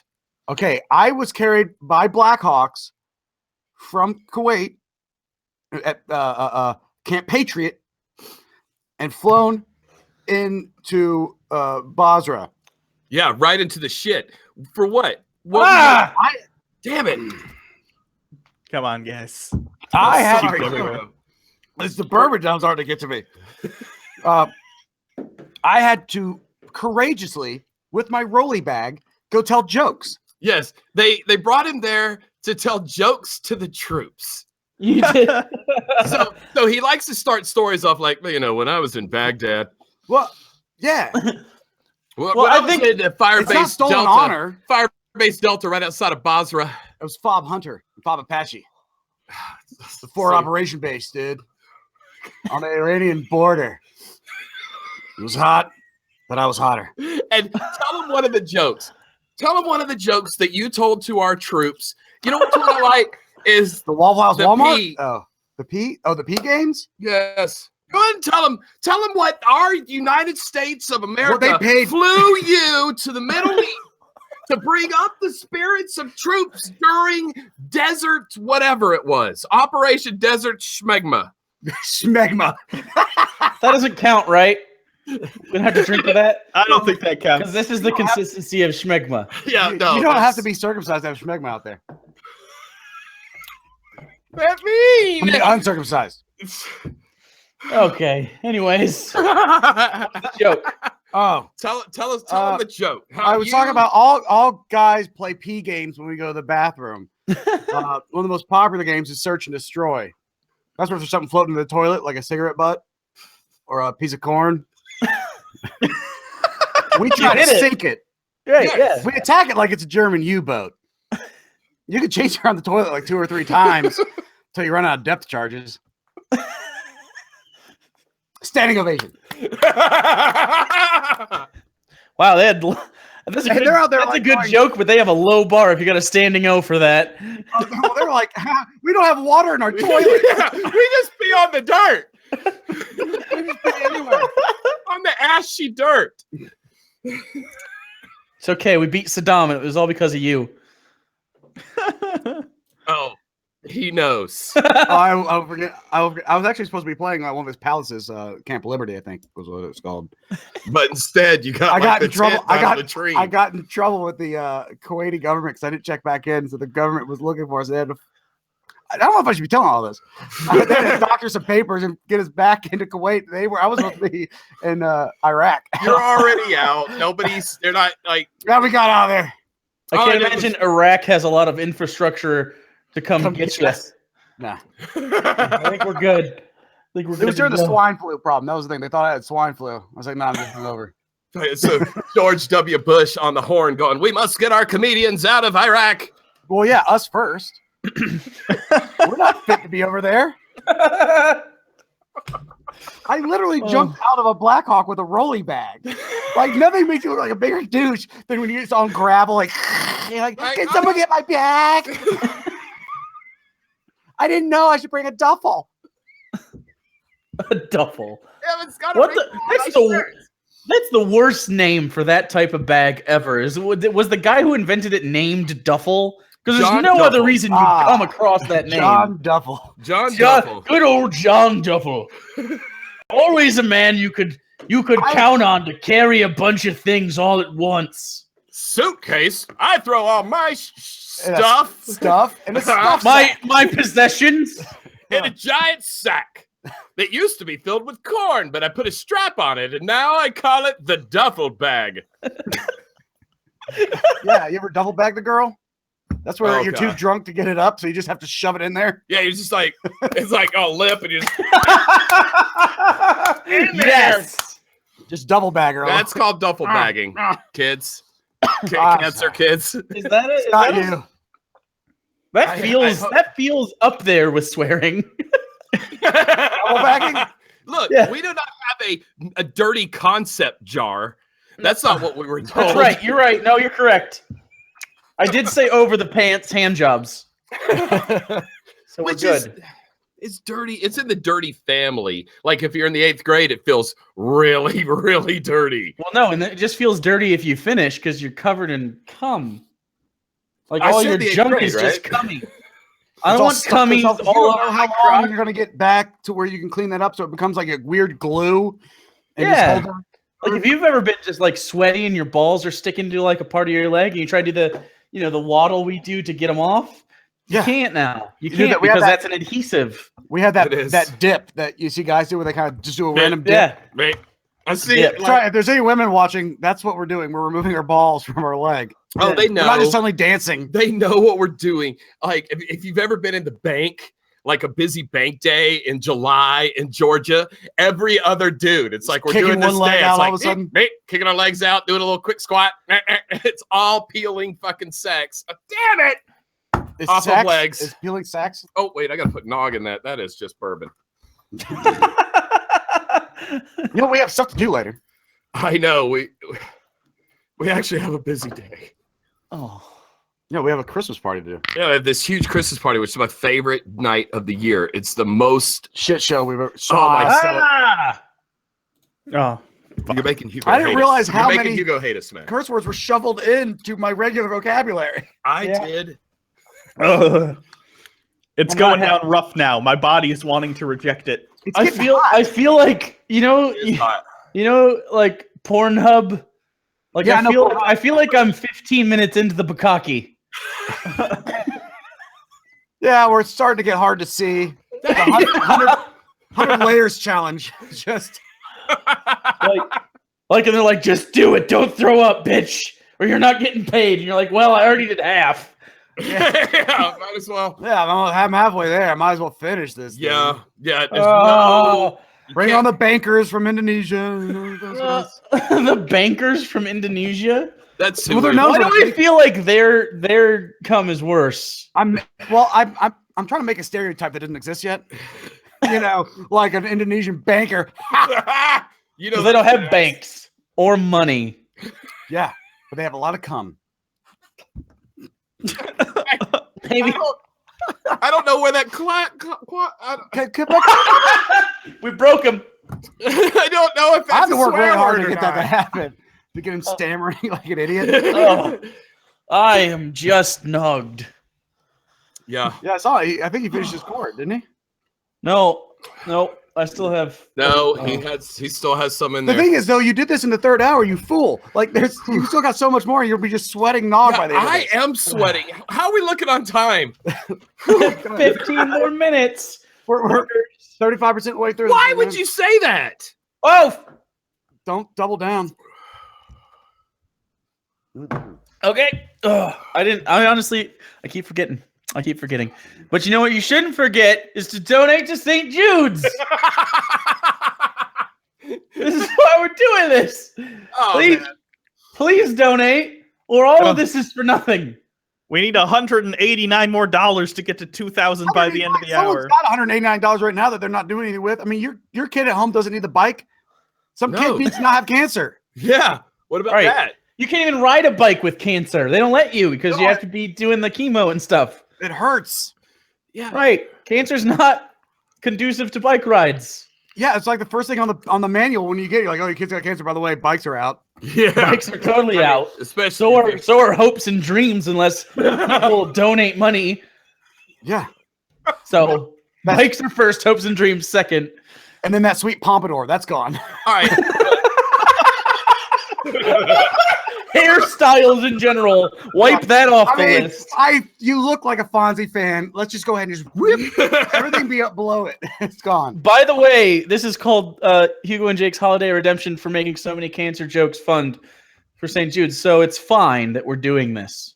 Okay. Because it's redemptionary. When I was a kid, which is a word. I watched the Jerry Lewis telethon a lot. And I don't feel like any of their bits went quite like ours did from semen to, hey, and don't forget to donate. What's the tote board at? That's why Jerry doesn't do it anymore. Didn't he die? I know. I was like, Did are he you die? dancing on his grave, bro? Did he die? Did he die, Look, they die of hey, cancer? Jerry, this one's for you. Oh, it was Dean Martin that died. They're all dying. 2016's taking all of them. They took the guy from Growing Pains. Alan how Thicke did is he dead grab that now. guy? Oh man, I feel so bad for his son. That's like a half-court shot at the buzzer for 2016. Like, and we're taking Thick too. Yeah, one more. Oh, you God. did it again. Come on, dude. I hate that we have to be like channel nemesis. How do you do the multiple of that? Nemesis is just nemesis. Nemesis. Nemesis. Whatever. I hate that our channels have to now be nemesis. Because of eggnog. It seems. But now, anytime you smell eggnog again, you're like, oh, poison the well. You know, and the thing is, I was listening earlier when I was going to pick up my dry cleaning. Oh, white privilege. I like crisp socks to masturbate into. But when I was on my way back and I heard of like, you know what? We were going to have a swear jar, but we're not going to start that yet. And I was like, how much am I going to bet they're going to give Seth Andrews a pass? Because they know he's not going to earn them a nickel. He's a intelligent gentleman of the community. The fools. Yes. And they're like, but nope. As soon as we step up, they're like, let's punish some people. These two can't control their fat mouths. But we'll be done in 10 minutes. They have to stay on. We'll be fine. Okay, you know what? I have a question for the group. Yes. If you were in cancer hospital, you're in cancer hospital. Wait, is a patient or like performing with Patch Adams? You're the cancery. Okay, kid. I just want to make you're sure the cancery kid, and you're cancer. Just cancer E is fine. Yes, it's an adjective. Cancer is just cancer. Cancer is just that is cancer. Yeah, well, jerk. So he's the guy in the action. Anyway, so if you were there and you get that call from the Make-A-Wish Foundation, they're like, John hey, Cena. I was going to say, who would you meet? Who is the person that you would say, come console me on cancer bed, Mr. X or Mrs. X? If I feel like just being, hey, I want some hot chick to come see me look at my fucking worst. Damn it. Oh, you did it again. It's burped too. Alyssa Milano. Hugo. Alyssa Milano. You want Melissa Milano to come see you looking all raggedy and bald. You know you can't push her back to her prime, right? Yeah, but I'm not at my prime either. I figure at this point it's got to be a charity case. Like Alyssa Milano banged the hey, got double bagged by the cancer kid. Because I couldn't get up because of the chemo. I get it. Does that make bonus? I got weak dick from the chemo. Wait, it used to be bigger, I swear. It was much bigger and blacker, I swear. All right. All right, so you guys. Wait, so this is basically who would you duffel bag? On your cancer bed. Oh, man. Oh. Give me Alan Thicke's corpse. I don't care. Alan Thicke's, you know what? He's not as thick as he used to be. Oh! Hey, Good night, everybody. All right. And I want Robin Thicke singing in the background. You have to watch. I want both the Thickes. The summer anthem of 2014. You watch, and I want Robin to watch, and I want him to kind of look away, and then I want the opportunity to go, no, you watch. Eye contact. But who is more his dad? I mean, like, whose dad is he more of? Like, because I see Robin Thicke, but I don't put him with him. I put Kirk Cameron. Oh, yeah. You know, do you think Kirk and Robin, like, fight at the Thanksgiving table? Well, you know Kirk's invited. Only because Kirk is so judgmental about that thing he did in the MTV Music Awards. He's like, you're really embarrassing Jesus and the whole family. Yeah, while Miley Cyrus Robin was Miley Cyrus, yes, finger banging herself while you were and you're just singing the summer anthem of 2015 like nothing's happening. Wow, you guys watch a lot of MTV. What do you think our style comes from? Look at these. It comes from early 2000s MTV. Yeah, I'm like my whole style is based off 90s hair metal. Yeah, mine is more 2006 douchebag club culture. I like except I've stopped wearing Affliction this year. That's worth a charity right there. Thanks, everybody. Hugo, who are you duffel bagging? We only have 8 minutes. I'm gonna go with, Was this list that long? I'm throwing curveball in there. I'm gonna go Ray Comfort, and let me explain why. Oh, Because he sent us those 2 DMCAs, and that's just a form of digital flirting. And then when he apologized, and then he sent me that fruit basket with the cheeses to apologize. that was a very nice basket. He and I know something's going to happen here. This is our last chance. So I'm going to have him come into the hospital room. I'll have him light some candles. I know you're not supposed to in a hospital because of the oxygen, but this is true love, so they're going to let us do it. And, I'm trying to grow light some candles. Yeah. And, I'm trying to grow the facial hair right now, and we can just rub beards for an hour, and I'll die happy in his arms. That's... Sweet, Wally. Hold your banana. It's like shaped for the human hand. It is shaped for the human hand. You know that, right? It's God made it that way. Come on. $79. Oh, wait, we're at 2009-21. Never mind. Oh, shit. TJ He said the S word. I just cured cancer, faggots. $1,000 donation to TJ 12 seconds ago.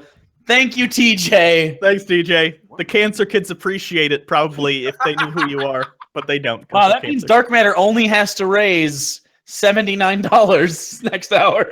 Dude, he's welcome. Okay, you let him know that we just gave him a half shot court. Or why do I keep using that reference? Because we've been drinking a lot of whiskey. Now we're going to go in cycles now.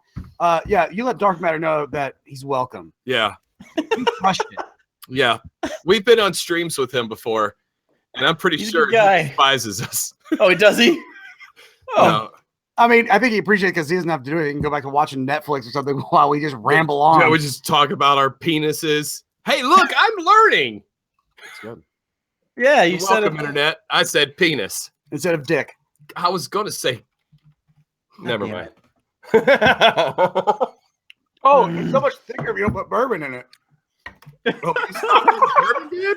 Yeah, put some bourbon in that. Yeah, we're supposed to be drinking this for cancer. That was horrible. No wonder y'all are having a tough time. You gotta spend that thing out. Oh man, I know what I'm doing during Dark Matters time. I'm taking a nap. Yeah, that's it. I hope you're buddy, DM. On Tuesday. Wow, he's gonna have to do a lot of heavy lifting because I am out. every time we did this, I barely sipped because I can't handle it. My stomach is already so fucked up. I can't. Oh, dude, I'm gonna color poop. look poor? Yeah, looks crap. Both of their colors looking poor. Yeah, like they're losing color in their face because of the eggnog. Yes. We need to pour the eggnog on us. I can't. Eggnog. I don't even drink like just normal milk because I think it's disgusting. This is like super milk with shitty shit in it. It is super milk. It's fucking more. Yeah, somebody's got the juices of a cow and was like, that's not enough. Let's get the babies or the embryos from a chicken. Squeeze that in there. Mash that up and make it a holiday cocktail. This is great. What else are we gonna do with the embryos? We're not gonna waste them. Omelets, by the way. That's a thing. They're a delicious use for baby bird embryos. Liquid chicken. Man, Numbers. this is really hurting. Yeah, no, my insides are not happy with me. The eggnog bit was a mistake. This was a terrible idea. The least. I think it was fantastic. We're almost through that whiskey though. We are. Wow. We did a good job. You're welcome. Oh, hey, look, it's GE. Where have you been? God, freaking guy. He hasn't been drinking eggnog, I'll tell you that. No, I've been I've been out of it. Everybody gets their own hour. I'm not going to dominate somebody else's hour. I'm just here to run the show and stuff. He thinks he can talk more than us. You're adorable, G. That's what I love about you. Dark Matter's coming up next. Yeah, we get Dark Matter next. Oh, hello, child. Where donate for kids His like this. back's so nice. I know. Look at all that hair. Don't brush it too hard. Good to go. And now Dark Matter has joined. So there's 3 minutes of overlap. Yeah. 3 minutes of overlap. We can talk about how much we love each other. All right, one of you's got some terrible sound coming out of No, your. no, it's me. I'm gonna go ahead and mute, and I'm gonna disappear. After everybody subscribes to Godless Engineer, I'm just gonna plug that real quick. Oh, we never pimped our channel. Nice. Well, we'll give you a little bit to pimp your channel. Sounds good. Go ahead and pimp it. Is that all you've got? I was supposed to do the voice. You're supposed to pimp. Look, none of you are likely to look. All right. We're the people you don't know. You've never heard of us. We're the least popular channel on this whole darn stream, and we curse too much, except for now, golly. Gee whickers. But if you, Yeah. Otherwise, we have to drink more nog, and I don't want to. if you like penis jokes and no longer foul do. language, Fart jokes. That's what we got. You do. yay, poison the well on, Like, yeah. on YouTube. Find Poison Well. Also, make sure you check out Logic on Tuesday, I think. Yes. Oh For man, our you guys are big gonna love that. premiere. You guys It's are really- gonna love that so much. It's like one of the best things I've seen in a long time, and we're definitely hooking up to do our own thing. Oh yes, we got to do I something. can't think. wait. I'm really excited about it. Yeah, it's gonna be fantastic, and I would show it, but it's for Logic. I don't want to. Yeah. don't No, wanna we don't steal wanna- I that. want to tease it. I want to tease it as much as I can. Yes, Everyone's like, we we don't- got to be on Logic's channel on Tuesday because it's going to be crazy. What's funny is how Dude. we talk about it confidently now, and then a couple days It's ago we were like genuinely crying with nervousness. Yeah, we didn't know what we were supposed to do like about a week ago. Like, this isn't what we're supposed to do. It's This good isn't a times. real idea. All right, so thank you for coming on. You were wonderful. I hate you for making me drink eggnog. Yes. It's your idea, by the way. Yes. It was it's my just like, idea. in 2 hours, this is when it's going to hit your colon. And I'm just saying, be prepared to exit quick. Try to stagger the bathroom breaks, guys. Just a tip from Jerry Lewis. All right, guys. Thanks, All right, guys. thanks. We'll leave it Thanks, to Dark guys. Matter. See you guys later. So now we have All right. Dark Matters coming on. Do you have to go to the bathroom or something? I'm good, I guess. You were about to take your headset off or something. No, I'll be good for. I think I have an hour before I'll have to evacuate all this eggnog, which isn't even that much. But anyway, Oh, welcome to Dark Matter. Hi. Hey, how you guys doing? Can you hear me okay? oh yeah. Yeah, we can hear you. So what are these stupid fucking rules with this shitty drinking game you guys are doing? It's over now. Good try though. It's over. Good Oh. try. Yeah. No more we were nog. doing. Every time we swore, we were drinking eggnog, and I've never he drank knew. eggnog He before. knew. What? And it was- No. Yeah. Yeah. So- I do not appreciate that insinuation, sir. So what we have let me double check the okay, so it's at $2,936 raised so far. Your goal is to get to 3,000. yeah, we I got think we're ahead in last hour. range. I tell you what. If the audience, if the chat can get that up to 100 grand, I will sincerely thank you from the bottom of my heart. That's my good. reward. That's an excellent reward. You can tell he has higher standards than me because I was gonna lick my nipple on camera for 10,000. So Oh, 10,000 because you said 10 and I was like, oh, $10. Jeez, where have you been in your life? hashtag tits for 10K. Anyway, Oh yeah. Okay. So yeah, by the way, if you have social media, anybody, just make sure you tweet a link to the thing. That'd be fantastic. And help us out. The Hugo Jake's Holiday Redemption for making so many cancer jokes fun for St. Jude's. Ugh, save the cancer kids. I'm sorry. I'm still coming off this eggnog. It's The eggnog is not a good. It was not a good thing. we should have done this last. Honestly, that was There's we too gotta be much here for- nog. Probably also too much egg. We got to be here for like 5 more hours, man. Oh. I've never had eggnog. Neither had I before today. It's disgusting. Please don't try it. No, It's- I usually like eggnog, and now I'm probably never going to drink it again. So What does it taste like? Is it like a shake or something? It's like the thickest milk ever with nutmeg and sugar, and it's disgusting. Hmm. And it looks like if you look at the camera, look at the color and consistency of this. It's thick. It's like semen. It's like horse semen. Ah, it does. Yeah, it's bad. Anyway, I mean, not that I know what horse semen looks like, but Hugo, on the other hand, very versed in horse semen. So last time you were on, I said a racial slur that I didn't know was that. This is Have so you funny. reflected on that moment since then? What? So I said a racial slur last time we did a chick track together. Yeah. And I didn't know it was that at the time. Like I didn't know it was that severe. But both you and Hugo were like, "Holy shit!" You basically said their N-word. I don't even remember. I said "gook." Oh, okay. That explains it. Yeah, and now you sound like buttholes. By the way, now it's back. You're back to normal. Oh, great again. You sound like a robot. What the hell, man? My mic is on the fritz. Damn it. Nah, you sound good now, though. It's all fine for now. I was gonna drink this Duff energy drink, while you were on, but I don't have any fucking. I have room inside me anymore. So I'm pretty sure if you it's mix too much that nog, if you mix that with the eggnog, you will die. that's turtle. You don't want to just put a bunch of chemicals into you like that. Might be able to figure out how to create a perpetual motion machine out of Jake. Just a Mobius me. Oh God.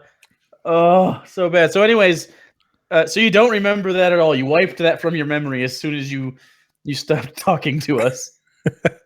Yeah, I'm getting old. I don't remember little things like that anymore. Oh, little things.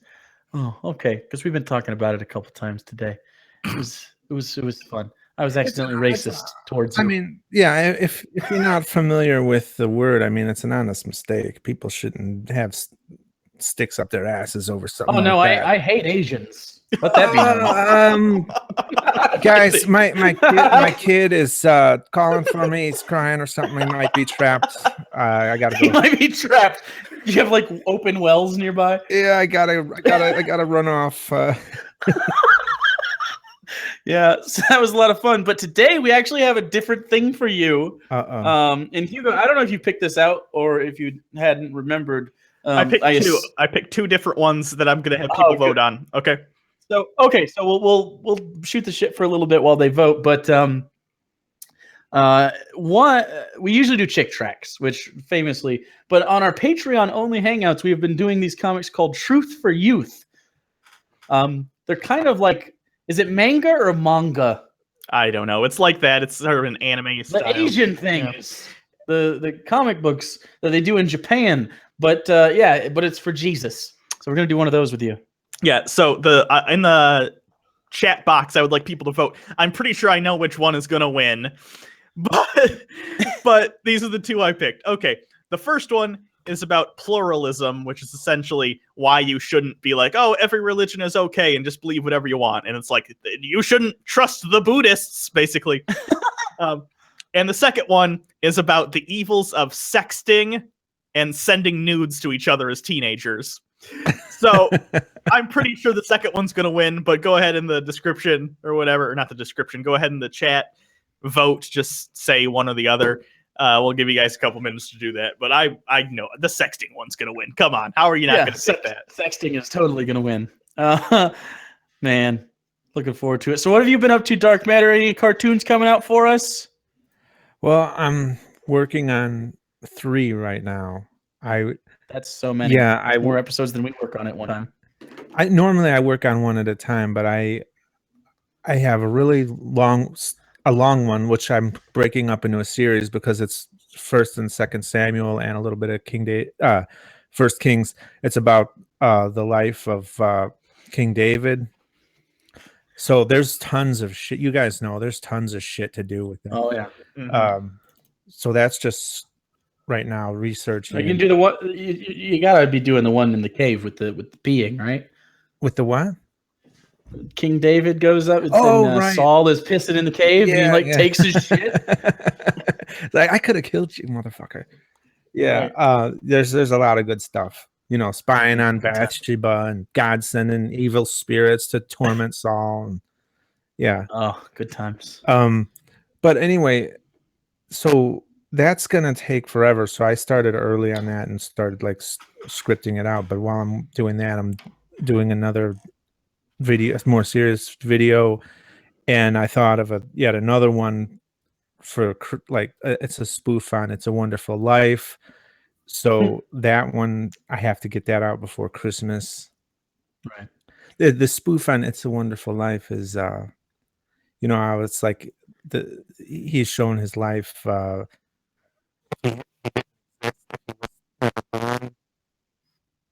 don't know what just happened. Yeah, your voice went all robot-y again. You're about to. Hello? Is it back? There it is. Yeah. Okay, so punch your mic every time. Jesus. It works. So you're about to explain how he goes back. He's shown his life. Yeah, if he didn't exist, if he wasn't born. So my cartoon shows a guy what the world would be like if Hitler was never born. And I know it's I don't know. I thought it was pretty funny because the world is great. It's fucking wonderful, right? There was never any setback because of World War II. We had this healthy competition going on with Germany and a stronger Russia, and it made our standards increase. And although it's like a fucking utopia, but there's this one little thing that makes them want to go back.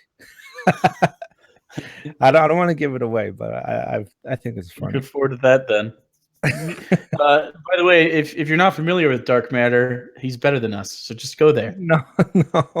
He does a lot of really good stuff. A lot of and by the way, the animation has been getting markedly better. Specifically, like the last probably year and a half. Thank you. It's the quality has gone way up, and I don't know why, but maybe you're just getting better at it or something. Yeah, because it went from like, look, it's cute and you're saying things and it's fun to wow, you're actually really genuinely good at this now. Yeah, I just there was like a moment I guess where I kind of realized, hey, I can actually do this and live doing this. You know, like right. I'm making decent money at it.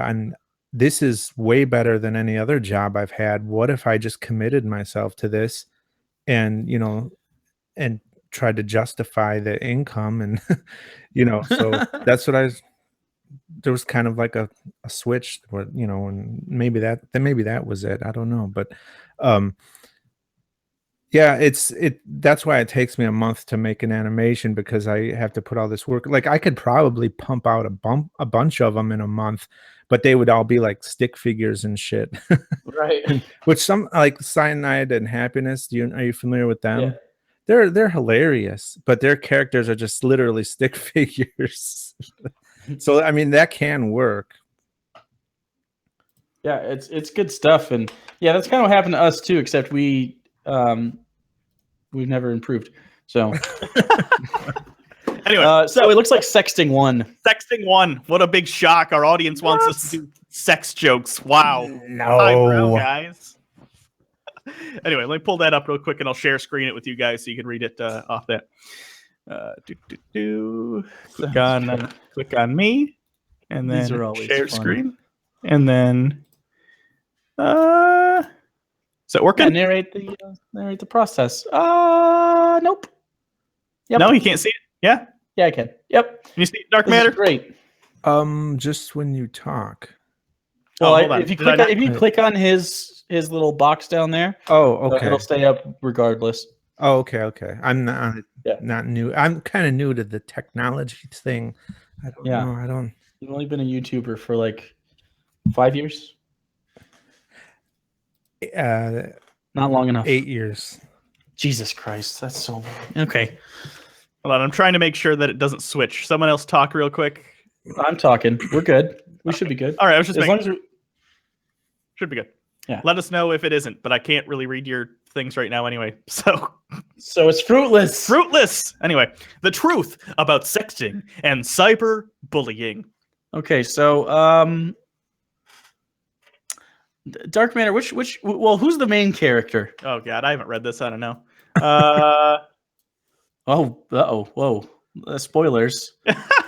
Well, just go. Just wing it. It'll be fine. All right, I'll be the bald guy. Okay. Oh, that's fitting. I'll be the guy in the hat. No, Dark Matter, you be the guy in the hat. All right.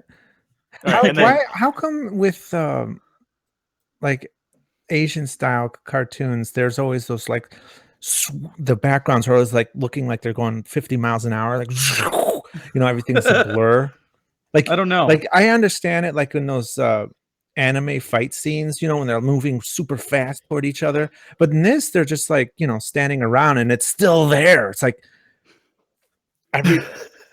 is Japan like moving incredibly fast? They're all you got to get the attention of the youth with their animes and their mangas and their Narutos. So you got to make sure to get Jesus in their hearts. You got to be hip and cool. Yeah, I'm sure that's a thing.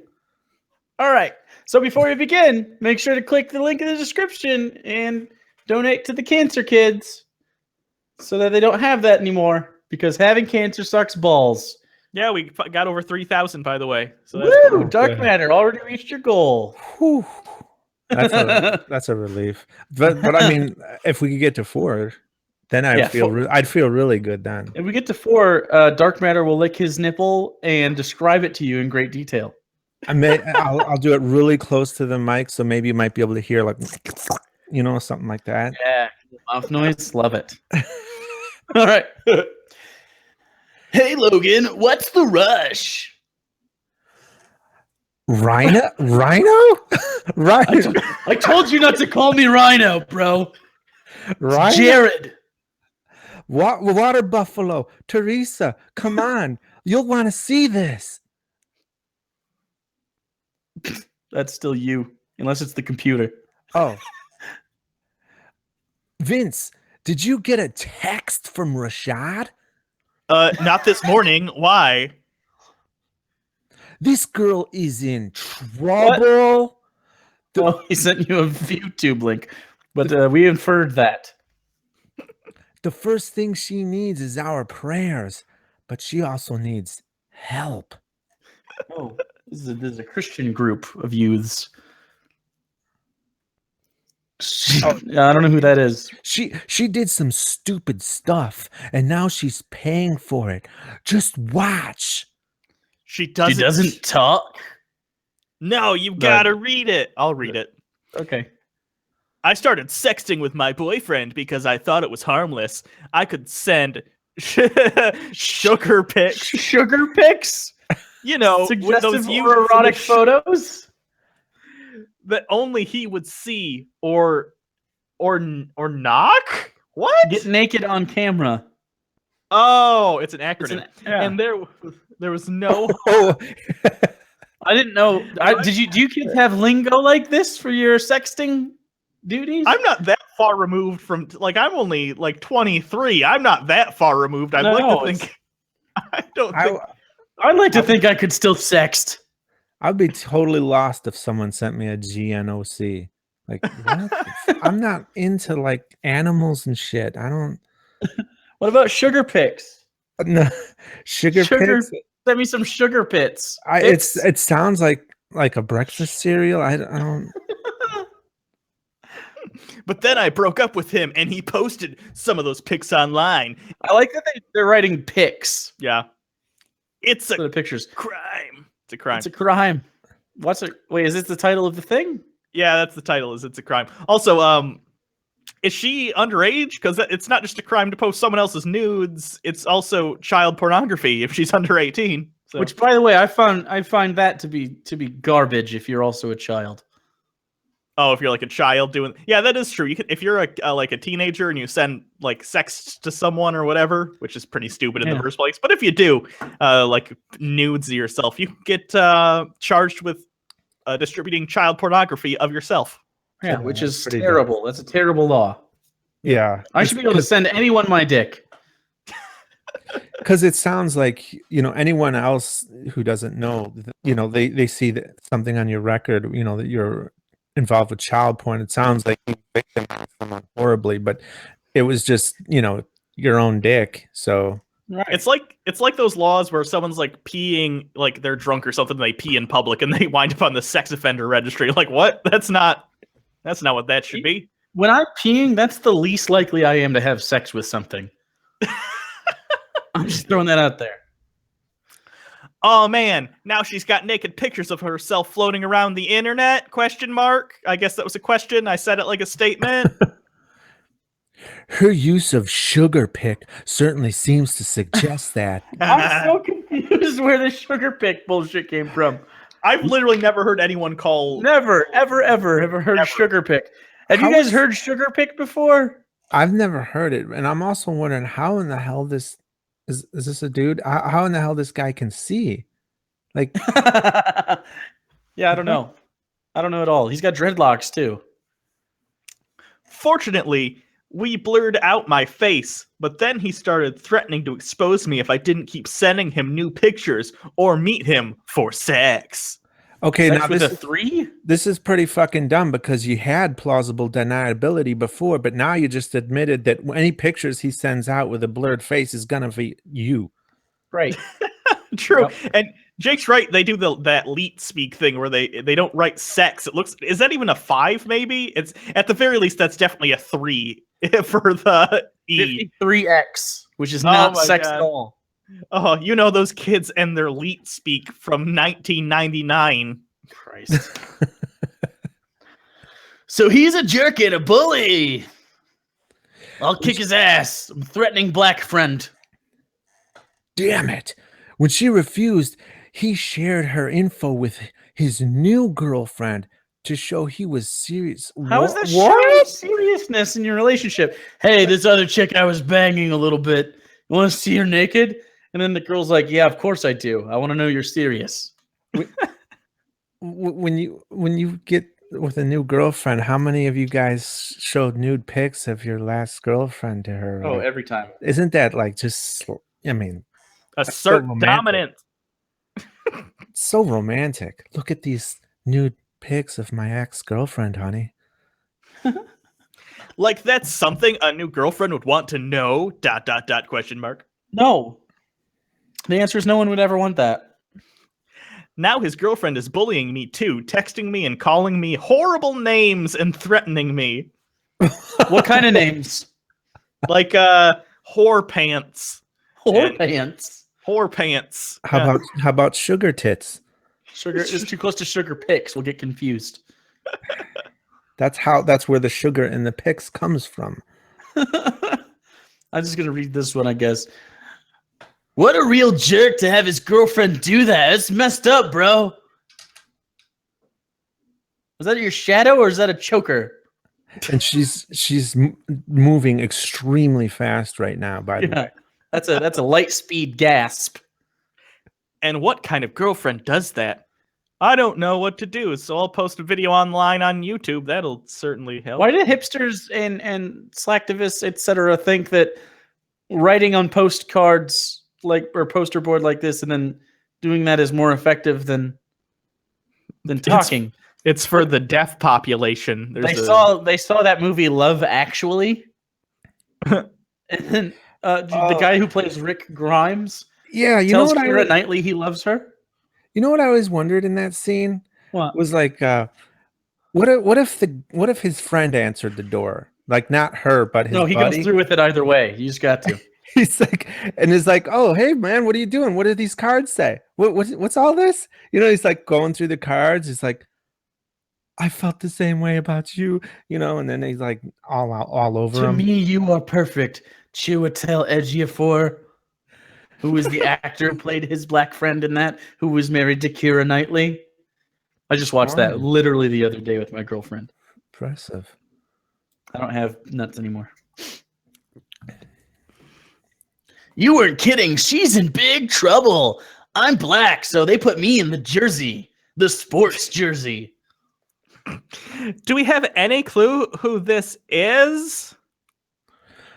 Only that she goes here to Laxon High. See the school ring? Wow, he's you sleuth. Yeah, I was gonna say he's like a goddamn detective.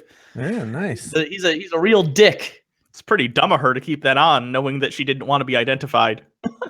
And also, like, the only thing missing is like the top third of her head. If she goes to this school, they can find out who she is.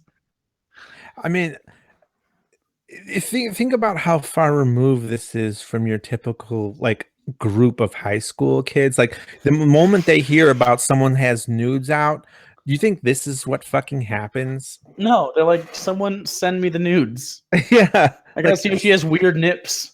Search that shit right fucking now. I can't snitch on them because I'd get in trouble too. I might even go to juvie for circulating child porn. See, they at least they address that. Right. What does she mean by child pornography? Oh, this is me too. But it's illegal for underage kids to share photos like this, even if it's a photo of yourself. Garbage. I'm afraid to tell anyone, but I need help. I think that's hat face. Yeah. Yeah. I was just admiring the fact that these are so much better drawn than the chick tracks. Oh yeah. Oh yeah, for sure. Some kids just don't think through things like this. They don't realize that these photos don't just go away. Not even on sites like Snapchat. Snapchat? Snapchat. Snapchat makes it sound way more pedo-y. Where it seems they're only there for 10 seconds. Every fucking kid knows that once something's on the internet, it's immortal.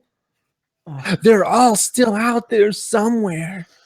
We gotta figure out a way to help her. Maybe if we address this loudly and let everyone know there's nudes out there of this specific person and draw more attention to it, less people will look at it. I'm both these people too. Is it really against the law to send naked pics, even if it's just me? That little girl has a very gruff voice. She's seen some shit. It is. Naked pics of an underage person are considered child pornography. Sending a naked picture of an underage person is distribution of child pornography. Okay, we get it, guys. You dealt with this last. And having it on your phone is possession of child pornography. It's determined by the age of the person in the picture, not the person who sends or has it. Cyberbullying is also a crime if it takes place over the computer and both people are minors. That's okay. That's only tangentially related to the problem. I don't even know if that's like true nationwide. I don't know. Like, is that really? I don't know about that. I am so in trouble. Huh? Oh no, Kim. Have you gotten involved in this kind of stuff too? And look at that. It was her the whole time. Oh, twist! I'm the second girlfriend who's been texting that girl. She's one of Marty Flinter's exes, but I don't actually know who she is. Wait, how do you get her phone number if you don't know who she is? What? She just got lucky. Flinter's the brute forced the phone numbers until she got one right. I guess so. Flinter's the guy bullying her? Kim, you're involved with that dirtbag? Yes, but Where's that now? Where is he? I'll smash his face in. I look like Key or Peel. I don't remember which one. Yeah, we better go find him, but keep it chill. I can't hear you. You better punch your mic. What the hell? There you go. We broke you. I said a bunch of stuff too. I don't know. It was all good. It was fucking brilliant. It would have brought in like 10 grand. God damn it. Marty, we know you're bullying some mystery girl. We want to know who would. Yeah, we want to ruin the anonymity that she might have right now, and have you tell us in the middle of the school. Anyway, you can be the bad guy too. Me or Dark Matter? Huh? What are you fools talking about? Yeah, well, that's actually perfect. Good. That was a good anime character voice, by the way. Like I could totally, like if I watched Pokemon or something, I could see that. It's time to battle. It's time to battle. I have way more mana than you. I get power from nudes. And he powers up for 3 episodes while they exposit. Yeah, he's swiping through his phone. Zzz, starts glowing.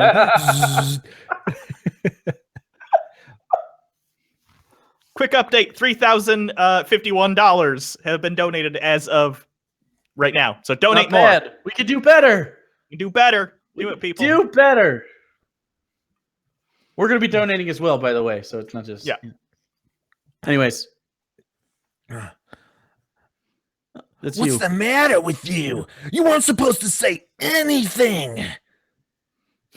Yeah, okay, Marty. I'm out of here. This is getting. Just call me later. Intimidation! You're gonna tell us who she is, Marty. You're so help me. I'll knock your ass out.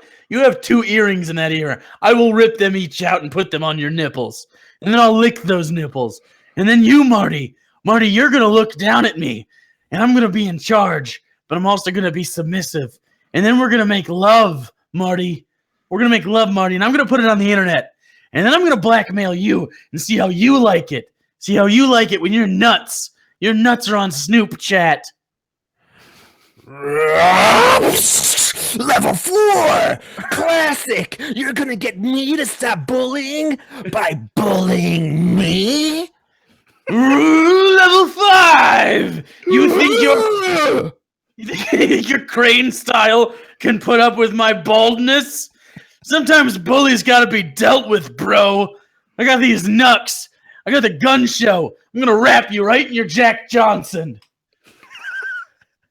Hold it right there, guys. There won't be any punching, but you're just gonna tell us, Marty, or we'll turn you into the police for cyberbullying. Yeah, we'll turn you into a police officer, and then you'll have to wear the uniform. Consequences will never be the same.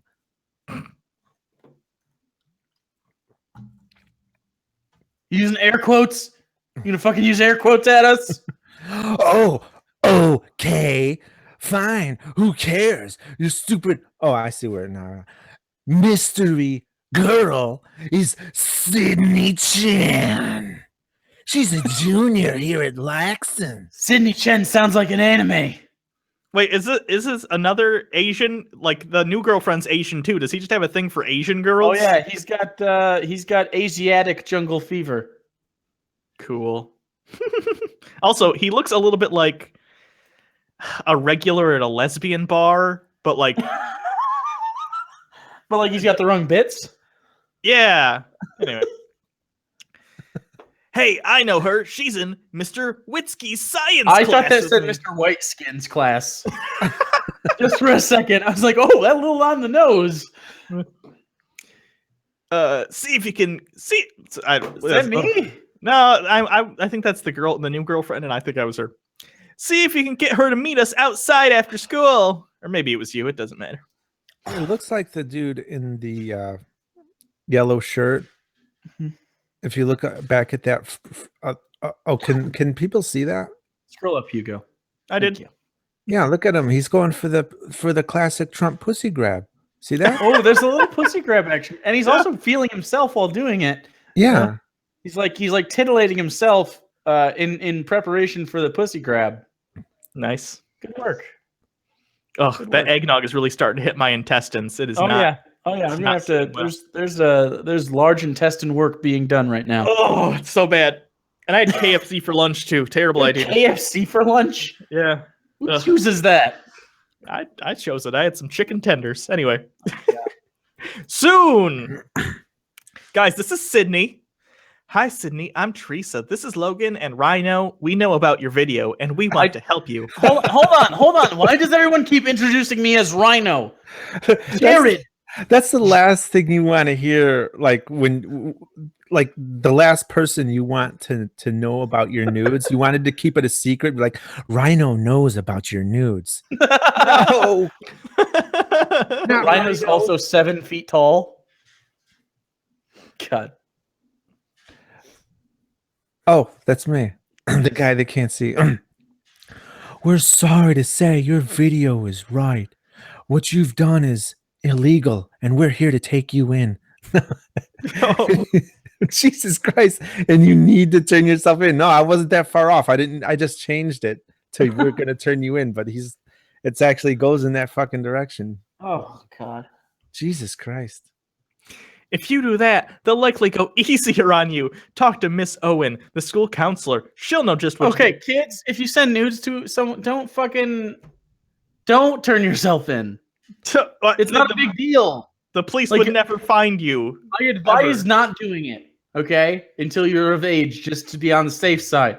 But if you're going to show someone your tiny little teenage nips or your weird prepubescent or mid-pubescent dick, go for it. But don't fucking tell the cops you did it. That's stupid. That is dumb. I do not advise doing that. But if you're gonna, play it safe. And delete everything. Yes. That you can. No Facebook. Come on. Yeah. I'll be Miss Owen. Okay. You did the right thing talking to me, Sydney. As you've learned the hard way, the perceived anonymity of the internet gives people a sense of security that doesn't really exist. Take anyone on that show Chris Hansen did, for instance. Basically, all he does is tell them to sit down, and they admit to wanting to fuck kids. Yeah. Also, Jesus poster. Also, and there's that looks like a television or a computer, but it's not on the desk and it's pointing out the window. I think it's a chair. It's just a poorly drawn chair. Like it's the back of the chair. The chairs we're sitting in right now, that's clearly the back of an electronic. I disagree. I just like to show people what I'm watching outside. Also, I find it interesting that the cross, even though it's still clearly driven into that hill, is moving at incredibly fast speed. And sexting is not only against the law, it makes sex into something it's not meant to be, which is sexy and fun and titillating and gets you excited before the act. God designed sex to be between a man and a woman and to be reserved for when they are married and miserable with each other. I don't want you to, like, if you're thinking about sex in math class after he showed you his 3-inch erection, then you're doing it wrong, sister. Be like Adam and Eve, who were totally buck naked at all times. until they disobeyed God, and then they fucked and created the world. Right. A few days later, hey Sydney, how are things going? Pretty good. I ended up with parole. Jesus fuck. I would have been fine if I hadn't gone to the cops, but thanks guys for that advice. And I have to meet with Miss Owen a few times a week for 6 weeks. Also my parole officer, because that's how parole works. Also can't buy a gun anymore. So thanks guys. She's been a great help. She's been telling me a lot about God. Oh, we didn't intend that. Oh God. The difference between the chick tracks and these ones are they generally save the God stuff until the very end. It's very strange how it feels shoehorned in. Yeah. Also, I want to know if this is a public school right goddamn now. Yeah, and what do you think about all that? Oh, I'm not sure. Well, get sure about it.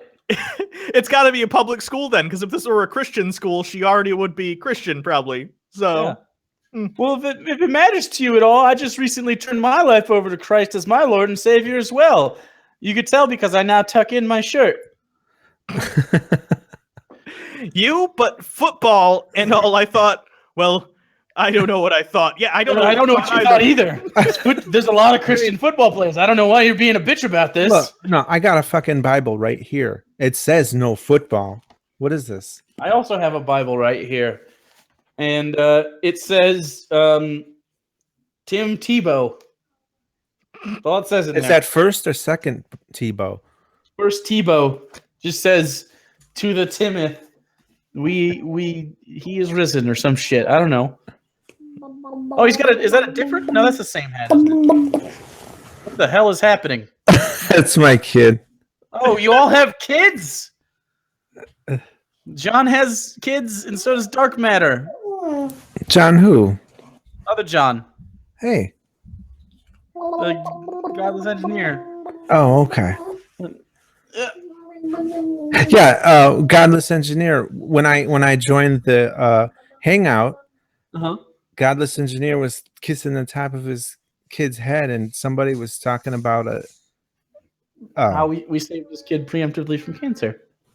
No, it was something about a nice full head of hair or whatever. Right, because that was of like the the lack first of chemo. That was the first thing I heard when I came on. I thought you were making fun of me. Oh no. Okay, you get to be blindy real quick. Oh, that's right. We're on earbuds, right? I'm not going to ruin your child. Oh yeah, I'm on. You're in my headphones. Good. Didn't want to. He's really good at repeating swear words. They are all good at that. Okay, come on, buddy. In fact, Vince also just recently did the same thing. And my life belongs to Jesus as well. Teresa's too. My life belongs to Jesus. You're all a bunch of fucking slaves now. Congrats. Can you tell me how? Yes, we can. This book called Truth for Youth. Yeah, which they sell on the website. It's an ad for ourselves inside ourselves. Yeah. I almost ruined my life, but I got help. I turned my life over to Jesus Christ, and you can too receive parole for a thing you would have gotten away with. And then there's, that's the end. All right.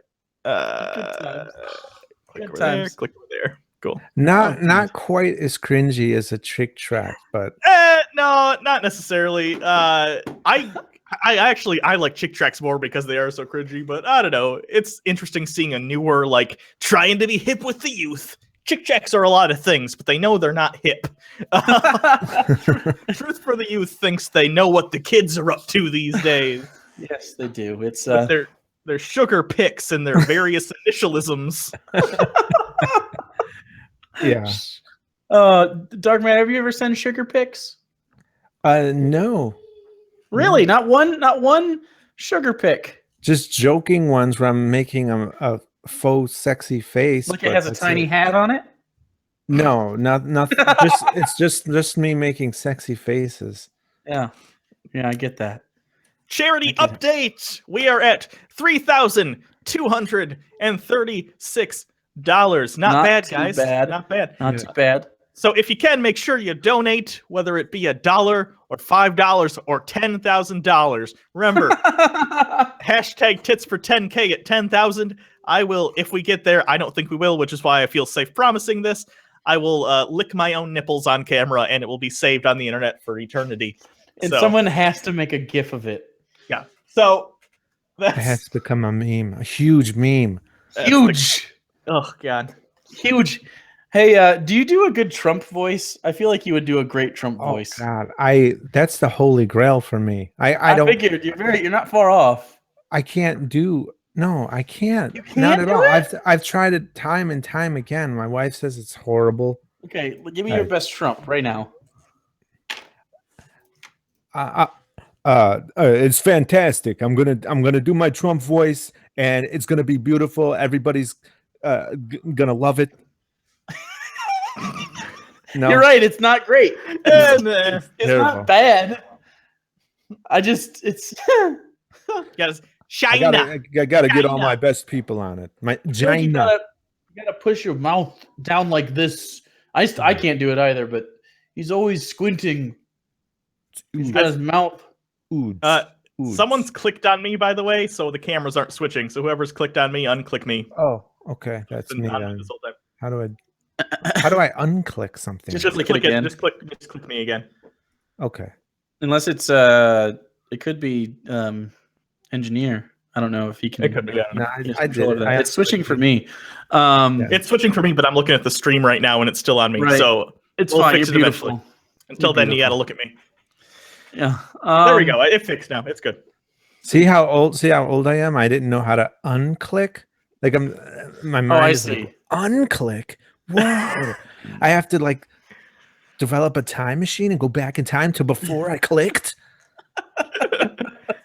Yeah. So did you get all your Christmas shopping done? Because I did it 10 hours straight yesterday. No, I don't have anything done. No. That's not good. That's not good. We went in full spoil mode this year for the kids, and gonna grow up to be little pieces of shit. Yeah, probably. Well, the kid has presents, yeah, but like, gotta get the wifey things. Yeah, like for us, for the adults, tradition has kind of become lesser and lesser, and we're just lax. We'll give presents on by New Year's. It doesn't matter. Oh, nice. So, yeah. I love giving presents. I'm kind of a dork like that. This is my favorite holiday of the year, by far, easily. I still got to order, Jake. I got to order your presents till I know what I'm going to get you. I actually bought you a present yesterday. That's part of the present that I didn't send you last year. Oh, good. I gotta send you that shit though. But I'm trying to think: should I send it directly to you, or should I send it? I think I'm going to send it to myself, wrap it, and then send it to you because I don't think they do like gift receipts. So we can just wait and open it on the thing, so it doesn't matter. Oh, sure. Well, I don't think they send a receipt for how much it costs. Doesn't matter. I don't care how much it costs. I know. Like we make the same money. So it doesn't really matter at this point, right? Like I don't not know how much you make. Fair. So oh, and by the way, I'm not gonna say that person's name in the chat. Glander Damn, and I refuse. I don't know if TJ's still watching because he's been dropping in and out. Your fucking memes. Every time we do a live show now, all your goddamn memes fucking float over into our live shows now. Yeah, I mean, I get it, and then I also don't get it. But yeah, it just happens. It happens all the time. Oh, and by the way, Ryby is now modding the chat. She is back in. She will be. I think we'll have her drop in at the end of this hour for a couple minutes to bring us a dank Christmas meme. So be prepared. And also, she's giving you thanks every time you guys donate to the thing. She's trying to get to everybody. So I will not say it. You need to donate more money. You can buy this. So hopefully we're at 32.86. That's not bad. That's pretty damn good. So we're doing well. I never thought we were actually going to get to 10,000, but we can probably do. We can do 5. I believe we can do 5 by the end of the day. I think I think 5 or 6. Yeah, I think it'd be a good idea. I don't know. I'm sure you guys are. Oh, sorry. Go ahead. If we get to 5, Hugo will self-fillet. Which is actually harder to do than the nipple thing. Yeah, true. But it's still not a nipple. So that's just because my nipples are longer than my dick. So. But here's what I'm thinking we're gonna do. We're probably next week gonna chop up the live show into the different segments with the different guests and put it up one each day or something. Indeed. And then we'll probably keep the charity open until then, so people who can catch it next week can also donate. Right. So we don't know what the final tally will be, but today's gonna be the big day for it, I'm sure. But anyway. Thanks, Tim McGrath. You just gave some kid with ass cancer $50. Thanks.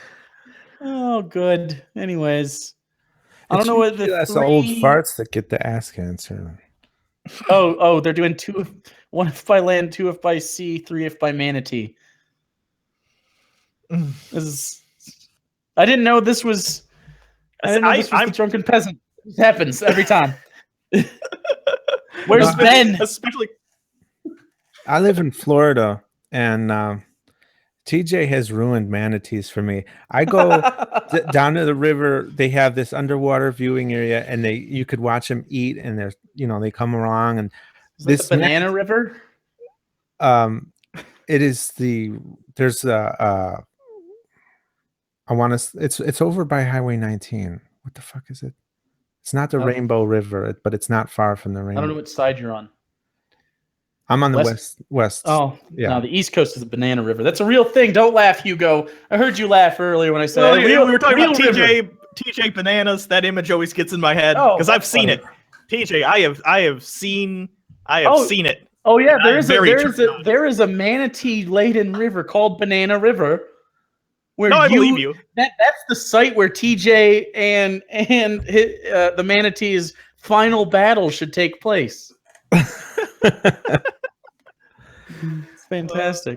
But like I would look at these manatee. There's this one manatee who was swimming toward the glass, and his face just boom pressed right up against the glass, and I couldn't stop thinking about Brett Keane. Like, I just want to look at the damn manatees. No more Brett Keane. We couldn't go 4 hours without a Keane ref. Damn it. This fat, squishy, useless animals. You know, they don't even, manatees don't have natural predators because they're so huge. It's just nothing goes after them. You know? Boat blades. Well, that's stretching natural predator. But, yeah. But like they're like this endless supply of like nourishment and nothing knows it. Yeah. Like it would be so easy. It's just like a big floating buffet. But because of their size, nothing will go after them. Funny. Oh, good. Oh, good. We have 12 more minutes until we have Matt Jarbo's coming on. We're going to talk some Christmas movie stuff with him. But do you guys do the traditional Christmas dinner thing? Or what do you got going on? We're thinking about doing some Jewish stuff this year. No, we usually don't, but this year we are. My wife got a big ham from work, so she's going to make that. So you don't celebrate at all, or usually, or? No, I mean, it's not all holidays to me they're just like another day of the week to me, just. Yeah, I agree. I just I don't know, there's something about this. I just like it. I don't really like, if I could just ignore most other holidays, like even Halloween, I'm kind of like, meh. But the kids like it. So it's like, I guess. Well, I completely ignored all the holidays until I had a kid. Like from when I was a kid, they were the biggest deal.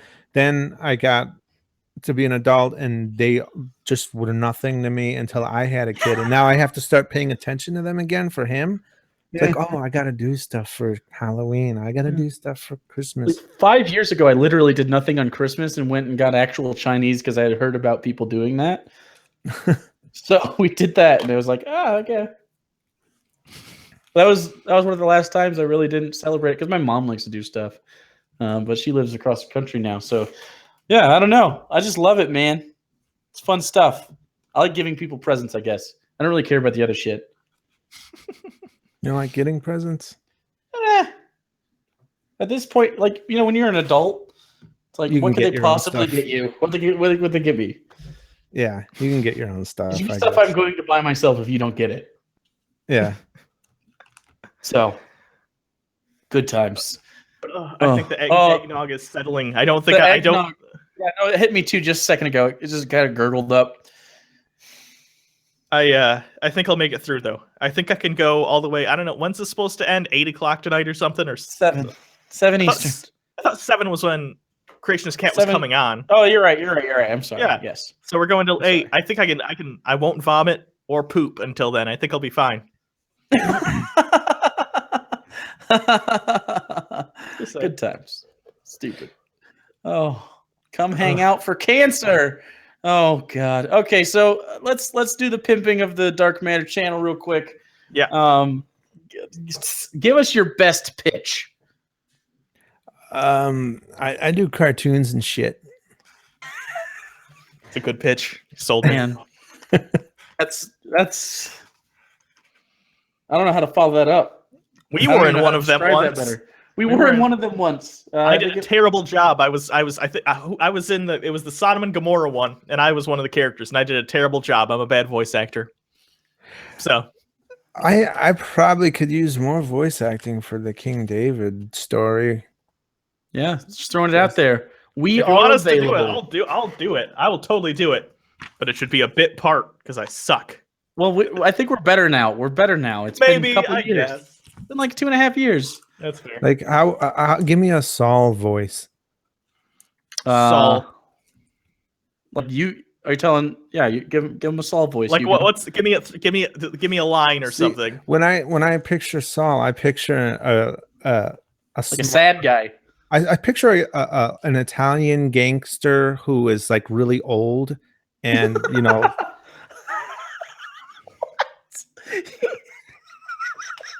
Yeah.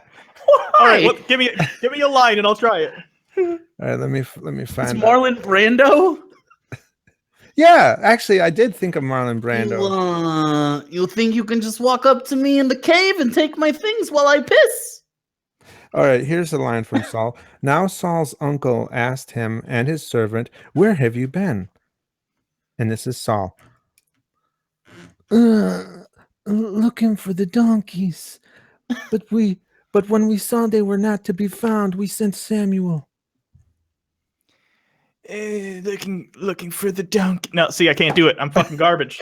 Can't even do it. Looking for the donkeys, but when we got there, we couldn't find them, or whatever the fucking line was. I don't remember. So it's an old Italian gangster, but not a gay old Italian. No. Okay, I don't know. I don't know how to do not gay Italians. That's my looking for the gangster. Is he Jackie Chan? Oh, looking for the gangster. I am Italian. Maybe it always goes back to the Asians with Jake. Oh man, it does. Jake, like one, and you squinted a lot. I'm very squinty anyway. Jake has a deep-seated hatred of Asians somewhere within him that he doesn't even. Oh wow! Money raised. We are now up to $3,459. So awesome! Woo! Thank you all. Almost a 4. Can we close that gap in 7 minutes? I doubt it. Probably not. But remember, if you want to donate, and please do if you are able to, it's for a good cause, helping keep kids. Well, I get research at St. Jude's and treatment and stuff for kids with cancer, all that good stuff. Jude's fantastic place. They do a lot of really, really good work. Yeah. So and I realize that it's a saint, and that we are the Bible Reloaded, and we have a bunch of atheist neckbeards coming on the show. So I understand, but just do it anyway, okay? Just do it anyway. I am buying something at Kmart, I always give the extra $1 or $5 or whatever to St. Jude. Sometimes it's $1, sometimes I do. I just go all out and say fuck it, $5. Yeah, I gave it last night a couple places because they were all asking, but yeah, that was I don't know. I like them. They're one of the few charities I actually enjoy, like the cancer awareness, the pink ribbon thing. Make events that make you aware of cancer's existence. Yeah, only something like 5% goes to research or something like that. Wow. Just terrible. Yeah. I thought pretty much everyone knew about cancer at this point. Yeah, thanks to the ribbons. And they also they sue any if you try and do a breast cancer anything and use pink to try and represent it, and you're not the Susan B. Corman whatever, they sue you.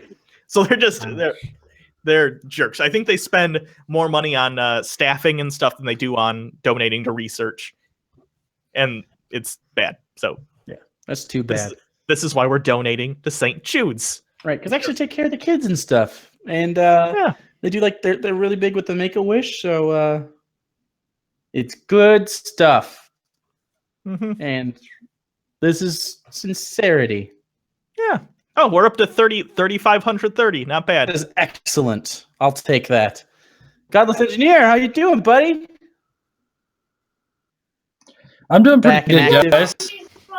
Yeah. Well, like I said, I'm ducking out for the majority of each person's thing. I only come in at the very end, so that I can remind people of the schedule just before the next person. I figure it's a good cue in case you guys get involved.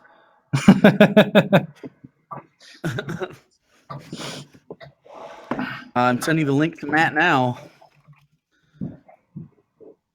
Well, while Jake is doing that, just to let everybody know, the schedule is Monday. Matt is next. Amazing Atheist is on after Matt, and then Chris Raygun is on at 6 p.m. Eastern.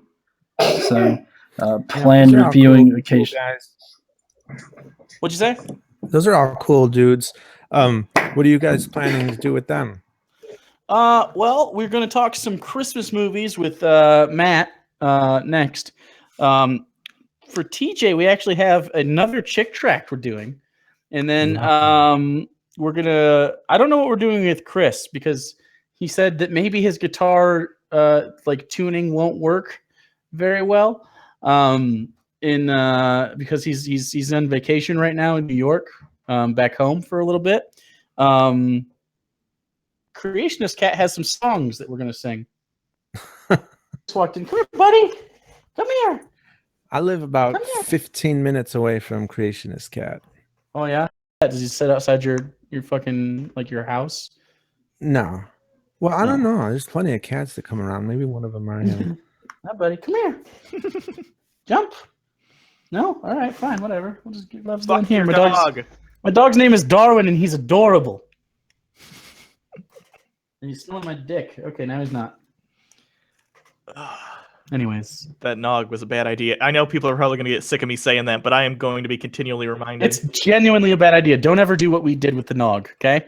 Just don't do it. Just don't drink eggnog, period. I want the whole industry to go out of fucking business. It's terrible. Oh, good times. Okay, so did you have anything else you wanted to say before you head out for the day? I mean, thank you for showing up. We had a good time. Thank you. Yeah, no, it was fun.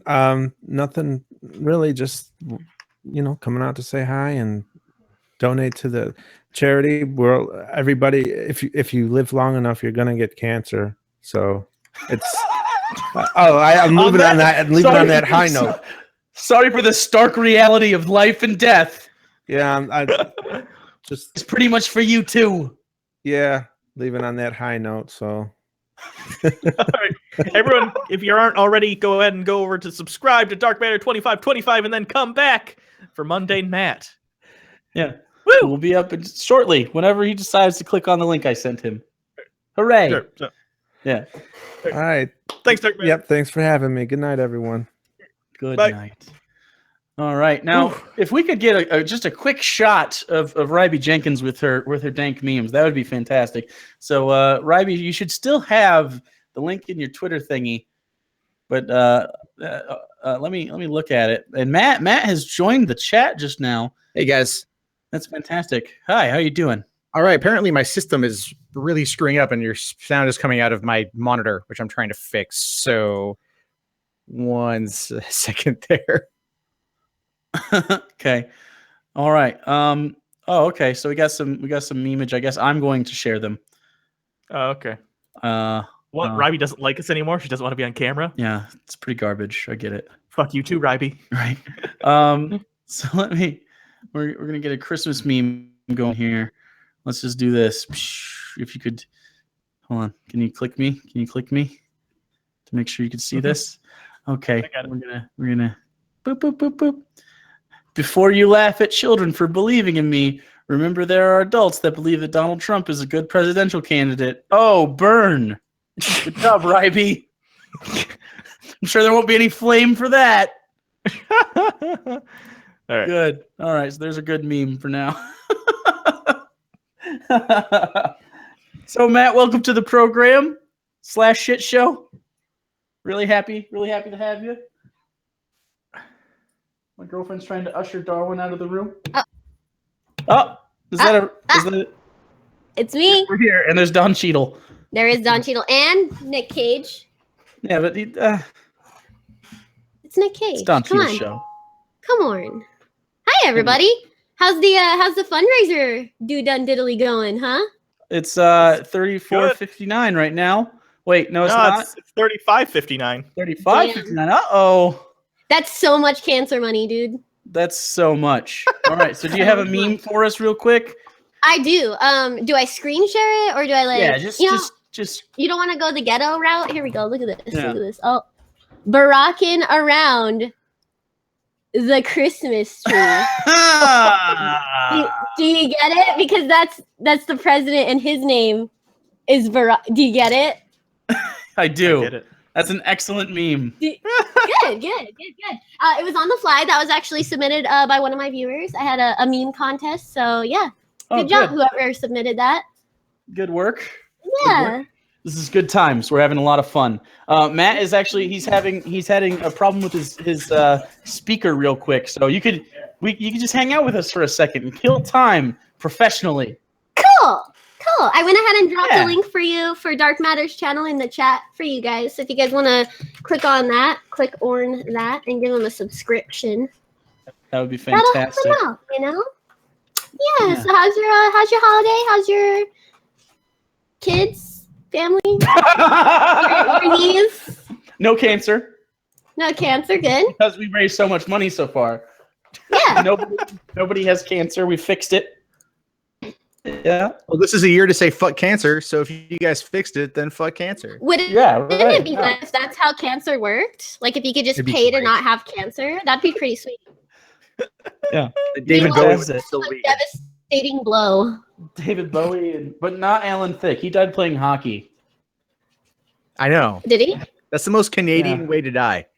What? Yeah, he was super Canadian. But he died in Burbank, California, playing ice hockey, which is just like an oxymoron in and of itself. Good times.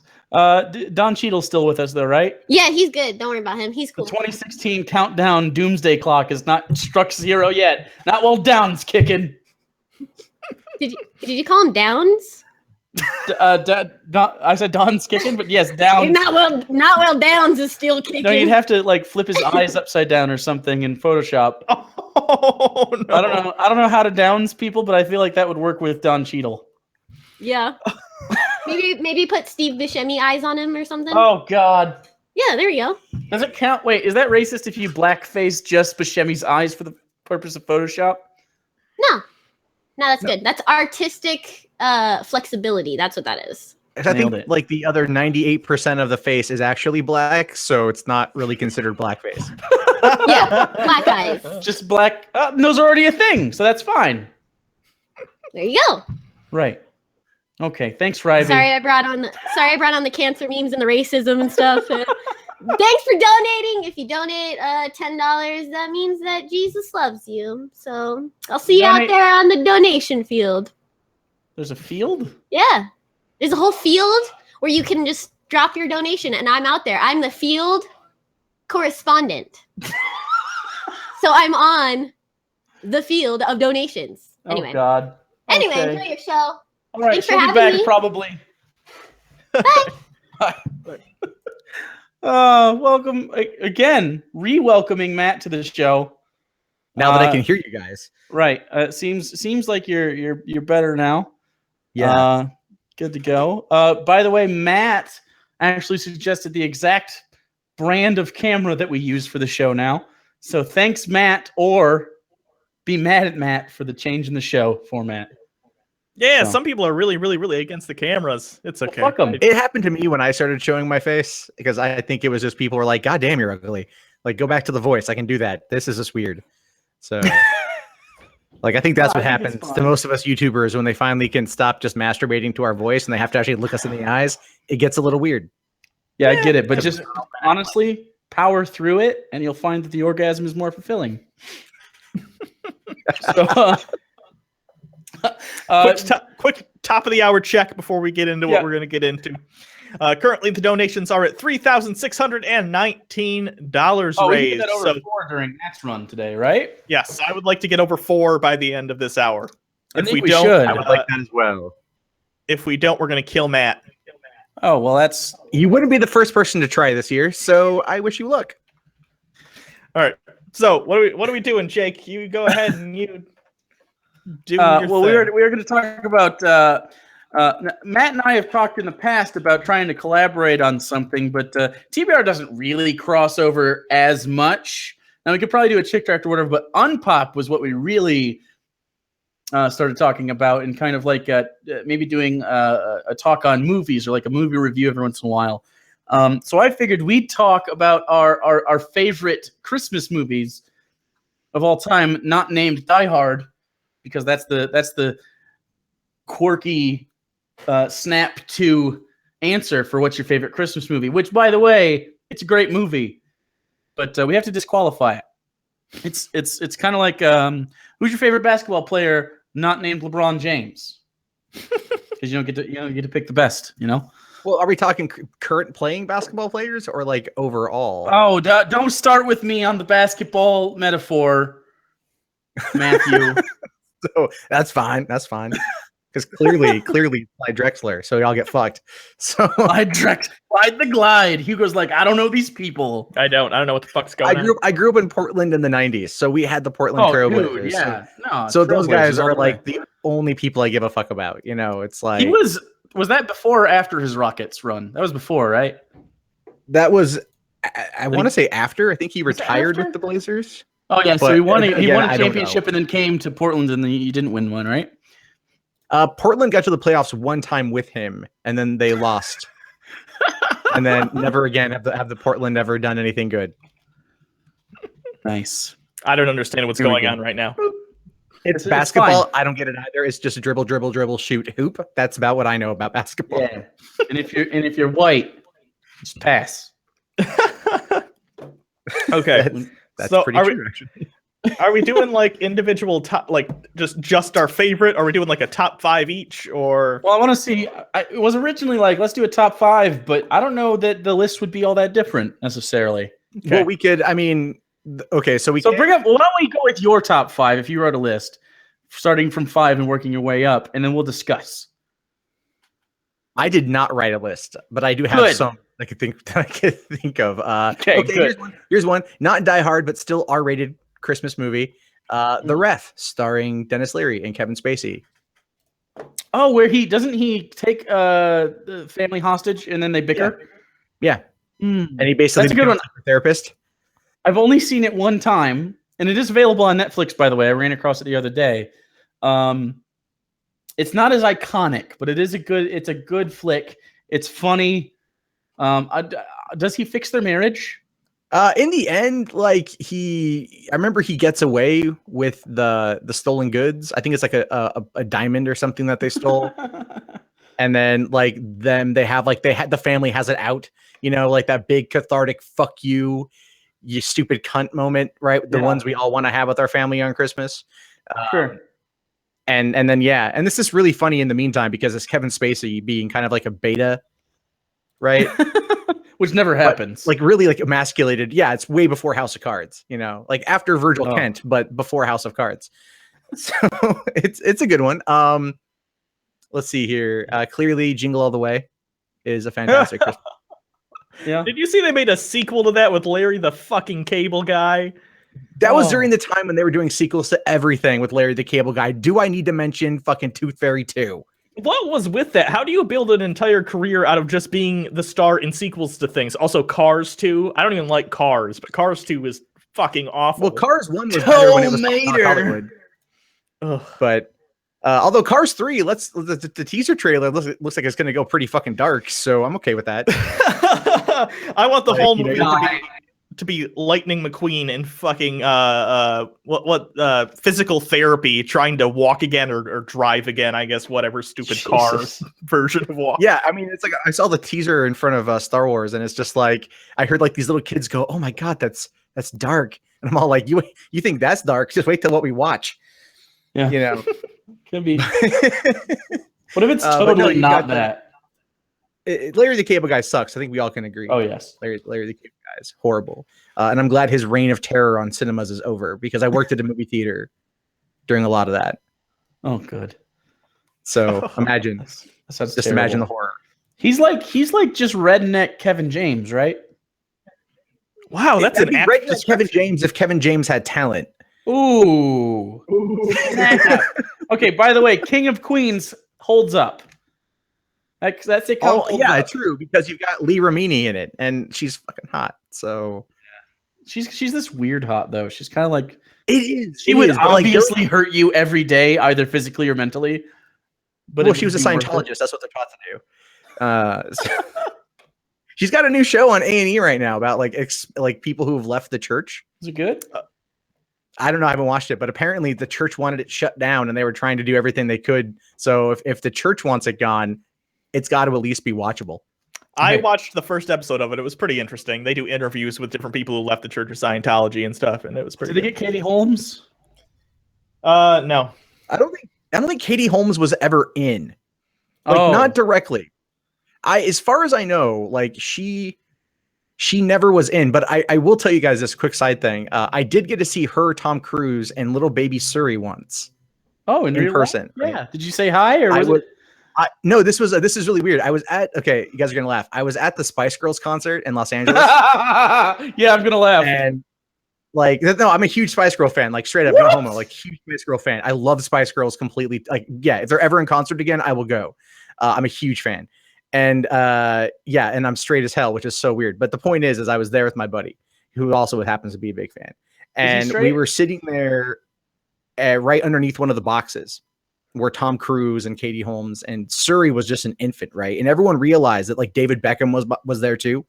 And they all turned around to look, and Tom Cruise steps up there and he's like waving at everybody, and Katie Holmes is waving. And then he picks up Suri, right, who's swaddled, but he picks her up and he holds her out over the edge Michael of the box. Suri at a Spice Girls concert. No, this is Suri Cruise. So right, I know. I'm just saying, Michael Jackson did that with Blanket. Do you remember that? No, Michael Jackson kind of like dangled Blanket. This would be more like the opening of Lion King when Simba to the crowd. Like, that's a lot of what it looked like. And I even looked at my friend like, that was weird. But hey, we got to see Suri Cruise. Awesome. Like, that was something I could write home about, I guess. But it was very odd seeing them in person because none of it looked real. It just looked and felt like completely Hollywood. And this was in 2007. So, this is before I moved there and understood that is really just Hollywood. That's, I don't know. Did Tom Cruise ever do a Christmas movie?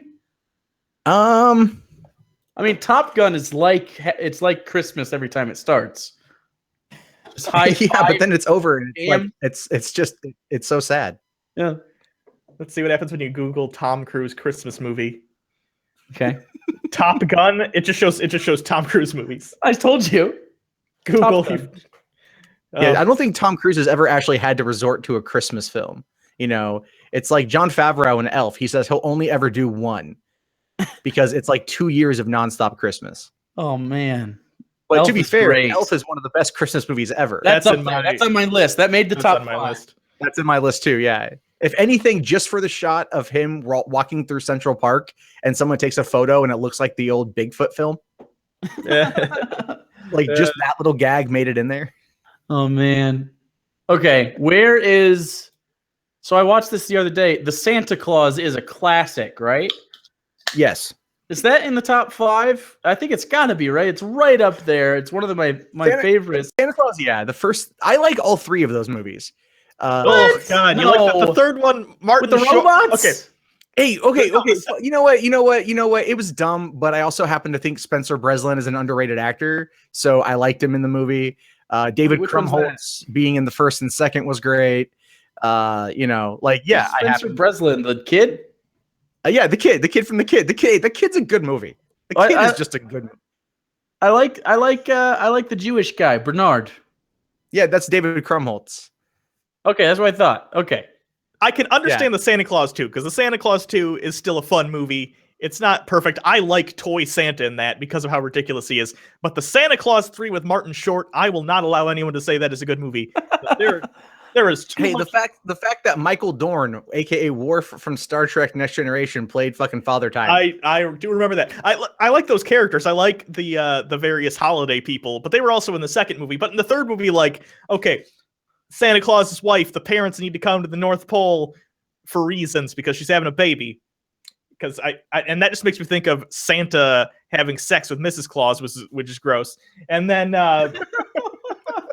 and they knock him out, bring him to the North Pole, pretend it's Canada, and that's what Canada's probably like, though. And that's a plot line. And then also Santa doesn't know if he wants to be Santa anymore, even though we went through this in the first movie and kind of in the second movie. And Martin Short is Jack Frost, and he wants to be Santa. And then there's sort of It's a Wonderful Life plot where he does do a thing where it undoes him ever becoming the Santa Claus. And Jack Frost, it's a fucking mess. I will not stand by and let someone defend the Santa Claus 3, The Escape Clause. It's not a perfect movie. Your criticisms are valid. But at the same time, I still found it to be enjoyable. That's fine. It's just, okay. Here's the thing. People always tell me, Matt, you have shitty taste in movies. You have shitty taste in movies. You like everything. I worked at a drive-in movie theater for about 10 years. All right. And the thing is, it's a 2-screen theater. We showed 4 movies at a time. Sometimes we would do more if we did a triple billing, you know. And so I would watch movies multiple times because I literally had nothing else to do. So you just kind of, through repetition, come to look for the good in movies, right? Because even the shittiest movie can sometimes have... It's like a fucking war veteran just trying to cope with it's like, for example, Juwanna day-to-day of war. Right? Juwanna Man is one of my best friend and I's who worked there at the time too. It's one of our favorite movies because it's so stupid. It's so stupid. It's just like he'll hit me up and he'll just be all like, "Juwanna Man," you know, "Juwanna Man." I'm like, "Shut up, Puff Smoke." You know, and it's like just little gags like that, like that are so dumb. We had that movie playing with Minority Report back in the day. Oh, geez. You know, like we had that as a double feature because they both were Warner Brothers. So just imagine that for a second. It's like people coming in saying, "Oh, I really want to see Minority Report. Maybe I'll stick around for Juwanna Man." Sweet. Maybe I'll stick around for Juwanna Man because it was like $6 for 2 movies. Gotta come down from that Tom Cruise high.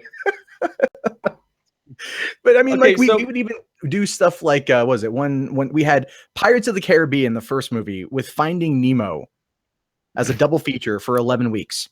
At least those are 2 good movies. Oh, dude, I watched those things like at least 60 times each, and I don't even care.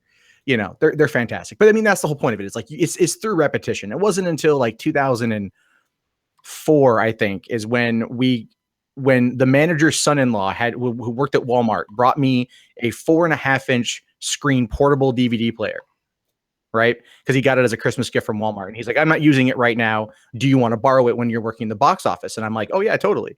And so we would have, then this was our first, foray into having entertainment in the box office. And there would be 12 of us crammed in a box office watching bootleg movies I ripped off of the internet, It's like that's the kind of life we led there. So we would just watch the stupidest shit and usually try to find something about it to like. That's great. Okay, so we talked this earlier with Seth Andrews. How do you feel about Batman v Superman? Oh, when I first saw it, I was conflicted and I was very confused because it came out on my birthday. And Man of Steel was a movie I didn't want to like. I had went into it with every expectation to hate it. Came out thinking it's one of my top 5 films of 2013. Whoa. Wow. Really? I've watched that thing at least 15 times now. I fucking adore Man of Steel. I love the themes it plays with. I love some of those darker, more, like it's an alien living on Earth. Him choosing to try to be human to mimic us versus acting as our overlord, essentially, and all the themes that went with it. I really love what Zack Snyder did. So Batman v Superman comes around, and I'm all like, Ben Affleck as Batman, I'll give it a go. Trailers had me kind of sold on it. Went to the movie, was like, what the fuck did I just watch? Like, what is this? This is a mess. This makes no sense. Batfleck was rad though, right? Batfleck was awesome. Like, I don't even give a shit Batman killed motherfuckers. I'm like, fuck it. This is like Arkham Knight Batman, like that whole workout scene is just amazing. But then I watched I got the extended cut when it came out. And I don't know if you guys have seen the extended cut.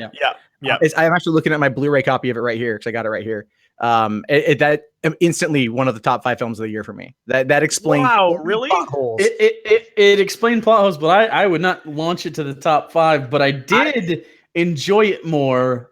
It was just so and I found that I had watched it right after we saw it in theaters. We bitched about it on Unpop for a little while, and then the director's cut came out, or the extended cut.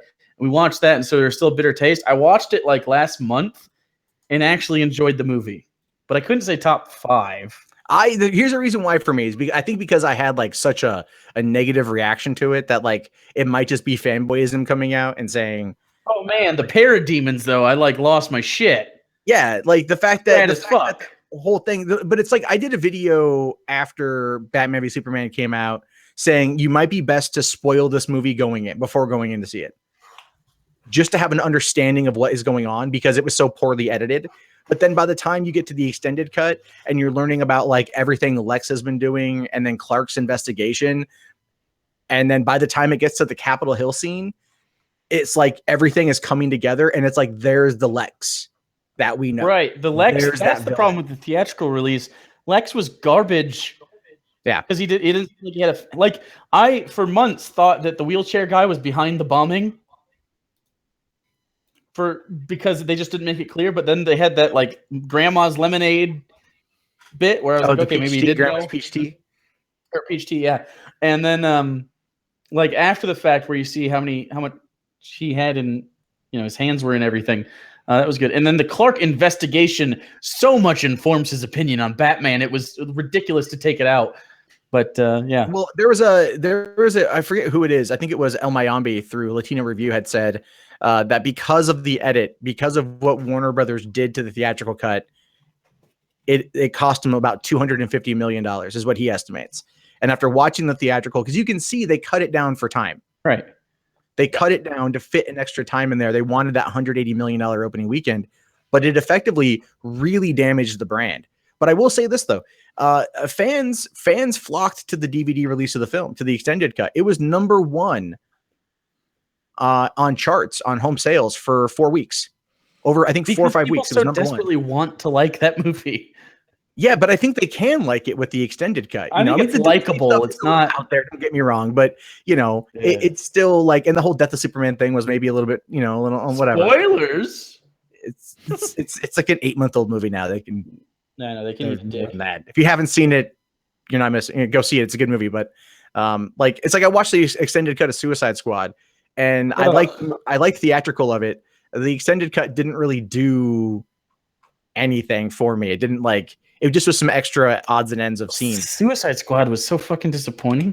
I didn't like Suicide Squad. I liked it. I liked parts I saw it twice of in it. the theater. Man, you are easy on movies. Damn. I am. No. Dude, okay, here's the thing. Star Wars Rogue One, I've already seen it twice. Oh, Rogue One's great though. And by it, we cannot I went spoil back that yesterday. One. No spoilers. No spoilers now. I mean, it's like Rogue One was fantastic for me. They get the plans for the Death Star.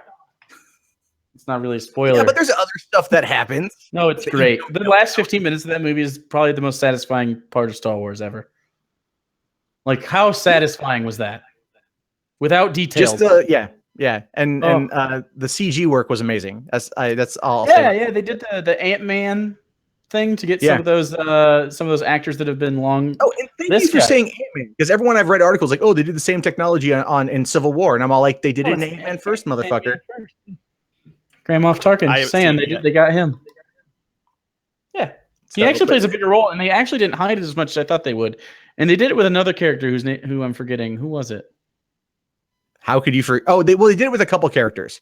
Right. But there's a big character that I won't say who it is. Right. And then they also did some small characters from A New Hope that don't show up. Oh, it was right at the very end, a very big character. That's the one that popped out to me that I thought, but did you notice? See, the thing is, I don't want to say it because people who haven't seen it yet, but it's just here's the thing with Rogue One. They took a chance with Rogue One, telling this standalone story that is what it does is it adds so much gravity and so much weight to A New Hope. It made New Hope better, and that's the best thing you can say about that movie. Yeah, it did. It added to it so much. Like, people were telling me on Twitter, like, it's fucking pointless. And I'm like, what about it's pointless? We already know what's going to happen. We know the outcome, but we don't know what it took to get it. And this shows us what the rebellion was going through, because we had no way of knowing. Oh man, you dropped like 20 minutes before New Hope. 20 minutes before New Hope. Yeah. And it shows you how genuinely dire it was. It's very good. Very good movie. You got to see it. Got to see it. And by the way, some of the best Death Star shit I've ever seen. Easy. Better than the Makes trench. me wonder now if they're going to finally move away from the Death Star or having Death Star-like things. They need to. In episode, I was already sick of it in episode 7. Oh, they actually explain, and this isn't a spoiler, they actually explain the star thing for the secondary death. What do they call it? Planet Killer or whatever? Oh, Star Killer base. Yeah. They explain why it eats the sun in a throwaway line. The Jedi make their lightsabers out of kyber crystals, and that's the same crystals they use in the Death Star beam. They can blow up planets, and in Star Killer base, they eat suns. But one of the characters says kyber crystals are forged in the heart of suns. Oh, it's like, that's kind of a neat lore thing. Actually, you improved episode 7. Thank you. Oh, okay. That I didn't catch that. The guy, the bow staff guy. Yeah, Chirrut. That's his name. Yeah, He was good too. I really liked K2SO. Oh, fantastic! I actually don't have him. I have from my Star Wars box. I got the Black Troopers. They're pretty cool. And then I also got everyone's new Bay. Got Jyn Erso. I was reading this Reddit thread about it, and these guys were bitching about the movie, and like then they go, like me and like 10 of my friends saw it. We walked out, and no one could remember any character's name. I'm like, that's really dumb because they say it like literally 4 times each. Jyn and Galen Erso, Cassian Andor. I can't remember the pilot's name. Oh, Bodhi. Bodhi, that's right. Yes, it's got a lot of really good characters, man. Yeah. It's really good for how much they could have spent on introducing characters. They just kind of let the movie inform you on them without like having to go back. Yeah, no, they did. They didn't like stop. This is the thing I liked about it is it wasn't like it's kind of like the anti-Ghostbusters movie kind of because Ghostbusters stops in its tracks every 15 minutes to pull nostalgia out of its ass and shove it down your throat. This one does have moments where they touch a lot on nostalgia, for sure. but it's almost like it falls in line with what's going on. Seamless. Yeah, it's the fantastic. only one that I think was added in as a reshoot were the 2 people on Jeddah that they bump into. Oh yeah. I think that was a fantastic. The audience cheered for that, by the way.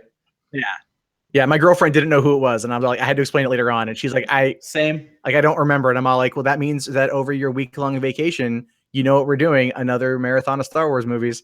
Because we did that last year. We bought the Blu-ray set and watched them all. You're gonna love it, Hugo. Everyone whoever has watched. I wish I had seen it because I have a feeling I'm gonna be more cynical about this than you guys are, especially TJ's in the thing, and I feel like I'm gonna agree with him a little bit. I think I'll enjoy it more than TJ appears to have enjoyed it, but I don't think I'm gonna enjoy it as much as you two did because I am more of a cynical asshole about this kind of thing. So we'll see. I don't know. It's not very unlikable. I don't understand. Yeah, I don't get it. Like there was all the whole dump Star Wars nonsense. Well, it has nothing. It has no political opinions whatsoever. Exactly, and that's the thing too. Is like I was mocking that guy relentlessly, and everything. And I don't know if I did a video about it why I called it a farce, and I used his own words to showcase how he doesn't even believe what he's saying. Because he contradicts himself like so many times in the entire thing. But essentially, yeah, there's no political point on this. It's not like there's no anti-Trump sentiment. There's no not even really any anti-fascism sentiment, even though we know that it's what it's opposing. They don't make any political statement. It's just like, these are the good guys. Those are the bad guys. We've already known that these are the bad guys. And now we're going to go find a way to fuck their shit up. Right. I mean, you like we said, like, how the movie's going to end. Like, the plans are going to end up with Leia. That's how New Hope starts. You know that eventually she's got those, but how you get there is awesome. And it's a really, really good, it's a genuinely good in-universe Star Wars story. And I'm really happy that we did it. And we're spending so much time on this. We need to get back to Christmas movies. Real quick before we go back to Christmas movies, update. We have surpassed the $4,000 mark. We're at $4,099. So that means we've raised over $500 since you've been on, Matt. Yeah. So good. Well, good job. I'm not going to say that I'm amazing. I'm just going to say that thank you. Yeah. Good job. Really happy about that. Okay, it's always good to fight cancer because it's just been a real dick this year. Yeah, cancer's an asshole. Cancer's a huge, unless you have asshole cancer. And it's just then especially it would be in your asshole. Unless it takes over the whole asshole, then it is an asshole. You're right. Sorry. Anyway, let's see. Grandpa had butthole cancer. He made it though. Jake, what are some of your favorite Christmas movies other than the ones that were already mentioned? And I know one at least that I'm sure we're both going to share. Home Alone is probably. It's one of my favorite movies. And actually, the kids had never seen it, so I showed them. We were watching the movie the other day, and I never realized how genuinely slow that movie builds until I watched it just recently. The beginning of the third act is when things start happening that are exciting. The rest of it's just like kind of cheesy jokes, set up, some touching stuff with the old guy. But it was getting kind of late, and I was just like, hey, stick with it. I promise this is going to be one of your favorite movies by the end of it. And they were kind of bailing out around the church scene because, none of that happens here. And then the first guy falls down the stairs after he ices the stairs, and then they all perk up, and then the guy steps through the nail, and they're like, "Oh my gosh!" And then so they just enjoy the rest of the movie. That's such a good movie. And then like even at the end, one of the kids said the most precious thing ever. You know how I forget his name. Why can't I remember Macaulay Culkin's name in that movie? Kevin. Fuck yes. Kevin. He talks to the old guy and is like, "Hey, just talk to your son or whatever." So he looks through the window and he sees the old guy hugging his son, and then the 5-year-old turns to me and goes, "Kevin saved him." I was like, "Oh, that's adorable." No, it was like it's such a good movie. And the mom is an idiot. I'm gonna take a stance here that a lot of people disagree with, and I don't understand why. I like Home Alone 2. No, I don't understand. Why do people I don't understand that. I love Home Alone 2. More? Like, I don't know if I like it more, but they're about Home Alone. I'm 1 okay and with 2 you are on the liking same it. I'm level not for me. okay with you putting it over. I put them at the same level. No. What's really gonna piss you off is I also like Home Alone 3. So with Alex D. Linz? Yeah. Okay. Okay. Hold on. I'm glad I'm not alone in that. You like everything. It doesn't count. Fucking movie. What's a movie you don't like, Matt? Juno. I hated Juno with a What? passion. I don't like Juno. That movie was god awful fucking garbage. Anything Diablo Cody touches is instantly shit in my mind. That movie has like so much heart, and they deal with a really awful thing like really well. I cannot believe you don't like that movie. My sister was 16 at the time, and I was like watching it with her, and I'm like, "Do 16-year-old girls talk like this?" And she goes, "No, this is fucking stupid." And I'm like, "I agree," because I don't like Diablo Cody as a writer. Period. I just don't know what it is about that movie. Well, I watched it, and I'm like, it's trying so hard to be edgy. It's trying so hard to invent a genre. You know, it's pushing. It irks me to no end. I also, what do I hate? I hated Ghostbusters, the recent one this year. Oh, that was bad. Recent one. Although tonight I'm doing a podcast tomorrow with the guys from Midnight's Edge over Ghostbusters, over the whole controversy. So I have to watch the extended cut tonight, and I'm like, thanks. You They made an assholes. extended cut of Ghostbusters. It's 15 minutes of an extended cut. Oh, who's that for? And I'm like, and it has the dance sequence they cut out of it. And if you saw the theatrical cut, you know what I'm talking about. They even showed it in the credits. But yeah, I don't. They changed the title of that for the home video release too. It's not just Ghostbusters anymore. It's Ghostbusters Answer the Call. Did anyone else notice that? Who the fuck phoned them? That's my question. Like, who's making that call? I have a feeling they were kind of trying to trick people into being like, oh, maybe it's a different movie. Maybe this is one. Yeah. It's, on Black Friday, it was $10 on Blu-ray, right? It was $10 on Blu-ray. And I always go crazy on Black Friday. I buy a ton of stuff that I don't need. And I'm looking at that, and I'm like, I have X-Men Apocalypse, which was fun, but also shitty. I didn't like that movie. It wasn't Ghostbusters, and I'm like, as a joke, I could buy this. But then I'd only be joking myself. And there's no fun in that. So I'm here for a minute. I'm just gonna put it down and walk away. It's a bad movie. There's a lot that I like a lot of movies. I like movies that I probably shouldn't like. I always like to find certain things about them. But yeah, there are. Oh man, like a couple of my just really Juno's big one that I don't like. It's a huge one. I think it's because at the time I was also a filmmaker, right? I was also like in film school and stuff, and so I was like learning a lot about it. And this is meant that the big indie film kind of resurgence was happening around that time. And so like it was billed as this independent film, and even though it had studio backing. Oh, you're a Memento guy. Not really. I didn't think Memento was as good as everyone makes it out to be. It's a good movie, but I very much love the line that from American Dad. Oh, it's like the movie Memento, but you only watch it one time. It's not as good after that. And it's like, yeah, it's true. It's a good what the fuck movie one time. It doesn't really get you the second time around. Kind of like Reservoir Dogs or anything with that kind of like Reservoir Dogs. You can go back to Reservoir Dogs if anything for the characters. Yeah, I guess for the characters, but Michael Madsen is like he's the same guy in every Tarantino movie. Well, yeah, it's perfectly fine. He's playing, Vic Vega the entire time. Yeah. So, or because there's Vincent Vega. That's John Travolta's character from Pulp Fiction. Mhm. Right. There was supposed to be he had talked about doing a Vega Brothers movie set before Pulp Fiction and Reservoir Dogs. Or it would They have do to some be shit. before. Well, yeah, I know, it has to be, but it's like he talked about that for a long time. But I'm kind of glad he never did it.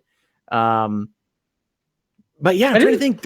There's not a lot that I dislike, and I think that's because of my upbringing in movies. Because I've made them, I've worked on them, I've done like, I've gone as far as be like a viral campaign manager for a Rennie Harlan movie. I did that 4 years ago, almost 5 years ago now. And I mean, even that was like the movie wasn't very good. You guys have Netflix, right? Yeah. Have you ever seen the movie on there called Devil's Pass? Mm-mm. It's a point of view found footage of a group of University of Oregon students that go back to the Outlaw Pass to retrace the steps of the 9 people who died in 1959 to uncover the mystery of their death. So it's like Blair Witch. It's like Blair Witch in the northern Russian mountains. Yeah. And directed by the guy who did Die Hard 2 and Cliffhanger.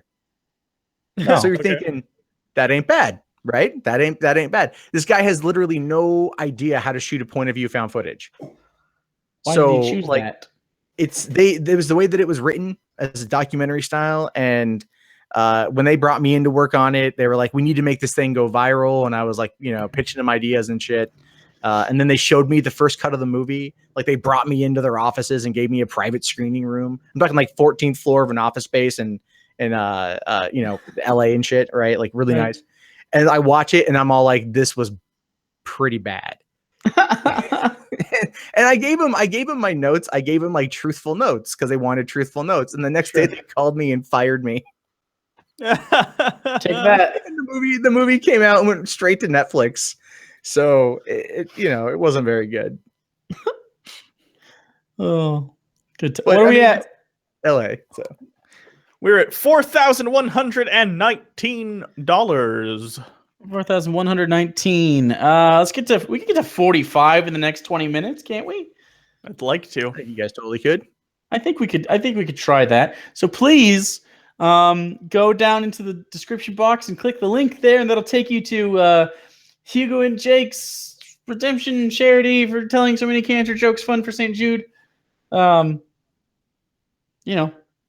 us save a little face, huh? And children. But mostly save our faces. Let's see. Another Christmas movie. I'm going to go with...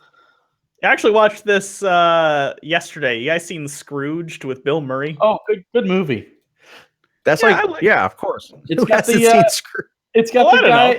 guy from Quantum Leap. What?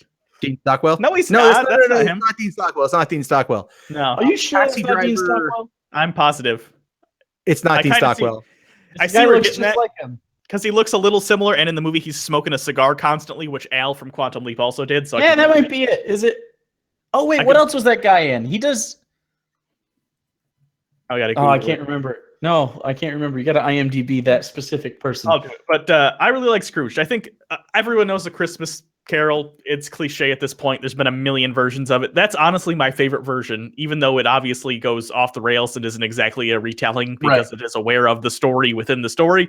But that's my favorite modern retelling because, for one, Bill Murray. I know Bill Murray. Like Bill Murray is the bacon meme of actors, in that like it's trendy to think he's really cool. But there are tons of movies that I don't think Bill Murray does great in, but that's a good movie. That's one of his best ones. Like it's up there with Groundhog's Day for me because sometimes he doesn't try at all. Yeah, well, that's kind of part of his thing, though, is the whole I don't care. I'm Bill Murray. I get it, but still, I don't know. I think that's a great movie, though, with the touching message, I guess, or whatever. I always think back to the scene of the homeless guy dying down in the gutter. Right? Mm-hmm. Down in the sewer. Yeah. Mm-hmm. Like that always comes back to me because that actor was in like Sleepaway Camp 3 as like a pervy camp counselor. And I don't know why. Like every time I think back to that scene in that movie, I always immediately think back to Sleepaway Camp 3. And it's like, that's how I connect it. But yeah, Scrooged Carol Kane fucking is fantastic in that movie. The actor who played the Ghost of Christmas Past is David Johansen. Looks like he was in. Oh no! He did. All I can see is he did soundtrack stuff on Kick-Ass, The Aviator, and Get Him to the Greek, which I assume means he didn't do as much acting and he did more like music work somehow. I don't know. Oh, and he was the Officer Gunther Tootie in the 1994 Car 54 Where Are You movie that none of you should have ever seen. It is pretty bad. And he was also in A Very Murray Christmas that Netflix did last year. Oh, how was that? I never watched it. Was okay. It was kind of weird. It was one of those. Hey, let's not try. It's a laid-back variety show, if that's your thing. Like, it's a thing you put on in the background on Christmas when your family's around and no one's really watching it. But there's like Christmas songs, and it's not like something you would sit down and be like, "Oh, I'm so excited to see Bill Murray be hilarious." Like, it's okay. Yeah. I'm not going to watch it again, but whatever. Okay. Love Actually is on my list. I've never seen Love Actually. I've never seen that, yeah. What? Okay, you guys gotta see it. It's one of those ensemble movies, and I was talking about it earlier. But it actually is a good movie. It's funny, and it's I don't know, it's too complex to really explain, but it just takes place during Christmas, and it's got a lot of good storylines, and some of it has to do with romance. But there's this one character that he's like an ugly schlub of a guy, and he's really bad at picking up women, and he has this idea that if he goes to America, he'll stick out and he'll have a good time because he's got an English accent. And so he goes to Wisconsin and gets super laid. And that's the spirit of Christmas. But also Liam Neeson's in it. Get super laid? Yeah. Keira Knightley, the guy who plays Rick in The Walking Dead, Chiwetel Ejiofor, however you say his name. Oh, Chiwetel. And then how the hell do I know that? Colin Firth is in it. The guy from Mickey Blue Eyes, Hugh Grant. There's just, it's tons of people. It's a really, really good movie. Everyone should watch it. It's on Netflix. Do it. Let's see. I'm going to go with, here's a movie that a lot of people love around the holidays that I do not understand. And some people might give me shit for this. I don't like this movie. National Lampoon's Christmas Vacation. Doesn't it make you feel what? dirty?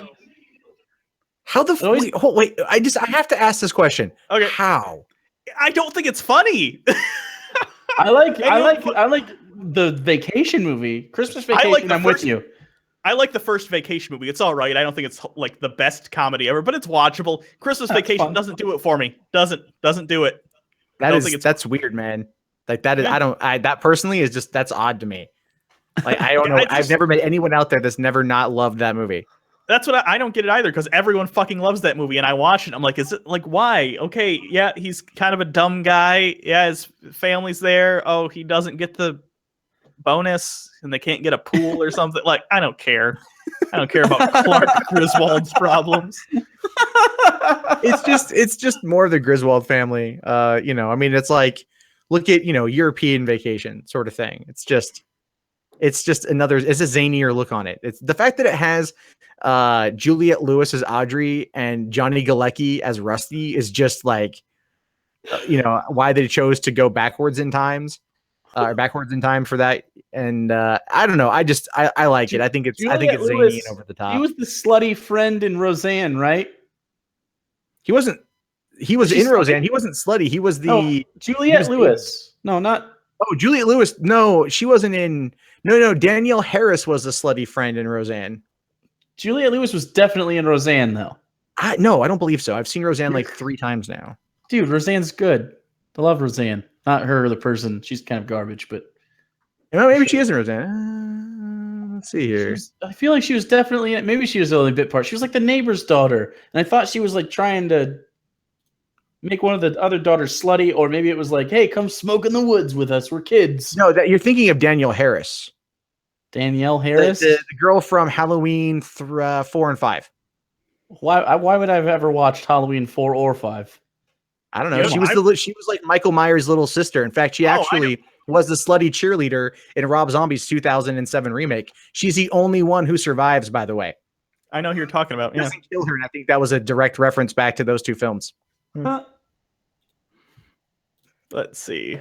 Yeah, but no, Daniel Harris was that friend. There's a movie with Daniel Harris and Katherine Heigl from the 90s called Wish Upon a Star that I saw a few times. It was like vice versa, but just nowhere near as good. You guys forgot about Bad Lieutenant? No. What, the Nick Cage one? That was Port of Call, though, right? Someone said it in the comments. TJ, my bowels. I've got to go take a Hugo. Be right back. I get it. Whatever. Let's see. What do you guys think of A Christmas Story? Some people love it. Some people think it's boring as fuck. How many times it bothers me I now? like it. I like it. It's definitely a fun movie. But the best thing about it for me was when I lived in LA, my neighbor around the corner was Zach Ward, who played Scott Farkas, the redhead bully. Oh, weird. And so we used to go out drinking. And, he's actually really fucking laid back and chill. Like we went out drinking a few times in Burbank, and a really cool guy and everything. So the movie itself is one that like I don't watch it every year like some people, but if like I'm bored and sure it's on Netflix or something, then maybe I'll watch it. I like it. I think it's. I get why people might not. I get that it's a very boring movie, but I like it. Kind of captures a childhood. You know, it captures the feeling of being a kid and stuff, and getting excited for Christmas and wanting that one gift. It's cliche. I get it. I like that movie though. It's pretty good. It's okay. No, it's a classic movie. Well, it came out and people hated it. There are a couple Christmas movies like that. It's a Wonderful Life wasn't popular until the copyright expired on it, and stations started replaying it on Christmas. There are a couple movies like that. But that's entirely a situation where the popularity could simply be because of mass publication of it, and people think that it's popular because it's played so often. Yeah, self-fulfilling. It happens. It's a movie that I've seen maybe one time when I was a kid, and I'll turn on TBS or something, and it's like, we have 24 hours of It's a Wonderful Life, and I'm like, no, I don't want it. I don't care. Give me 24 hours of Die Hard and we'll talk. You know, like that's... Die Hard's up there though, but we can't talk about that. Yeah. Hey, what are we doing for 1,000 likes, Hugo? What? We're doing something for 1,000 likes? I think we said 100,000 as a joke. I don't know if we said 1,000. Oh, well, we hit over 1,000 a while ago, and I forgot. I know, I see it. No, it was 1,000 likes, guys. Just saying. What do we have to do? What do we have to do? I don't remember. I just know there was 1,000 like thing. Oh, you had to eat a Hot Pocket. Oh, fuck. You have to eat a Hot Pocket while it's still hot. Okay, I am pretty hungry, so I'll go put in a Hot Pocket. You guys talk for a little bit while I get the Hot Pocket ready, okay? They only take 2 minutes. I know this. Okay, I'll get it done. I'll be right back. All right. That's 2 minutes for maximum burnage. Right. You just got to eat it real fast. Oh, God. Oh, man. So I went to the store yesterday. We were in H&M for getting clothes or something. I don't shop there. I was a tag along. And we had this this teller, I guess. I don't know what you call them. The cashier lady. She was like, I don't know. It's probably her high school job, or she just started college or something. And she told us a story unprompted that she saw a man get hit by a car earlier that day or something, or maybe the day before. And she was laughing about it, about the guy that got hit by a car. That's the end of that story. I just thought she was weird, and I had to share. I don't know. You guys, you live in Boise, right? Yeah. Is there just not much to do in Boise that telling the story of someone getting hit by a car is just the talk of the town? I guess. Oh, I didn't hear about it. I haven't been to Boise in years, so I don't remember. Well, I mean, everywhere else around here is just fucking shithole. It's like a reverse butthole. The middle of it is great. The rest is garbage. But no, I don't know. It was super weird. It was really cold. She also told me that she keeps a fork in her purse for in case she gets like attacked. She has a fork to stab an assailant with. That's like, why would you announce what your weapon of choice is? Right. No. Self-defense. It's like, I carry a fork in my purse. Really? I carry a spoon in my drawers for some reason. Because sometimes I just want to cup the sack a little bit, and I don't want to do it myself. That's a nice size spoon. It's like a you know what? It's a big cereal spoon. Just get in. It's why would you say that? It's like I don't understand that mentality. But you said she's young and she's either high school or college. Yeah, she didn't seem terribly bright, but not like she seemed nice. So I don't want to be mean to her, but a fork's not going to do it. Like you get any knife, get a steak knife, not a fork. A fork's going to stab in and stay there. It's not going to stay. Yeah, pretty much. Out there, unless you aim for the dick. That's dick. So hi, puppy. I don't know. I don't know. People do some weird shit. That's what it boils down to. It's they do weird shit. I don't understand. I'm trying to look for my keys. I can't find them. I don't know. Sorry. Girlfriend was looking for. Well, there's an ad I've been hearing on Sirius XM for this almost like a weapon to protect a women in case they're being attacked by rapists. It's called Lady Tiger Claw. It's like this mini Wolverine claw you keep like in the palm of your hand, and so you can swipe and scratch your attacker, and then it's meant to collect DNA. So it's not meant to stop you from being raped. It's meant like if you get raped, it's like now we at least have some DNA evidence. What if they just take the thing? That's the whole there's things about it that are just that they don't make a lot of logical sense. It's you figure it would have like some cayenne pepper on the tip or something. It's like, oh, I'm going to scratch you, and you gotta burn. You got to get one of those Africa barbed things that you stick in your vagina. The anti-rape things where it has like the you ever seen those? It's like a fleshlight you put inside, and then it's got like the barbs that go like this. So when you so when you go in, you catch on the way out, and you can't take it off. So you got to go to the doctor. It keeps you from raping. So it turns their vagina into a sarlacc pit? Yes. That could be interesting, and also possibly sexual for some people out there. Like, oh yeah, I've wanted to do this since 1983. You're gonna be Boba Fett in the. Oh no! Oh, Hugo, do you have your thing? I do. It's right here. It the ends popped, so you know it is boiling lava hot in the center. The bright side is Hot Pockets definitely give you cancer, so at least I've donated. I don't think they'll let me in though. I'm not a child. All right, here it goes. In one shot, you got to go in one shot. Hot Pockets. Is it hot? No. Can I blow on it? No. Did you see the the tooth gap here is actually in your favor right now. It's letting some steam out. It's like stuck in the. There we go. It was like stuck in the crisper sleeve, the patented crisper sleeve. Oh God, Matt, do you enjoy a hot pocket from time to time? You know what? I do. I know how to microwave them and then let them sit for a couple minutes so it doesn't burn my tongue. The people didn't smash that like button 1,000 times for me to not burn my mouth, Matt. Well, there you go. There you go. See, you're burning your mouth to fight cancer. Oh. Like that's a noble cause. There, just you gotta go faster, Hugo. You gotta go faster. But like so far, I got mostly crust, but I'm just about to hit that cheese sauce reservoir in the center, and this is gonna hurt really bad. Oh no. Oh, there it is. That's a bad one. The roof of your mouth is obliterated now. You're fucking ruining Hot Pockets for me. This is a good thing. Do you have a beverage nearby? Did you just yelp like a puppy? Now the cheese is leaking everywhere. It's gonna burn your pants. This has got to be a fetish for someone, right? Making someone eat really hot food. If you're out there, you should donate. This is free entertainment for you. Now I know how quick it feels. Our cam girlfriend. We got over 4,500. Yeah, 4619. Good job, 4619. Awesome, Matt. Great work. Matt, would you like to pimp your channel while Hugo eats this hot pocket? Yeah, although I think for the time being, you should just make sure that his cam is the one that's playing. I'm doing my best. So then everyone can watch him eat that hot pocket and then masturbate.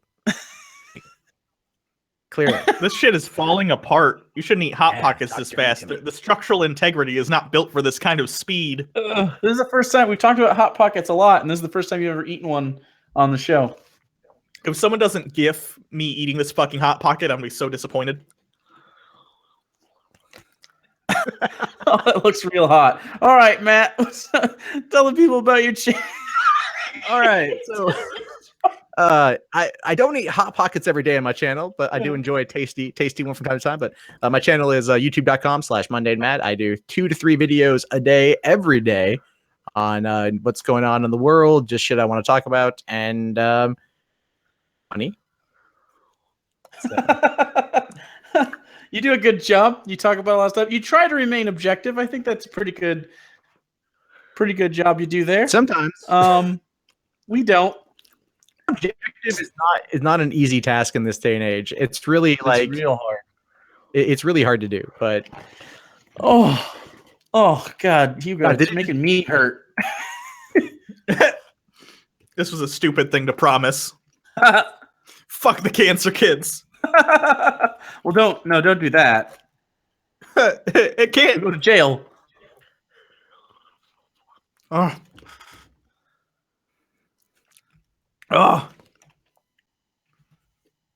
Okay, well, that's just a lot of series of low grunts and pain. Like I said, someone can masturbate to that.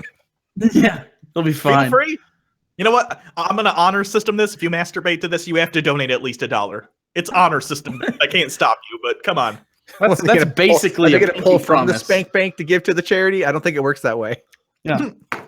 My mouth is on fire. Okay. Well,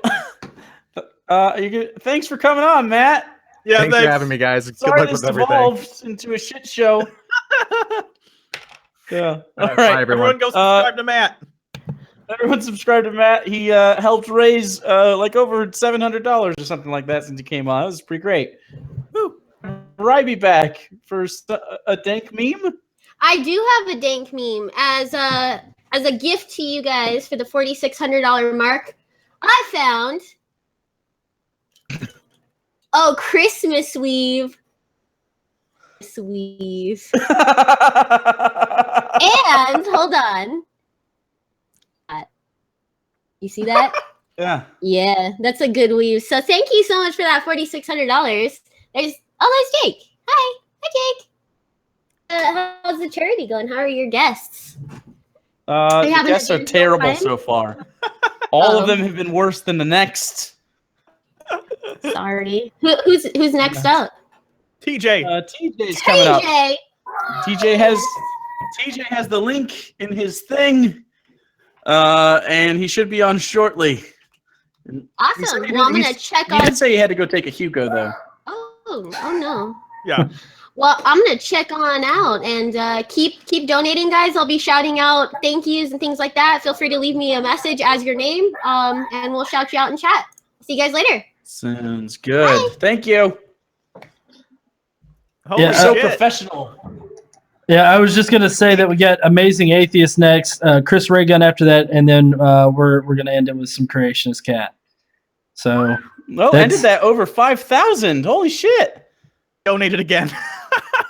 Oh, thanks, TJ. Fear my generosity, he says. But Jake, we got over $5,000. Do you know what that means? You have to say Glanderson Booper. Oh, for 5 minutes. You know, all right, as soon as TJ logs on, I'll start the timer. As soon as he gets on the chat. No, as soon as he gets on the chat. Hold on. For him anyway. We're waiting for him anyway now. You might as well. Let me start a stopwatch. Damn it. Make it 3 minutes. I don't want to sit here for 5 minutes waiting for you. 3 minutes. Okay. Hold on. Go. Glanderson Booper. Glanderson Booper. Glanderson Booper. Glanderson Booper. $5,000 Glanderson Booper. Glanderson Booper. Are you fucking happy? Booper. Hugo, say it with me. Booper. John to Glanderson Booper. Everybody, Glanderson Pooper. Glanderson Pooper. Glanderson Pooper. Glanderson Pooper. It's only Glanderson been 40 Pooper. seconds. Glanderson Pooper. It's Glanderson. Glanderson Pooper. I'm going to say it while I drink Duff. It's going to be Glanderson Blooper. Booper. Is it Glanderson Blooper or Booper or Pooper? It's Booper. It's Booper. Booper. Glanderson. Glanderson Booper. Glanderson. Oh, it got on my skin. The lady warned me. Oh, it's so yellow. It's so yellow. Glanderson Booper. Glanderson Booper. Someone better. Glanderson Booper. Glanderson Booper. Glanderson Booper. Let's get hot in here. Glanderson Booper. Glanderson Booper. How long has it been now? It's halfway there. Glanderson Booper. Everybody in the comments. Glanderson Booper. Everybody. Glanderson Booper. Everyone now.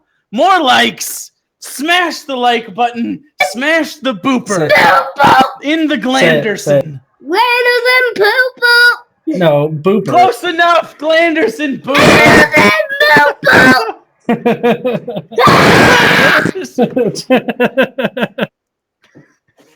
That's a lot. That was Glanderson Pooper. Glanderson Pooper. Where is TJ? Glanderson Pooper. The link doesn't work. I'll click on the link again. Here is a link. Boom. Glanderson Booper. Glanderson Booper. Glanderson Booper. It's almost over. It's Glanderson Booper. It's the Glanderson Booper. It Glanderson Boopers. Glanderson Booper with Glanderson Boop. Glanderson Booper with Glanderson Booper and Glanderson Booper with Glanderson Boop. Glanderson Booper, Glanderson Booper, and Glanderson Booper. Glanderson Booper, Glanderson Booper, Glanderson Booper, Glander Booper. Glanderson Booper, it's Glanderson Booper, it's Glanderson Booper, it's Glanderson Booper, it's Glanderson Booper. I applaud that you committed to that, even though it stopped being funny a minute into it. No, So it thank was you. not funny at all. But I told them I would give him 3. TJ says he just got to click on the link, and I don't know why it doesn't work. I don't know why it doesn't work, TJ. I will try to get you. I will try to get you in here. No. What? No. Are you here? No. He's here. No, I'm not here. Oh. Well, You failed again. You we piece of slotted shit. we slotted you in for this time, and if you're not, you're gonna ruin it. Oops. Hello, TJ. How are you doing today? Glanderson Booper. Glanderson Booper. Glanderson Booper. Yeah. My 3 minutes are up. Also, this is garbage. Don't ever buy this. I have a shirt with It's really awful. on it. Yeah. What did you expect? Here's novelty beer. I'm sure it's good. It's not beer. It's an What is energy it? drink. Oh, that's even worse. Here's a novelty energy drink. Yeah, it's not It good. tastes like chemicals. It does. It tastes. Let me see what's in this. A lot of guarana seed extract. I have 1,000 milligrams of taurine. Okay. Is that bull piss? Looks like bull piss. Anyways, we It's have Red the Bull piss. we have the TJ, the wild No. TJ. We have corralled him for an hour. Yay. I know. We've been, and we're apparently doing a chick track this hour, I think, which is so funny. Oh, I was going. No. First of all, we got to talk about how Rogue One sucks, because Dude, you didn't like Rogue One? I can't even believe what I was hearing. You from don't like guys Rogue One? during that segment? I Rogue haven't One seen fucking- it, so I have not seen it. I have no opinion as of yet. Dude, I went and saw. Not only did I not like it, but none of the people I went to see it with liked it either. I went to see it with Paul and Scotty and my girlfriend Chelsea, and none of us fucking thought it was worth a fuck. Of So, all of them, I would think your girlfriend would have been the most positive of the 4 of you. And at the end of the movie, there was this one guy who kind of tried to start a clap. He kind of went like, and no one else was clapping. So that's weird because they all clapped in my theater. You know what? Maybe the fact that I saw it in 3D hurt it because it looked really dim and shit. 3D, I didn't see it in. Yeah, so maybe I'm gonna go give it a shot in IMAX because I think like as far as eye candy goes, it was fun. But I mean, like I don't know, the characters were weak. I can't remember the name of a single fucking character from the fucking movie except for Jin, whose name they said 80 times. I know there was a blind guy that was basically a fucking ripoff of Zatoichi, the blind samurai, and there was some other Asian dude with a machine gun. And I thought they were gonna say that he was one of the last clones left over because he kind of looked like the Clone War guys, but they didn't ever bring that up. Yeah, and also, where the fuck were the Bothans, dude? That's the second Death Star. The second Death Star plans were stolen by Bothans. The first one they did not. All right, fine, thanks. Because I've been confused about that for a while. I'm like, didn't they say Bothans did that? What the fuck is a Bothan, and why aren't I seeing that? Okay, so it was the second Death Star that Bothans revealed the plans to. Okay. Yep. In this one, it was just a bunch of bland, forgettable characters that stole the plans. Yeah, in episode 4, they're like, many rebels died, whatever, and I guess these are the rebels. Those are the ones that died. Okay, well, I'm glad they're dead because that sucked. I hope there's never a Rogue 2. But anyway, I guess you guys want to review some kind of shitty chick tract or something.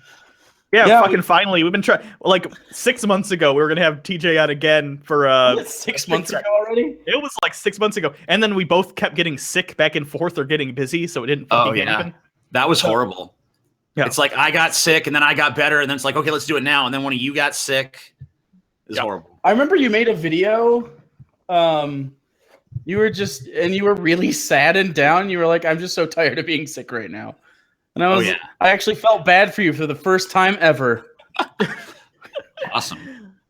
All right, hold on. Let me see what. I'm not usually a very sympathetic character, so that says something. Right there.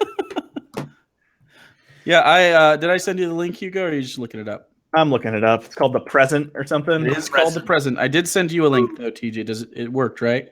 Yep, I got that link. The first link you sent me to this hangout was actually just a link to the YouTube stream, which is useless. That was terrible. That was my fault. You're a piece of shit. Oh yeah, it definitely was to the hangout. Yep, or not the hangout, to watch it on YouTube. That wouldn't help you. I get it. Okay, I was already there. Way to be a dipshit, Jake. All right. So this is The Present. Oh, this one's one of those very little dialogue ones. Yeah, I figured. Well, no, not really. It gets heavy. Yeah. I figured TJ could be the narrator or the king. I'll do the narration. I'll be the narrator. Okay. Well, let's see how much dialogue. Well, halfway through, it stops being the king. Okay. Like that story's over, and then we get some Jesus stuff. Okay. Yeah, okay. I'll let me share screen this so all the people can see this. And, so you can narrate, and then you can be Jesus. I'll be Jesus. Okay. Because a lot of internet Christians say that you are like our Jesus. I'm sure. Okay. Cool. Yeah, I'll be the atheist Jesus. I could do that. So just let me know when to start. All right, 1 second. Okay. I think this should be up. Before we do that, though, fucking donate. Yeah, donate to fucking cancer, bitch. Yeah. What are we up to? Does anyone have a running tally again? Let me look. I will. All I know is $1,500 of it is mine, and the rest is pathetic. I know. $52.39. Fear my generosity. $5,239 so far. If it doesn't get to at least 6,000 by the end of this stream, we will. What do you guys like? We'll kill memes. What does that even mean? We'll end memes. Okay. Remember, you should just kill Ryby, dude. There you go. It's her fault. Sure. We'll kill her on camera, snuff film style. Yeah, anyway, do that liquid nitrogen scene from Jason X, dude.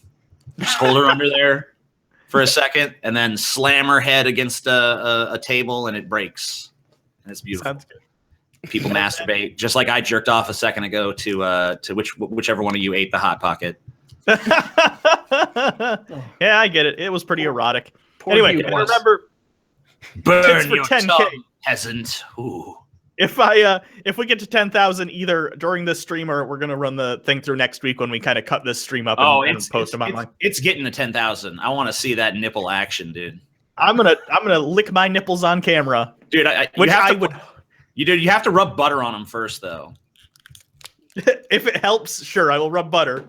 I'll melt butter and rub it. Rub it on your man tits, and then just kind of like, you know. All right.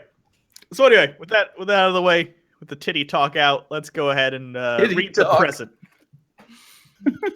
All right. So now titty talks. Okay. Once upon a tit. I'm sorry, not tit. Sorry. My mind's on tits now. Once upon a time, there was a king who lived in a palace high above the clouds.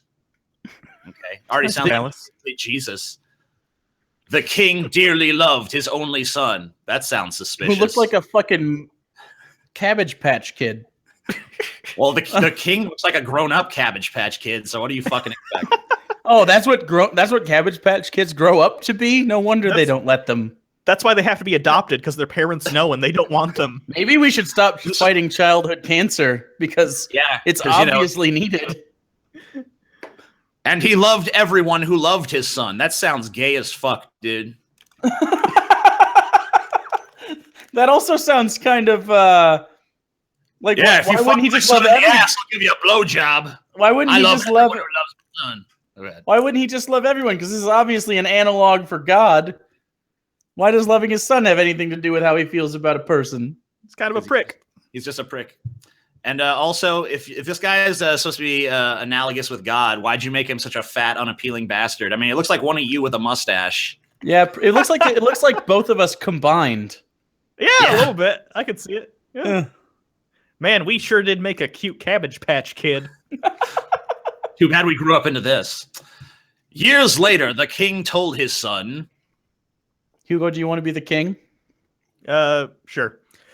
I'm building apartments in my castle as a present for all your friends. You got a little cheese on your second chin.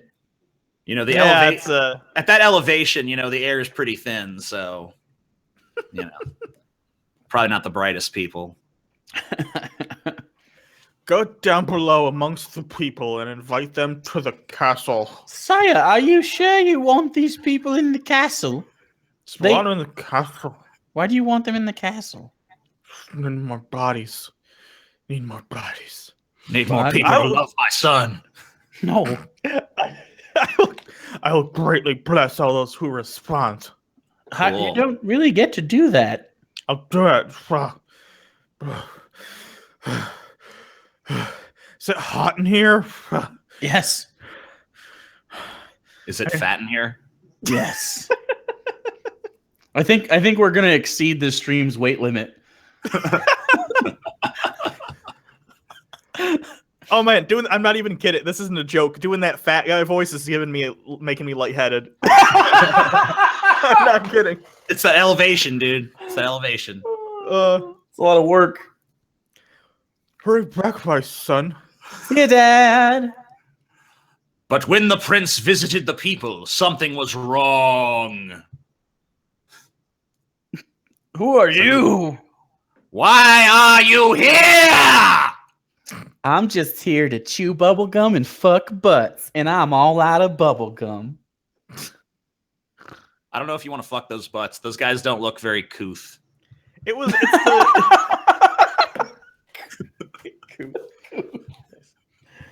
the By the way, this fucking hat, man, it's messing up my hair. It was beautiful a second ago, and now it just looked like Hugo's dreams. Anyways, my father sent me. Sir, you look like a top. Would you like to be on top? Actually, no, my penis is very small, but who is your father? He's the king, and he has a wonderful present for you. My slightly virginal mouth. Nearly virginal. My ass is a huge slut, though. He's lying to us. It's a How do you trick. know? I just know. Just look at him. He's a fucking liar. No one with that Prince Valiant haircut can be trusted. I'm not gonna lie to you. The cross stitch over top of the man hair field you got on your chest is kind of turning me on. And I also like you look like an alcoholic. Well, of course it is. My shirt just ripped and I sewed it back together clumsily, so that's not even a fashion statement. What's working? I must tell you. We don't want his present. He can take it and shove it up his fucking ass. I would love to do that. I didn't say your ass. Come on. Oh. Are you even playing a character? You just your ass. It's I was typecast. What shall we do with him? Kill him! Well, that's very hasty. That's hasty. That's like, hey, you guys want to come to the castle? Nah, I think we'd rather kill you. That's a very different answer. So they did. Oh, look, and everyone's in. This is the negative of that picture. Apparently, very artistic, I don't know. Okay. And when the king heard the news, he was mildly incensed. He's got a lion chair. Look at that. It's a sweet lion chair. They had murdered his beloved son and rejected his present. Fat King. It's time for the Fat King to talk now. I'm sorry. I forgot. They will pray for this crime in Hot Pockets and extra crispy chicken from KFC. I'm the type of king that likes to go to Long John Silver's and order just those crispy things. What? 37 hush puppies. Because they had killed the king's son and rejected his present, the king's army attacked the town. No one survived. This is a heartwarming story. Not even the kitties and the puppies. They all died. Even children who had nothing to do with it, just toddling around, were fucking sliced to bits. They never got their St. Jude's money from Hugo and Jake. They just died by the king's hand. The next part of this book is true, as opposed to the rest we just gave you, which was all bullshit. Now turn the page and see about a wonderful present that is waiting for you. Hopefully it's not the king slaughtering you like fucking pigs. I like the finger, too. Like, what are we going to fill the rest of the page with? I don't know. Just put a hand there. A finger. That's very tantalizing. There's a lot of anal penetration metaphors in this chick tract, as there usually are. What's the design on the wrist of the clothes? It's not a design. He just he didn't aim very well when he was jerking off, and you know what happens. Some cum spatter. It happens, you know. It does. Look, we have a Venn diagram of the Trinity. Okay, that's good. God the Father, God the Son, and God the Holy Spirit are up in heaven. And these three are one, asterisk, which I guess is probably where they say, like, not really. In the bottom corner. God the Father has many mansions in heaven, and he wants people on the earth to come live in them. Okay. Oh.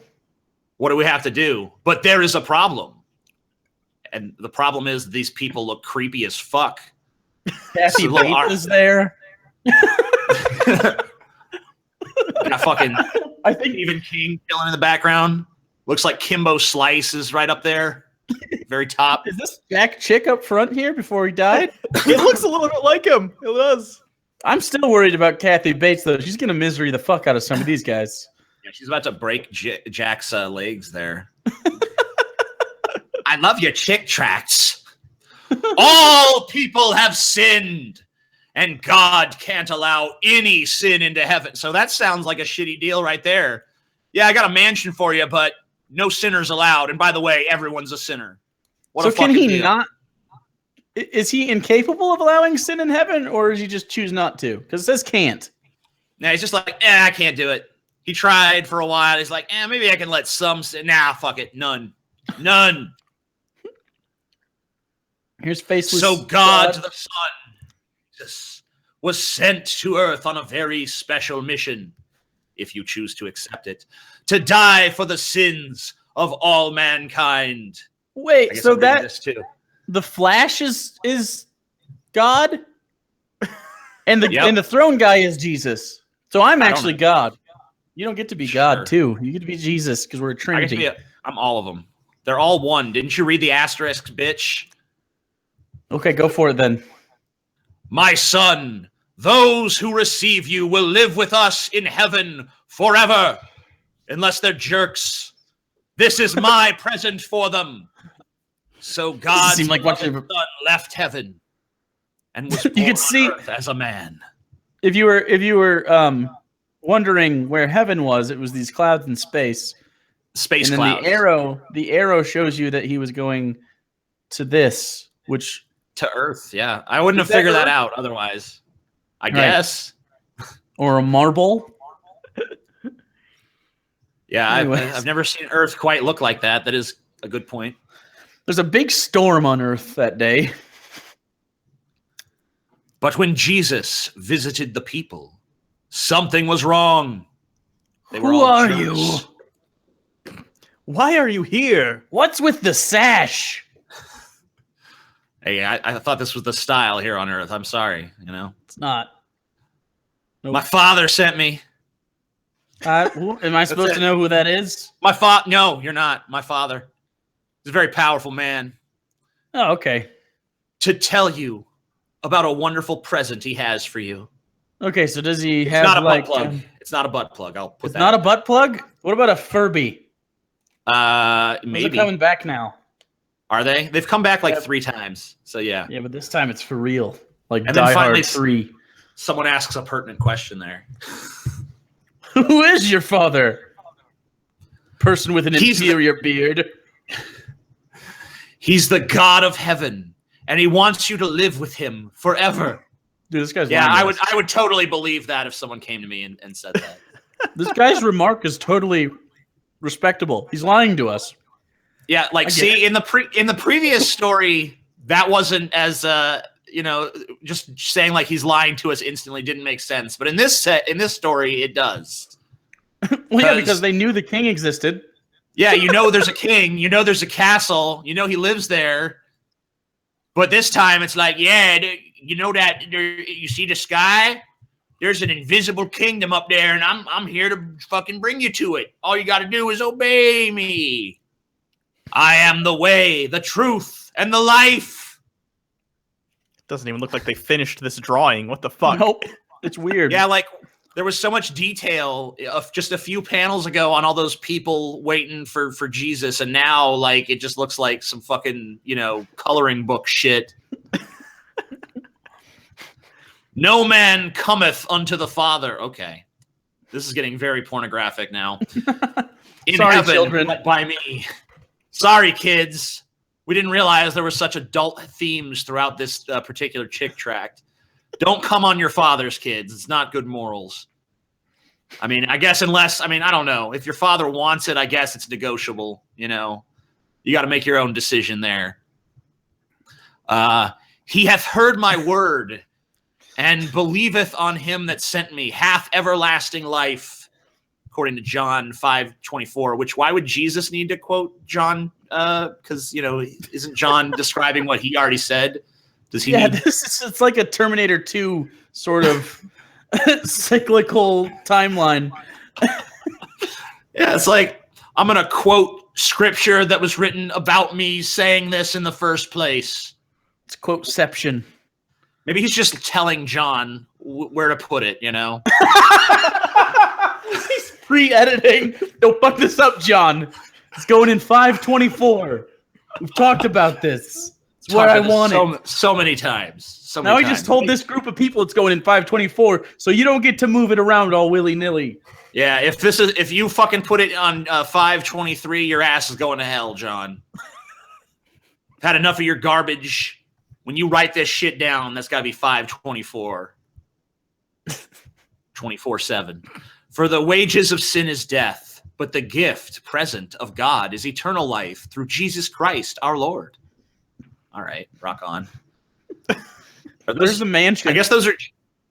Why? What is with the inconsistency of these drawings? Like this fucking doesn't even have the same like coloration as the other one. Like he's using solid blacks, just one panel up, and then down here it looks more like a fucking pencil sketch. I'm pretty sure he crowdsourced the art for this. Ah, okay. Is that what in my mansions look father's like? house? Yeah, that's what a mansion looks like in heaven, dude. It's like a heavenly ziggurat. mansion. Yeah, and that one's just one. That's not even. That's just your place. You know, you're just kind of roaming the corridors all alone, kind of like, hello, hello. I've been fucking stuck in these corridors for a week. You just dropped me in here.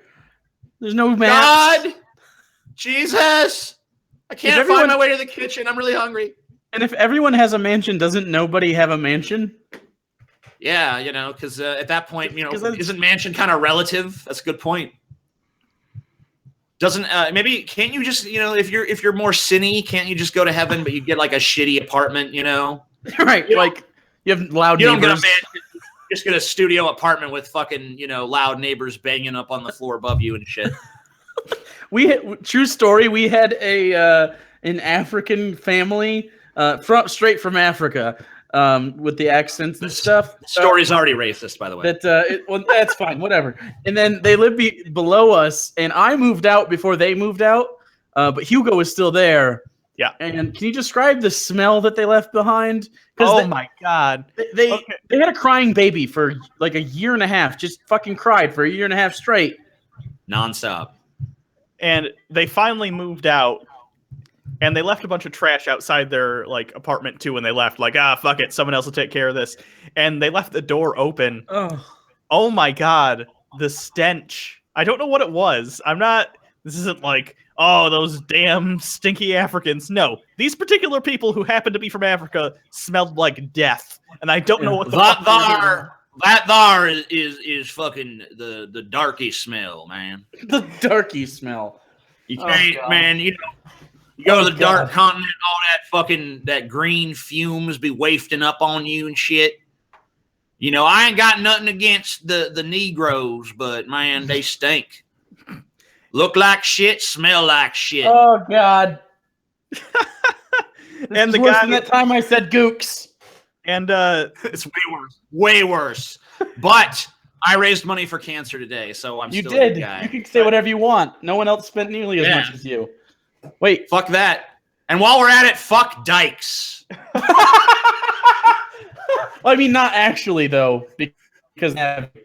I mean, well, you know, we don't have time for any corrective rapes today, but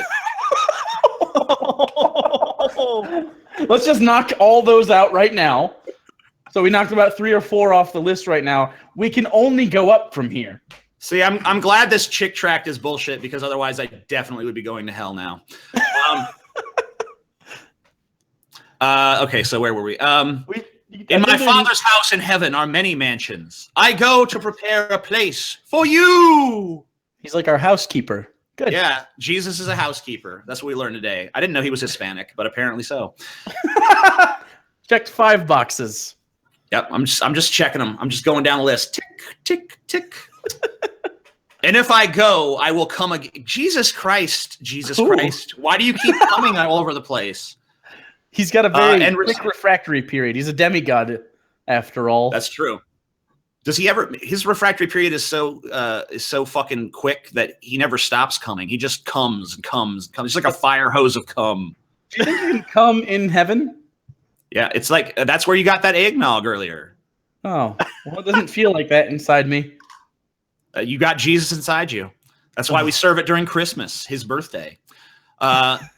And if I go, I will come again and receive you unto myself. Jesus Christ! Wow! Wow! Receive you unto myself? I thought you were the one coming, Jesus. Maybe maybe he could. Yeah, he's double team. Jesus is like in the middle of the sandwich, you know. Yeah. He's coming, you know, and the other guy's coming in him, and he's coming in some other dude. It's just beautiful. That's why that's the Holy Trinity for you right there.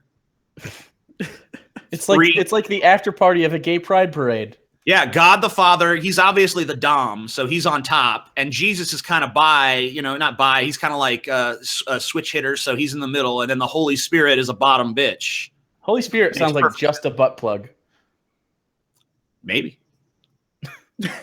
We don't want... Oh, I'm sorry, that's not even my line. Go ahead. Go ahead, Hugo. Yeah, okay. You beard guy. We don't want his present. Are you Russian? I don't know. I am. This is my voice now. I didn't know we invited the Russians. You disappoint me, Dmitri. What shall we do to him? I'm very scared of you. You should be. I'm very into McCarthy things. I'll go get my vodka. Crucify him. Crucify him. And so they did. That easy. One guy in the back was like, "Hey, let's crucify him." They're like, "You know what? It's Christmas." The fucking Conan the Barbarian reference, dude. Jesus needs to contemplate this on the tree of woe. And hear the lamentations of their women. Here's what Jesus went through to pay the price for your fucking sins. For God so loved the world, and then in parentheses, you. That's not the same thing. That he gave his only begotten son, Jesus, just in case you've been asleep for the last 2,000-something years, that whosoever believeth in him should not perish in hell, but have everlasting life. I love how they think the Bible was so inadequate in its wording that they felt the need to throw in all this like addendums and shit. Like, let me explain what this fucking obscure quote means, because no one understands what John 3:16 is supposed to mean without this. I guess these comics are written for fucking dolts and simpletons, so whatever. Jesus shed his precious blood and died to wash away our sins. 3 days later, he rose from the dead. It's turning into a George A. Romero movie now. I was going to say the same thing. Get the fucking shotgun. Yeah, I don't like how it always looks like he went through one of those spiralizers. Oh, yeah. You don't know what that is? It's in the kitchen. You put like a vegetable in it and you crank it, and it makes like spirally vegetable pasta, sort of. I don't know. Jesus kind of looks like a Christmas ham, you know? Yeah. With all the little strings wrapped around. He's probably just as delicious. Oh, and here's God surrounded by an angel and a bunch of naked dudes. It's not gay. God likes naked dudes. What are you going to do? Those who reject near his giant God cock. Oh yeah. He needs two for it. He made the throne just so that he could do that. You know, it's like, you notice how his cock is exactly face level. That's not an accident. Those who reject God's only begotten Son and his wonderful present will be judged by the Lord Jesus. They will hear these awful words. Okay. Depart from me, ye cursed, into everlasting fire. Do you think if he ever gets tired of saying the same shit over and over? Like, yeah, do you think he ever mixes up like, "Hey, you're fucked, bro"? Yeah, someone comes up who's been like perfect their whole life and loved Jesus, and God's just like, "Depart from me, ye cursed, into everlasting fire." And they're like, "But I was a Christian." And then, you know, it's too late. They're just down in hell, burning forever. God just gets in that mode where he's like, "Depart from me, ye cursed, in everlasting fire. Depart from me, ye cursed, in everlasting fire. Depart from me, ye cursed, in everlasting fire. Depart from me." How many people are there again? 7 billion? Oh, God. "Depart from me, ye cursed, in everlasting fire. Depart from me." Can we just put up a sign? Can we just put up a sign or something, guys? We put up a sign. Wait, why are we telling them why are we telling them not to pull out? Because they're going to make more, and I'm going to have to keep saying this. It's like, can't we just let them in? Just open up the gates. Let them all in. I don't give a shit. And then there's this fucking angel here on this is his shift to watch the lake of fire. And he has a fucking lunchbox and a picture of his kids in the booth. He walks over. Yep, they're still burning. He goes back after a long day's shift, and he goes home. And his wife's riding him like, "Why don't you fix the gutters?" He's like, "You just don't understand my job, Stacy." You go to hell, and like it's just totally fine. And they're like, "Where's the everlasting fire?" It's like, the furnace has been broken for like 6 million years now. We're getting around to it. We're getting around to it. It's not in the budget. Turn it on again. It works for a day. Then it's back off. Everyone's fine. Hell ain't so bad. Thanks to the incompetence of the demons that run it. Those who die without God's present will burn forever in a lake of fire. It doesn't sound like much of a fucking... I don't know what... I've never gone to give someone a present. They've been like, no thanks. And I've been like, okay, well, in that case, die and burn forever. Not a lot of people turn down presents anyways. Yeah. But you kind of got to not threaten them first. Because if you tell me, like, hey, take this present or I'll fucking kill you. I mean, this kind of makes heaven seem like the first timeshare scam, doesn't it? Right. Yeah. Like, they just cheating old people out of their Social Security checks. I don't. Yep.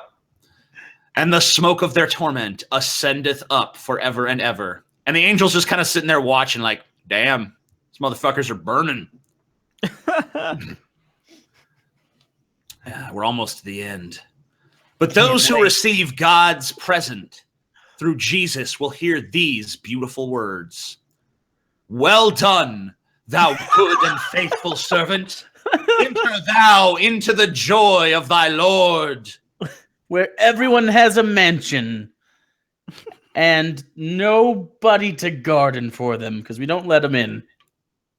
The gardens just garden themselves in heaven. Come on. Where's the fun of having a garden then? What's the fun in having a garden to begin with? The joy of labor. You're talking to the wrong crowd here, man. I don't know. All right, so then there's some boring shit about how do you get God's present. Simply receive it by faith. And then there's some more Bible quotes that no one fucking gives a shit about. Pray this prayer from the bottom of your heart. Why don't you take the prayer? Here you go, Hugo. Okay. Lord, I repent and receive your presence. You gotta mean it. Jesus Christ, Jesus, believe you, ask you to be my savior. God, look at those. Something about those jeans don't sit right with me. The tucked in t-shirt into the jeans with the belt. I don't like this guy. Yeah, and if you're going to assume the ass fuck position, then pull your pants down. Right, don't belt that up. And also he's got ripped forearms. This guy lifts. Yeah. Do you even lift, bro? He does. I don't. It's strenuous. Yeah, fuck strenuous things. That's why we're fat. And then there's yet more stupid Bible verses, and then it's over. The end. Hooray! Hooray! Yay! How much did we anal raise during sex that? and racism? Awesome. We could get over it. And you could buy 20 this minutes. for only 17 cents. Indeed. Oh, I could. Somehow we'll have to fill 20 more minutes of time. I don't know what we'll do. Oh, Let's see. God. We're up to $5,479. Let's get over 6,000 by the end of the hour, you fucks. Donate to the kids with cancer, for fuck's sake. Come on. They're sitting there all cancery and bald and shit. And what are you doing? You're watching a bunch of fat fucks on YouTube, and you're not even donating money. Kick in a fucking tenner or something. Now, let's say you hate children. You're like, I don't care if they die of cancer. Here's another way to look at it. Medical malpractice is a thing, and it happens all the time. So it's entirely possible that your money will actually go to help kill a kid faster. So there you go. Your thing, you can always do that. You know, and also going through chemo sucks. So if you could provide some heavy discomfort for a child. Yeah, think about all of the all the people traumatized by cancer that will reach adulthood now that wouldn't have, if not for your donation, you know? You need people going around bitter that they survived cancer. Instead of extending them the mercy of death, we pump them with drugs and force them to live. Thanks to your donation. Yes. I love it. Good time. Yes. So, yeah, I guess I can bitch about Rogue One some more. Rogue One sucks. Did you like the droid at least? No. You know, I did like one scene with the droid. I liked when they fucking shot him and he was dead. And then I didn't have to listen to him anymore. No, honestly, I mean, yeah, the droid was kind of cool. Whatever. I mean, he was all right. I'm not saying the movie was shit. I'm really not. I'm just saying that as far as like a Star Wars movie goes, I didn't think it was all that. But it's like a generic sci-fi action movie. It worked. So, I mean, I'm not going to totally disparage it, but I don't know, didn't really feel like it supplemented Star. I don't agree with the sentiment that it makes A New Hope feel like a better film or something. Well, I don't know. The threat of Vader specifically, it makes him, instead of this old crotchety guy who sort of kills Obi-Wan in New Hope, it makes him feel like a genuine threat. Sure, I can see that, but I mean, like, honestly, the scene they did with him where he's talking to, hold on, spoilers, whatever the fuck gives a shit. I don't care. You know, like that whole scene was shit. Vader didn't walk right. I didn't really care for that. I didn't really care for that scene, actually. Yeah, and that weird thing at the end where he's like, "Don't choke on your aspirations." I'm like, well, that's a dumb line. Why did they give Vader that line? That was the worst line in the whole movie by far. It was, and why did they give it to Vader of all people? And that was the only part I didn't like. You nailed that, though. But that next scene with Vader, though, where he boards the ship, I won't spoil, but that is awesome. Yeah. Yeah, because awesome, this is right before New Hope, so you know that it's going to happen and stuff. But yeah, sure. Oh man, it was badass. I liked that scene. There was a lot of good scenes, but I just felt like overall the movie wasn't that strong. But you know, I'm going to go see it again. Maybe I'll change my opinion when I go see it in IMAX or something. I'll see its merits.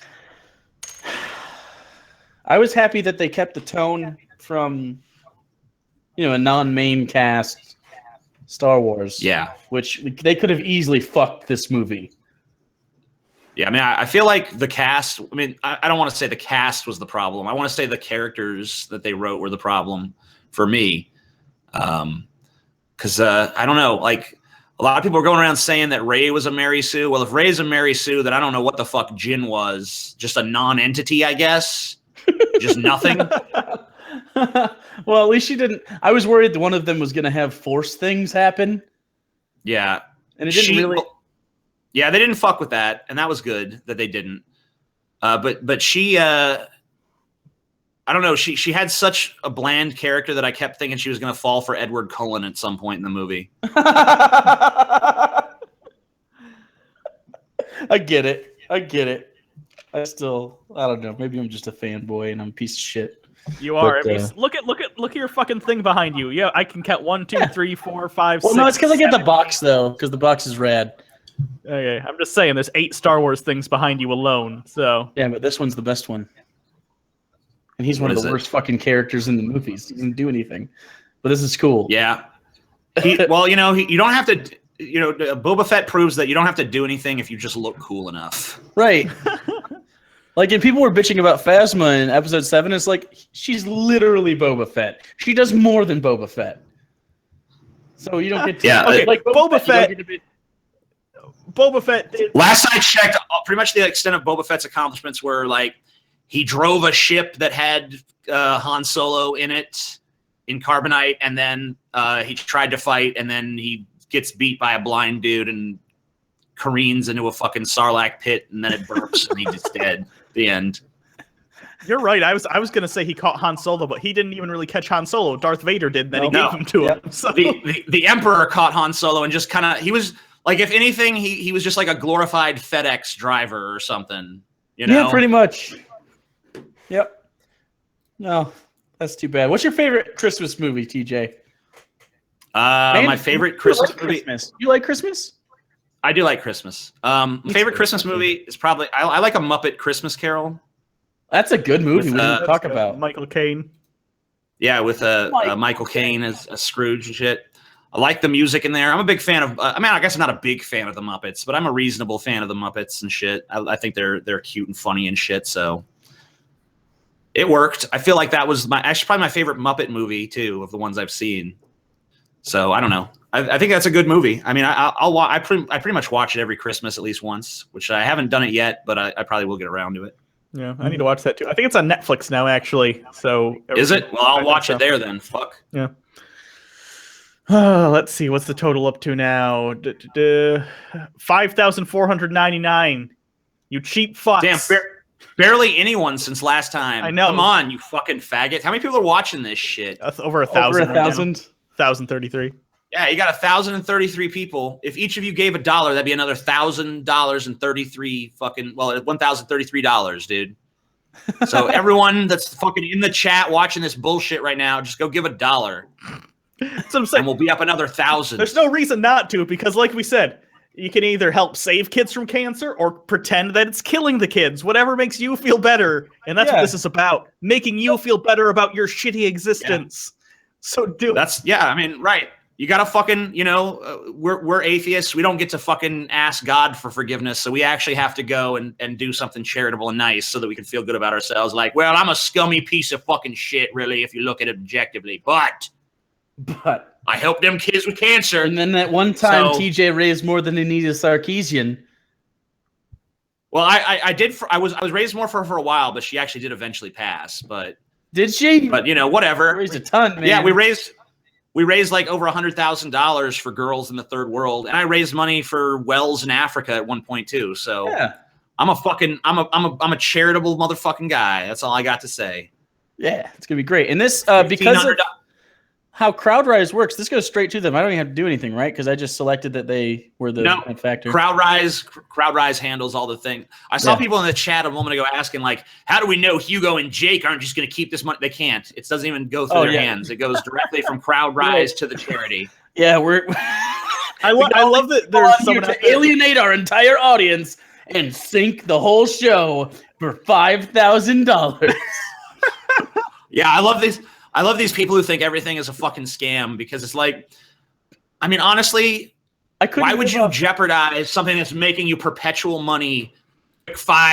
We made a quick 5 Gs. I would not be able to survive on the half the 5 Gs because Hugo gets the other half. What the fuck are you thinking? We ruined our YouTube careers, but now we got $2,500 each. We're set for gonna go to Tijuana and live like kings. Maybe it lasts 3 months in Tijuana. I don't know. Well, I'll last 3 months in Tijuana, but that's just because I will die from the heroin. Just depends on how many donkey shows you take in and shit, Oh, I'm taking in as much as I possibly can, That almost sounds like you're starring in the donkey show. You never know what'll happen in 3 months in Tijuana. Yeah, that's I was just going to say 3 months and heroin. Some stuff's going to happen. Yeah. How am I going to get more heroin, donkey show? Yeah. How big's the donkey's dick? 14 inch? Yeah, that's fine. Just fucking. That's fine. I get heroin at the end of this, right? I have intestines. It's good. Yeah. Fold it on in there. Wow, this hurts more than I thought it was going to. I'm going to probably cry now. Do you think the donkey would have to duffel bag me because I'm not sexy enough? I think by donkey standards, you look all right, man. Oh, thanks, man. Don't worry. Appreciate it. Don't worry. That's the nicest thing TJ's ever said about either of us. For a donkey. You're not that bad. I love being on this show with you guys because I feel like I'm actually skinny now, I know, right? No, all of us, like, no matter which one, like, if it starts at me, then you go to someone else, you're like, hey, Jake's not half bad. And then you go from TJ to someone else, you're like, hey, TJ looks all right. So it's like, perpetually, we're just making each other look better. How tall are you guys? I'm 5'10". I'm 5'10". I'm 5'6". I'm short as fuck. Wow. Short little bastard. Tom Cruise is an inch taller than me. That's not good. Yeah. You're 6'3" You guys 4. No, I'm 6'6". 6'6"? God. Yeah, I'm a foot taller than Hugo. Yeah. Right? Okay, good. Rock on. I really do struggle with that. I'm sorry. Why does everyone struggle with that? I get it. I got it when we didn't do the cams. Now there's no excuse. No, there is. No excuse. Maybe you guys should do something to differentiate yourselves from each other. Like Hugo could get a big Hugo tattoo on his head, like I am Hugo. Yeah. It worked. Well, I have the teeth. Yeah, that's true. I'm missing a tooth. Oh, okay. Hugo's the one with the fucked up teeth. That's how I remember. Yep. Mm-hmm. Jake has good teeth. Hugo has shit teeth. All right, finally a little device to help me sort through this. Fun. Yeah. Oh my god, we still have like 2 more hours of this. 10 minutes until Chris comes on. So who you guys have? Who? Chris Raygun and then Creationist Cat. Yeah. Okay. Yeah. Wasn't Undoomed going to be on this at some point? He was in the DM thing I sent, and he said he was available, but then he didn't respond after that. Oh, that's gay. Fucking you're undoomed, more like unreliable. Yeah. That's enough of that. Yeah. Got 8 more minutes to kill. Who's coming on next? Chris Reagan? Chris. Yeah, I'm gonna give him a link pretty soon here. Oh, he's awesome. I like Chris. I love his shit. We did a track not too long ago. Of all the anti-SJW people on YouTube, he's definitely my favorite. Except for I like myself better. But yeah, but you talk about more than that. Well, so does he. That's why I like him, because it's not always just that. Yeah, it gets really. But boring. also, like, his sense of comedic timing is just like perfect. Yeah, that's why I love it. Our chick track with him was really, really fun because we're very much similar. No, damn it! I did it again. He's amazing. I gave him the link to the YouTube. Amazing. Who is? You suck. You're such shit. No, he's great. I have nothing but nice things to say about Chris. Someone wrote to me the other day and told me, Sargon of Akkad. What? Sargon of Akkad is like fucking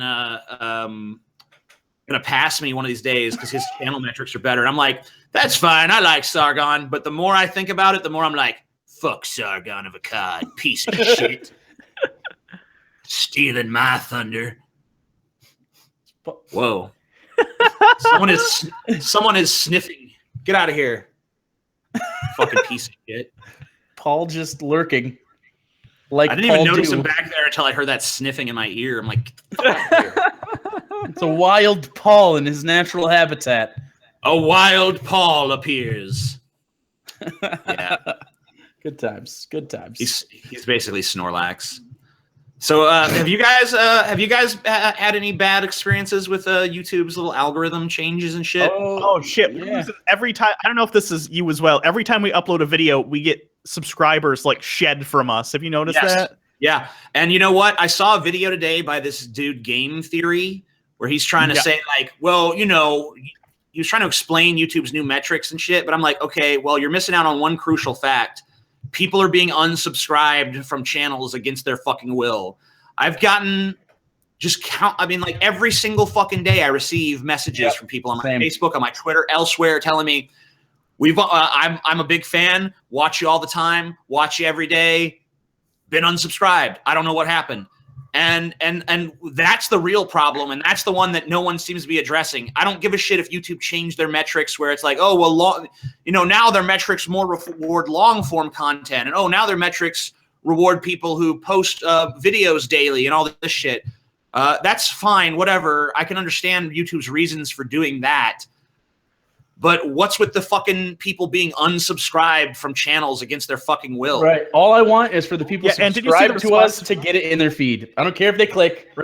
They just, I care if they click, but see the response from YouTube or whatever.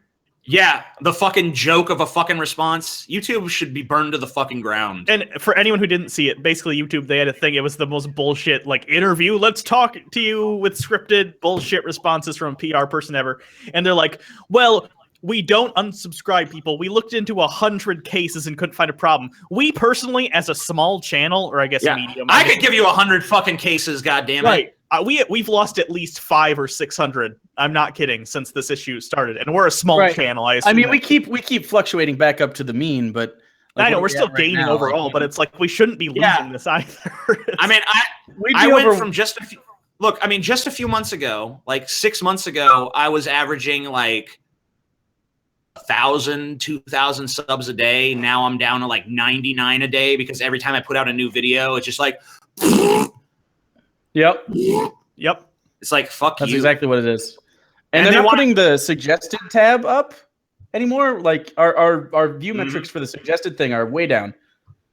Oh yeah. YouTube is fucking us in the ass. And they're acting like nothing's happening. Oh, it's all a lie. It's no big deal. It's all fine. Everything's good. America. Whatever. We're at 57:49 as of right now. I am going to go to the bathroom and come right back. Otherwise, I am going to pee all over this. Okay.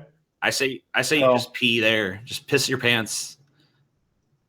I need a bathroom break too. We'll say goodbye to TJ, do a quick break, and we come back to Chris Ray again? Yeah. Hey, all right, guys, please donate to the charity. Subscribe to the Amazing Atheist channel if you thought that any of this was even the least bit entertaining. Subscribe to the Drunken Peasants channel, even though I can't post new videos on there right now because of Tommy fucking Sotomayor and his bullshit. Oh, yeah, we'll have to do a fundraiser for that soon, too. So thank you. No. Thanks, TJ. Thanks for having me. Had a lot of fun. Hope you guys are able to make your mark and make the 10,000 and help some kids with cancer, and also get whichever one of you is licking their nipples to do that. Why? Yeah. I have a question for 10,000. Why isn't it both of you doing that? He wants to lick them. I guess I can do it too. He's the one that brought up the licking. Both of you need, when the $10,000 mark is reached, both of you need to get some butter or whatever and rub it on those nipples. Butter? Okay, I'll do butter no lick. I'll do butter no lick, and he can lick because I don't want to. You do want to eat butter. Okay. Who cares what you want? It's for charity, bitch. All right. Thanks for having me on, you guys. I had a blast. Yep, thanks for coming. Bye-bye. Peace. Yeah. All right, so like we said, we're going to take a quick bathroom break. It'll be probably 2 or 3 minutes or whatever, and then when we come back, 17 minutes. Chris should be about here, or maybe he'll be back by the time we are. I don't know. Anyway, be right back, guys. For music, you got bumper music? No. No, I wasn't able to get any bumper music. I can try to get some in a couple of minutes. Are you just going to entertain the people then? Yeah, I could entertain the people. Hey, people. Ryby, come back. Come back and talk to John. I can't entertain anybody. What am I thinking? Let's look at the chat here. We got Glanderson Booper. Dag nabbit. Okay. Quick, honey, bring the cat in here. Creationist Cat is about to be on. Yeah, Chris Raygun's next. And then we got Creationist Cat, actually. Just to let you guys know. Here's the schedule. Chris Raygun, Creationist Cat. Creationist Cat, we're not sure what Chris is going to be doing.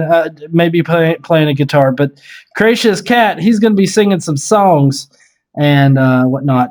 But hey, you know what? If you guys aren't subscribed to me, I'm Godless Engineer. You should definitely come and subscribe to me. I'm pretty awesome. I do response videos on Mondays and interviews on Wednesdays. And I have a son that abuses the crap out of me. Hi. Hey, Ryby. Hi. What's up, dude? Wait, you can hear me? You're good? You can hear me and everything? Yeah. Cool. How's your son? Your son? Pretty good. How you doing there, buddy? You making it? You making it? These like 5-6 hours? He successfully busted the eardrums of about 1,000 people when he was like, Glanderson Pooper! It like popped my. It was Woo! My hair is just awful, son. Don't do that. Yeah. You're like, stop. No, why are you gonna take? You guys want to see something cool? Yeah, definitely. All right, here we go. Check this out. An official nameplate for my freaking YouTube. Look, CEO of Jenkins Incorporated. Look at that. Nice. So fucking official, dude. Desk plate. Shout out to Dex Luther for getting me that. Sits right there on my desk. I've got a. How dare you? I am a meme, okay? I am the only meme that you need. I actually have memes. I was just kidding. Hold on. Let me get you the good one. Here we go. Here we go. Before you laugh at children for believing in me, that's Santa Claus, there are adults that believe that Donald Trump is a good presidential candidate. Repost.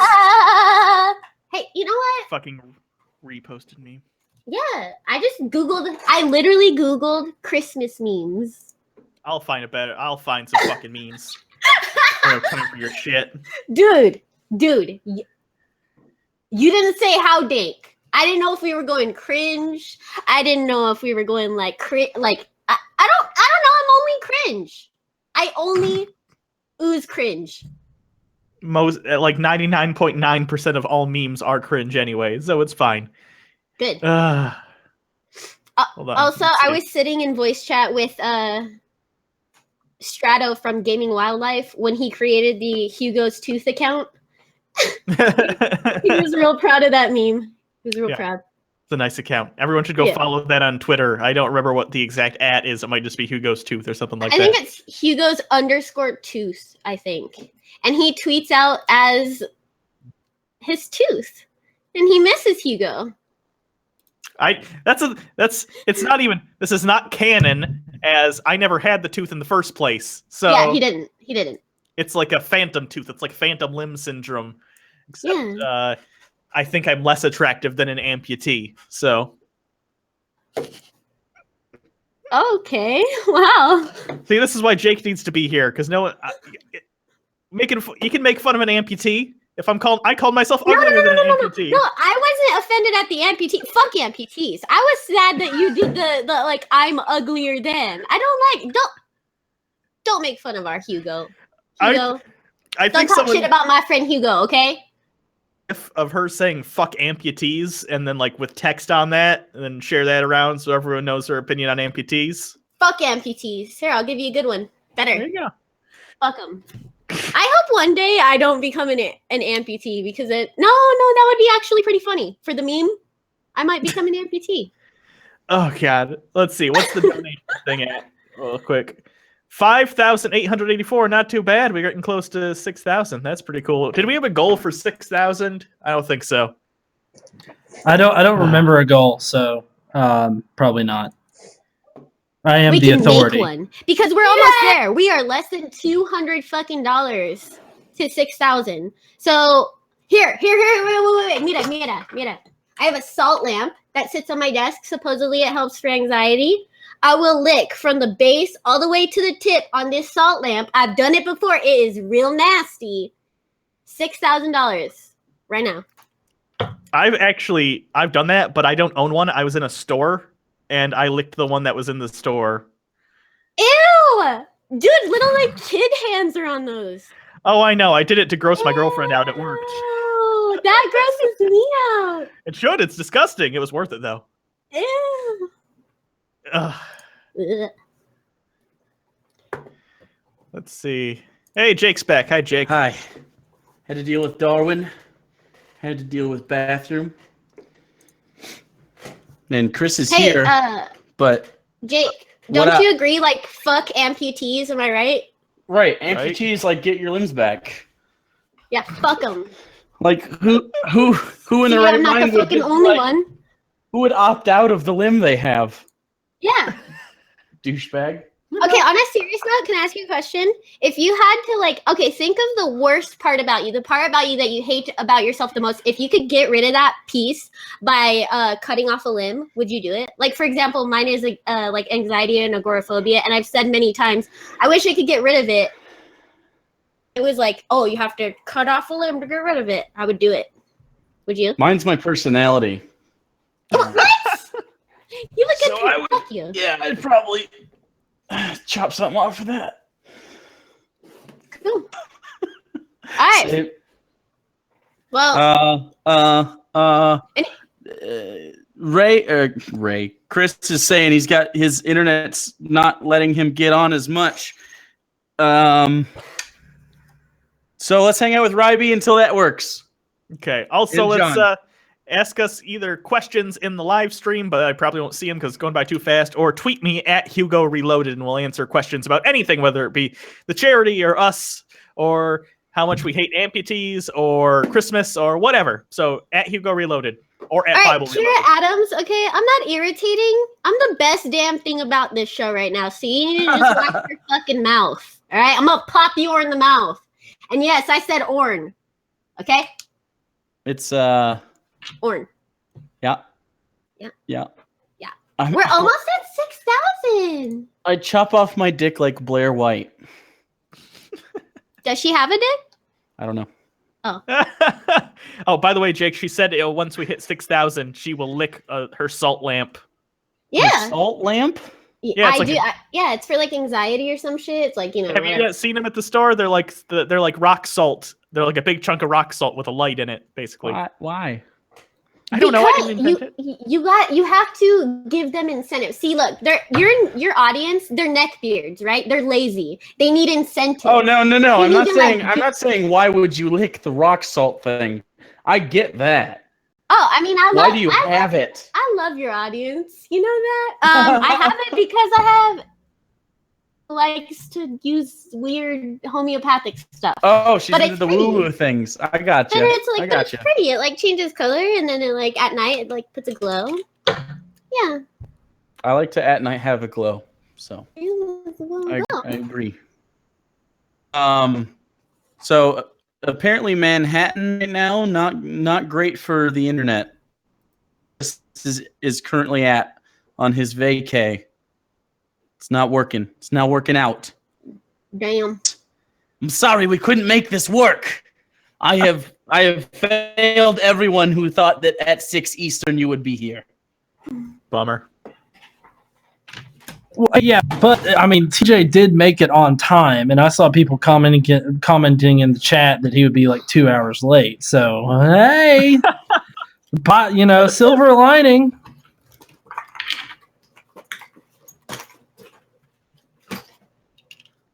Where did you get a giant Don Cheadle head? Yeah, where is that? Did you print that out or? No, it's made by a company called Fathead, I think. Oh yeah, so I know Fathead. You can like make them whatever you want. You like just and then yeah. Oh. Yeah. Okay. That's it. It's easy. Well, okay. I don't know if I'm allowed to like talk about like websites or like how you guys. I don't want to like. I don't know. It's yeah. All right. That's it. Cringe. Here's some Twitter things. Landerson Booper. Did you not watch earlier? He said it for 3 minutes straight. It was one of the goals when we hit like 5,000. Opening presents. Good idea. I shall return. We got 6,000. Good job. All right, lick the lamp.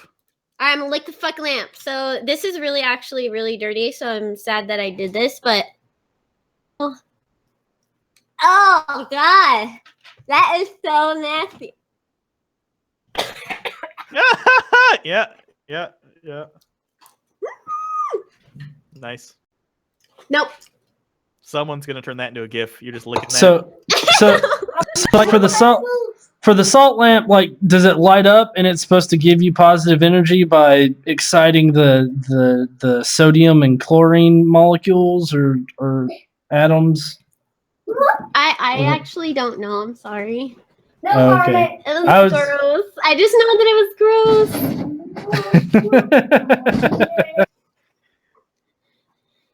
Dude, hold on, Jake. fuck the chat. I'll be right back. Fuck you guys. Don't fucking talk to me. I'm not just because I'm not there right now modding. Okay, I'll ban your ass. Okay, don't get sassy. Jake, I have some gifts to go grab too. I'll be right I'm back. sorry I'm insulting everybody. I just sometimes I have to let out my anger. You know? Yeah. Trust me, I know. Mild depression, you know. Well, yeah, I just waiting for the sweet release of death, you know. Say Uzi my special said Gallus engineer being scientistic. Yeah, that's me being all scientistic and stuff. People don't like it when I'm all scientistic. Like I had a live stream where I cogently like explained climate change and like why greenhouse gas levels have to be at a certain level and why it's cooking our earth and everything. And everybody was like, just play the dumb video. We want to laugh. And it was just like, I'm just trying to explain science. Or like, dance, monkey, dance. That's wrong with him. Damn. Did he just call me a monkey? I tuned out and then I tuned back in.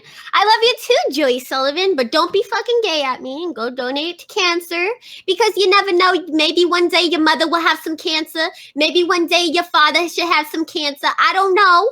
And I hope that doesn't happen. But don't you want there to be some scientists in there fucking learning about cancer and researching it so that way they don't have to fucking die all the time?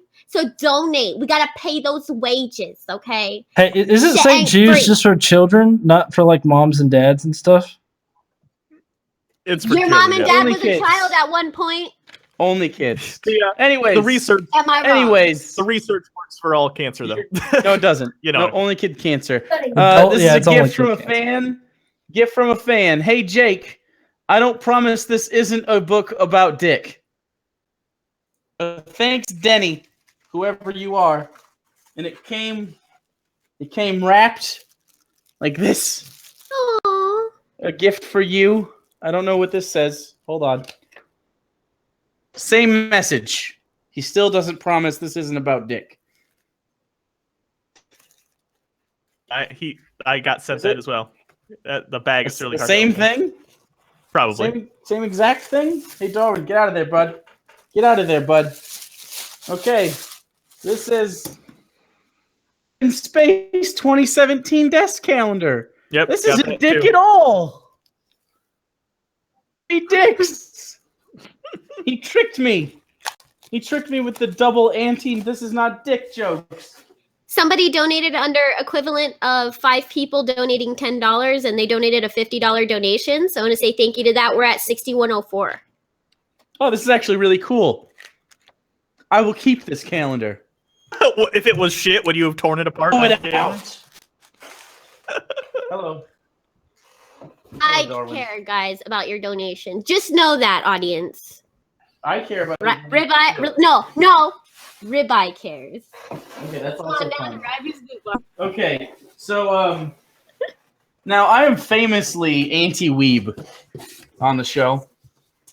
And this is from this is a gift or a set of gifts. Did you get the same? Did you get the same thing again? Because I got some weeb shit too. It may be different weeb shit because I got it from this one's from David, our Patreon manager, who's just a fantastic guy. He's doing excellent work over there. He also manages the Unpop stuff. Out of here. Anyways, so here's some weeb things. I have no idea what this is. Kendama Street Style. I don't know what that is. I don't know what this does. It's got on it. There's I don't know. You know- If anyone knows what this does. You know what it looks like? It looks like the next gavel for the Supreme Court under Trump. That's what it looks like. I got a series of Witchblade, which has a lady with giant anime titties. Jesus Christ. That's a whole. Is that a good thing? I don't know. Christing at the titties. 'Cause they are Yeah, huge. that's what I'm saying. Jesus Christ. They're just, Okay, they're those are titties. there's our titties. They're really, ooh, Jesus. Okay, so I don't know what this is either. But this is okay, so we got a little business card thing for myself. Okay. Although it's probably you're not supposed to play with it. From a thing called Evangelon. Oh my God, did you really? Evangelion? I'm Evangelion. cringing. I don't know what it is. You don't have to Evangelion. cringe. Evangelion? Okay, are you trolling me? Come on. No, I don't know what it is. Come on. Got me. I don't know what this is. It looks like I'm a not a very weeb, effeminate so- robot. I'm not a weeb, but that's, wow. I That know was- Gundam. This looks like a was butchered. Gundam, but it looks like a really. Those two. I also got sent something from the same thing. I also don't It's know got what this hips is. that don't lie. Nope. It's got knives and a gun. Evangelion. What good are knives to a robot? The point of knives is if you stab it, the thing bleeds and then it dies. I think mine comes with schoolgirls. There's Mine little has a fuel hose. There's schoolgirls on the package of mine. Hose back. This is great. I don't know why I like. Oh, it has many hands down there. I'm sure someone in the comments is like, "This is fucking awesome." And then I don't know what any of this is. I got one more thing or two. More things. Yeah. $10. Alita, thank you for the $25. 25. Another 25. Oh, I love people named Kevin. Fuck Some of my yeah, favorite Kevin. people are named Kevin. Kevin. Remember from the episode of SpongeBob, the Kevin episode, huh? It's been a while. Okay. All right, this I got. This is an anime series. It looks like called Robotech, which I've is heard of that. It's like it's not just a season; it's the entire show. And according to the box, the program runtime is 2,125 minutes, and the extra special features are 450 minutes. So that's a lot of fucking anime shit right Damn. there. And then this is like a little puzzle thingy. Glandus and Booper. Glandus and Booper. Glandus and Booper. Glandus and Booper. Oh no! It's devolving. It's devolving. And he just leaves. We just got gorilla'd. We did. Jesus. Good for him. Oh. Hi, puppy. Come here, bud. Come up here. Oh, someone already made a picture out of the fuck amputees. Yay! What is it? Oh, Twitter. Hey, look. Someone. Oh, come on. You got it. Oh, you're not playing. You're not playing. Okay. Darwin doesn't want to be on the internet. I get it. It's fine. Okay. Have Paul come back. Paul was never. I invited him, but I don't think he responded to me on the Twitter. Paul's just a hater. That's what Paul is right now. Just fucking Glanders and Booper. Oh god, we've been here for fucking 6 hours. We have been here for fucking 6 hours. Well, if well, what are we at? Let's see the update. We have broken 6,000. That was a while ago. Great job. Hey, Jake. Welcome to the stream. Hi. I had to pee and then deal with the dog, but it's like 8. I was gonna leave him outside, but then I looked and it was like 18 degrees. Speaking of dogs, someone named Smile Dog donated $10. Thank you, Smile Dog. Nice. Yeah. Okay. Nice. What's the best Christmas present you have ever received? Ever. Who? Anyone. I'll tell you my most memorable one. I was like 5 years old, and I wanted a bike for Christmas. It was one of those things where they don't show you that you have the present you wanted until the very end of opening all the things. So we were opening all the things, and then I think it was my mom wheeled in. It was a black bike with, they had those pads on it, the Huffy bikes, bars and stuff, and it was a Batman bike. Jeez. I rode the shit out of that Batman bike. I remember when those were like a big deal. Yeah, it was huge. It was great. I had a little electric scooter made by, I think it was by Razor. An electric. And it had those really thick like tires, but you just stood on it. It was like ring. It was really fun. Ring. Darwin, lights, bro. I don't fuck everything up, okay? So fuck you. Are you talking to the chat? Yeah. Sometimes, see, look, they follow me around, but magically they talk shit about me, but it's like they follow me everywhere like little ducklings. Trash. Yeah, total trash. They're just garbage. Terrible. They don't even care. Look, you know what? You know how I know they don't care? Your best. How don't they care? Because we only at 61 and 34. We're not even at. We ain't even at 6,200. How do you even have an audience? You can't even be at 6. Hey, quiet, Ryby. No one cares about you. TJ coming back in to save it. No, I got Paul for you guys though. You said you wanted him. Come on down, Set Paul. Is TJ leaving? He's got a leather jacket on. No leather jacket. Oh, TJ does. Yeah, he's styling. Man. Oh, that is so zoomed in. Oh, okay. That's good. No, you're fine. Hi, Paul. What up, guys? In for Chris Raygun, because cool. New York, hey, I'm internet doesn't work. Low budget, fat Chris Raygun. Everybody, hi. To fuck off. If you want. If you want to fuck off, Ryby, anytime you want to fuck off, fuck off. All right, see ya.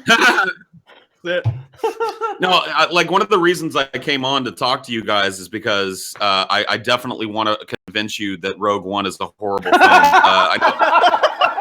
I know that TJ started with you guys, and yeah, man, what the fuck, man? People are into this movie. Like, I'm a Star Wars guy. What was your favorite thing about it? Tell me your favorite. I can't without spoiling. The last 15 minutes were some of the most satisfying Star Wars stuff ever. But other than that, I liked the tone they kept. It seemed it was very true to the canon that was before that, if that makes sense. Sure, and I agree with that. It was very much Star Wars. Did you remember all the characters' names when you left? I remember Jyn Erso, Cassian Andor, and nothing else. Wait, no. The other Erso I remembered, but now I don't remember because you put me on the spot. Galen Erso. Yeah, Galen, we remembered one. Jyn. Yeah, we remember Jyn because it was repeated ad nauseum throughout the whole movie. Jyn, come here. Jyn, do that. Jyn, watch out. And we remembered Galen because we know Galen. Right. Beyond that, that's really like I quizzed everybody that went to see it with us, and those are the two names we were left with. And all I could think was, remember when I was a kid and I watched episode 1 or A New Hope. 4. The characters in that game fuck, I'm stoned. The characters in that movie popped off the screen and begged to be paid attention to. You guys remember this? Like every fucking character in that film was like, that's C-3PO, that's Chewbacca, that's Han Solo, that's Princess Leia. I knew them all. After this movie, I was like, who was this? Who was Blind Monk Guy and Laser Boy? That's what we call him. Blind Monk and the Laser Boy. I don't know what their fucking names were. I don't know what their point was in the movie. I just don't get it. Like, I don't want to spoil things, but as a Star Wars guy, I was disappointed, man. I was disappointed. But how good was the last 15 minutes? The last 15 minutes was cool. Vader was Vader, and we saw. I'm not spoiling anything, but people know Vader's in the last 15 minutes. Of course, people know. And that was cool. I give you that. But the rest of the movie was kind of a mess. Like, let me ask you a question. Now, this type of shit bothers me in movies. There's a scene towards the end where she's trying to align a satellite dish. You remember this scene? Yeah. And she hits the button and it goes, satellite, ready to transmit. And she goes, yes. And she hits another button and it goes, antenna must be manually calibrated. And she looks behind her and 35 feet away, there's another. Why can't that lever be on the same control panel? Why? in a future society. That's how Star Wars has always been. No, I know, but I'm just saying, like, I felt every. Well, no, the Master Switch was the same way. It was in the middle of the battlefield. You're right, and it was just, and then the guy having to plug his thing in the middle of the battlefield. It was just like I felt like I was being set up for action movies by, like, in a spacefaring society. If you needed to calibrate that antenna, why would you put it 40 feet away? Hit the button and calibrate it and transmit. It's more efficient. Yeah, it's more efficient to run. You're trapped into now think. I guess so, man. I guess so. Well, I was thinking that too. I was like, why didn't they just put it on the console we're at now? Sure. It's and I'm not a guy been a problem with all these Star Wars flicks. Like, it's always something like that. Like the he has to scale that thing in the Death Star to what is Obi-Wan does. You know what I'm saying? Like, he has to scale that to. Yeah, why? And in the movie, they did the same thing when they're getting the data out. Why is he having to manually control this weird fucking thing to pull data out? Like, they got robots. It literally has discs on it. It's great. Yeah, shouldn't you be able to go beep boop beep and it goes and a droid pulls it out and gives it to you? Like, why are they climbing up this tower to pull a big hard drive out of a thing? Yeah, but. Once again, I'm an old school Star Wars fan, and I just didn't feel like the characters popped, and that's what bothered me the most, I think, about the movie. Yeah, but the Death Star stuff was rad. Agreed. For the first time, I felt like the Death Star was a big deal. Yeah, Grand Moff Tarkin was awesome. Yep. That technology was awesome. There you go. That technology was awesome. I hope to see more of that shit. Yeah, I liked the. I'm all for bringing back all the old dead actors. You know what I mean? I want to see Humphrey Bogart back on the screen. I want to see James Dean back on the screen. I don't want to believe that I've seen Philip Seymour Hoffman for the last fucking time in my life in a movie. Bring him back. Resurrect him with our technology. Yeah. Yeah. Oh, but Alec Guinness, that's who we need for the Obi-Wan movie. Oh, hell yeah. You're right. He's got to come back. They got to use that same technology to bring Obi-Wan back. I agree. Got to happen.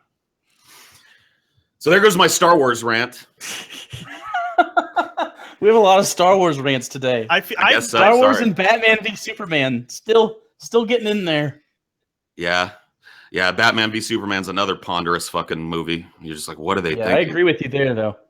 The Doomsday, like, being reduced to a weird, like, way of, like a cliffhanger. Like, what? This is Doomsday. This is the biggest story arc in Superman. And you reduced him to a Superman dead. No, he ain't. You know, like, no. That ain't, he's supposed to be dead. He's supposed to be dead for a long time. And I know he comes back in various forms for various reasons. But come on. Let us sweat a little bit. I would love to get a Death and Return of Superman story arc, though, with like the Eradicator and Superboy and Steel. That'd be fucking cool. Hell yeah. But all the different Supermans that were vying to be Superman, you know, all the different extra dimensional Supermen that showed up. Mm-hmm. Yeah, dude. Fuck yeah. But we ain't gonna get that. Gonna happen, though. Just like we're not gonna get an Old Republic based Star Wars movie. They've got all this rich history. See, one of my problems with Star Wars as a franchise now going forward is they feel like they have to tie everything to the original story. Here's a little behind the scenes for Luke and Leia, and here's more Luke and Leia, and here's, you know what I mean? I love that story, but I'm done with it. I want to see the Old Republic. I want to see when Jedi and Sith were by the thousands, where they were armies and they were fighting. I want to see the hype. Knights of the Old Republic, bro.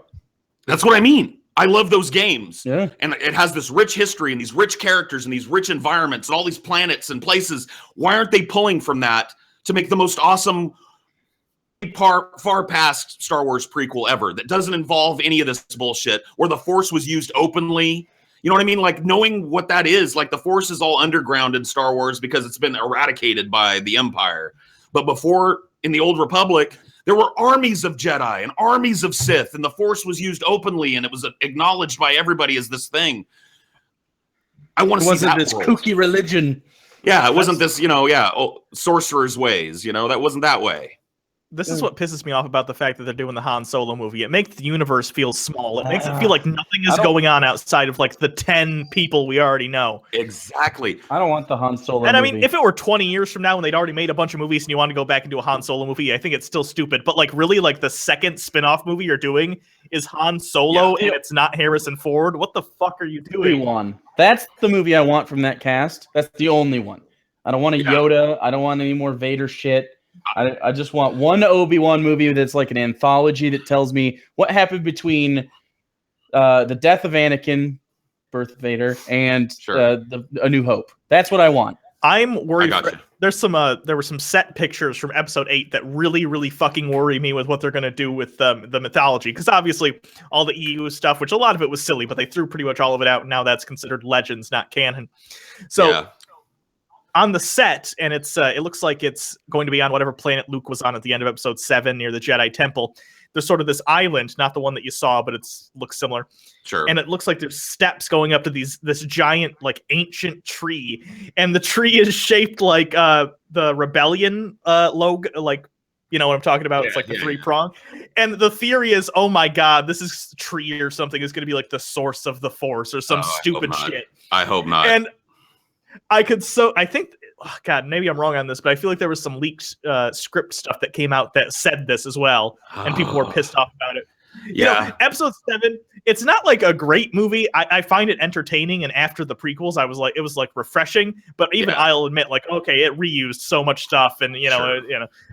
But if they go this direction, it's gonna be like, oh fuck, guys, really? It sounds horrifying, man. It really does. And like, honestly, like you said it, one of you guys said it earlier. You know, it really does make this giant universe feel small when you constantly are hearkening back to the same 10 people. You know, like once again, like that was my biggest criticism of Episode 7 was that it wasn't its own film. You know, I loved seeing Han Solo again. I'm not bitching. I loved Han. You know, I really actually liked Episode 7 way better than I liked Rogue One. I was cool with it after I watched it, But my biggest criticism of it was the fact that it's just like, man, we're back with Han Solo, we're back with Leia, we're back with Luke. Well, I love these people. I think Luke's dead in episode 2 or episode. I think so 8. too. I think so too. And then the universe is wiped, and they can do whatever they want with it from now on. But I really do want to see like when Mandalorians were a thing, man. Yeah. Like, let's get back to that. Let's exactly. get some Sith.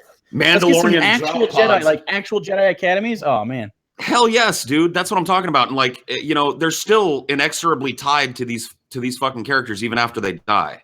Because the storyline, like even the Sith Lord, even Kylo Ren is inexorably tied to Vader, and I don't like that. Why don't I like that? Because the reason Vader was cool is because he was his own fucking thing.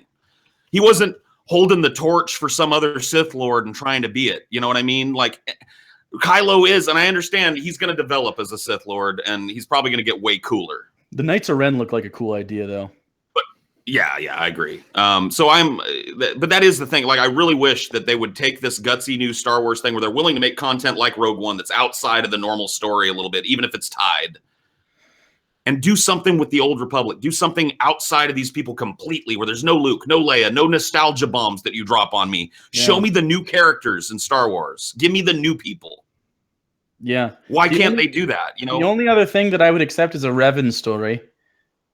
Revan would be amazing, right? Even if you went back before Revan, like, you know, in the games, you go into the Valley of the Dark Lords, and you loot the Sith temples there, and each one of the Sith temples has a story about the Darth or the you know that ran it. I want to see those guys. You know what I mean? Like, fuck it, go farther back than the Old Republic games. Let me see, you know, what was his name, Darth Malleus or whatever his fucking name was. You know what I mean? There's so much. There really is, and it seems like they're leaving a lot on the table, and that's really like Rogue One, to bring it full circle. I felt nostalgia bombed by it. I felt like I was supposed to go in there, and they were like, "Oh, look, here's Vader. Oh, here's this. You remember this guy? Remember this guy?" Yes, I do. And they were better back then. Like, you know what I mean? Please. Sure, I get you. Yeah, but that's just me. They made up for the Vader joke. That they made Vader joke. I don't know what they made up for the Vader joke with the last bit, though. You're right. I agree. So he redeemed himself. And Tarkin was good. Yeah, no. The only other joke I didn't like was the quick droid joke that you get when they're about to fly off and do the thing. And I don't want to give away anything. Yeah. But they make a joke and it's like, yeah. I know it. You know, the droids in Star Wars, one of the reasons I've always loved them is they have more personality than robots in other films, right? It's implied that they feel pain and that they have malice and jealousy. I really like this one. Yeah. Yeah, and I like that. I mean, he really the robot was kind of a bright spot in the movie for me, even though I don't remember his name, K2 or whatever it was. USO. Yeah, he was cool. Because it harkened back to HK-47 from the Old Republic to me. Exactly why I liked him. Exactly. If for those of you who haven't seen it, if you did play KOTOR, HK-47 was he's just and it was one of the best parts because he would assess threats and tell you your odds of death and also tell you how he felt about everyone. And it was very much like that with a little more personality, but. HK almost had an implied evil edge to him too. I mean, it wasn't even implied; it was there. He was wrong. He was wired wrong, you know. But that's cool. I like that. And this droid was kind of similar to that, not in a malevolent way, but in I liked it. Other than that, though, I feel like it's gonna grow on you more over time. TJ and I are actually gonna go see it again. This time in IMAX. Yeah. I think one of the mistakes we made is we saw it in 3D. Mm-hmm. And I'm starting to hate 3D films, guys. Now I've stopped going to them. Thank you. Yeah, I'm glad somebody's on the page with me. We saw it in 3D. We're gonna go see it in IMAX, and we're gonna take notepads. We're gonna take notes and see what we feel after seeing it the second time. Nice. Well, one question I wanted to pose to everybody. That's why I'm interjecting here, is that there is one theory out there that the crew that's in Rogue One turns into the Knights of Ren. I'm wondering if you guys think that's possible at all. No. The crew, like the crew of Rogue One. Right. Right. That would be It's lame. that. Well, that theory channel. That universe crunch. Yeah, there's this theory. Yeah, okay. There's a film theory channel out there run by Matt Pat, who does the game theory channel, and he said, he ran a theory that the crew from Rogue One gets captured by the Empire and turned into the Knights of Ren. And like it's kind of like an origin story for the Knights of Ren or something like that. I don't know. I'm not going to spoil anything, but I find that highly unlikely. Yeah, me too. Yeah, I find it really unlikely. But yeah, who knows? I mean, fuck. It may be. I love speculating about films and where they're going to go. I do too, but I don't want. I love the debate that question brings up, but I dread that being the correct answer. I do too. I hope that would be just bad. It would be horrifying. Plus, it wouldn't make any sense given their characters. I agree. You have to brainwash them. I agree. This weird other arc, and they'd be really old.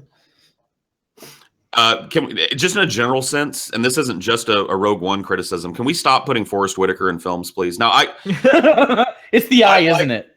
No, it's not. I like Forrest in some films. He was brilliant in The Last King of Scotland. I loved him in Ghost Dog. I've seen him in movies.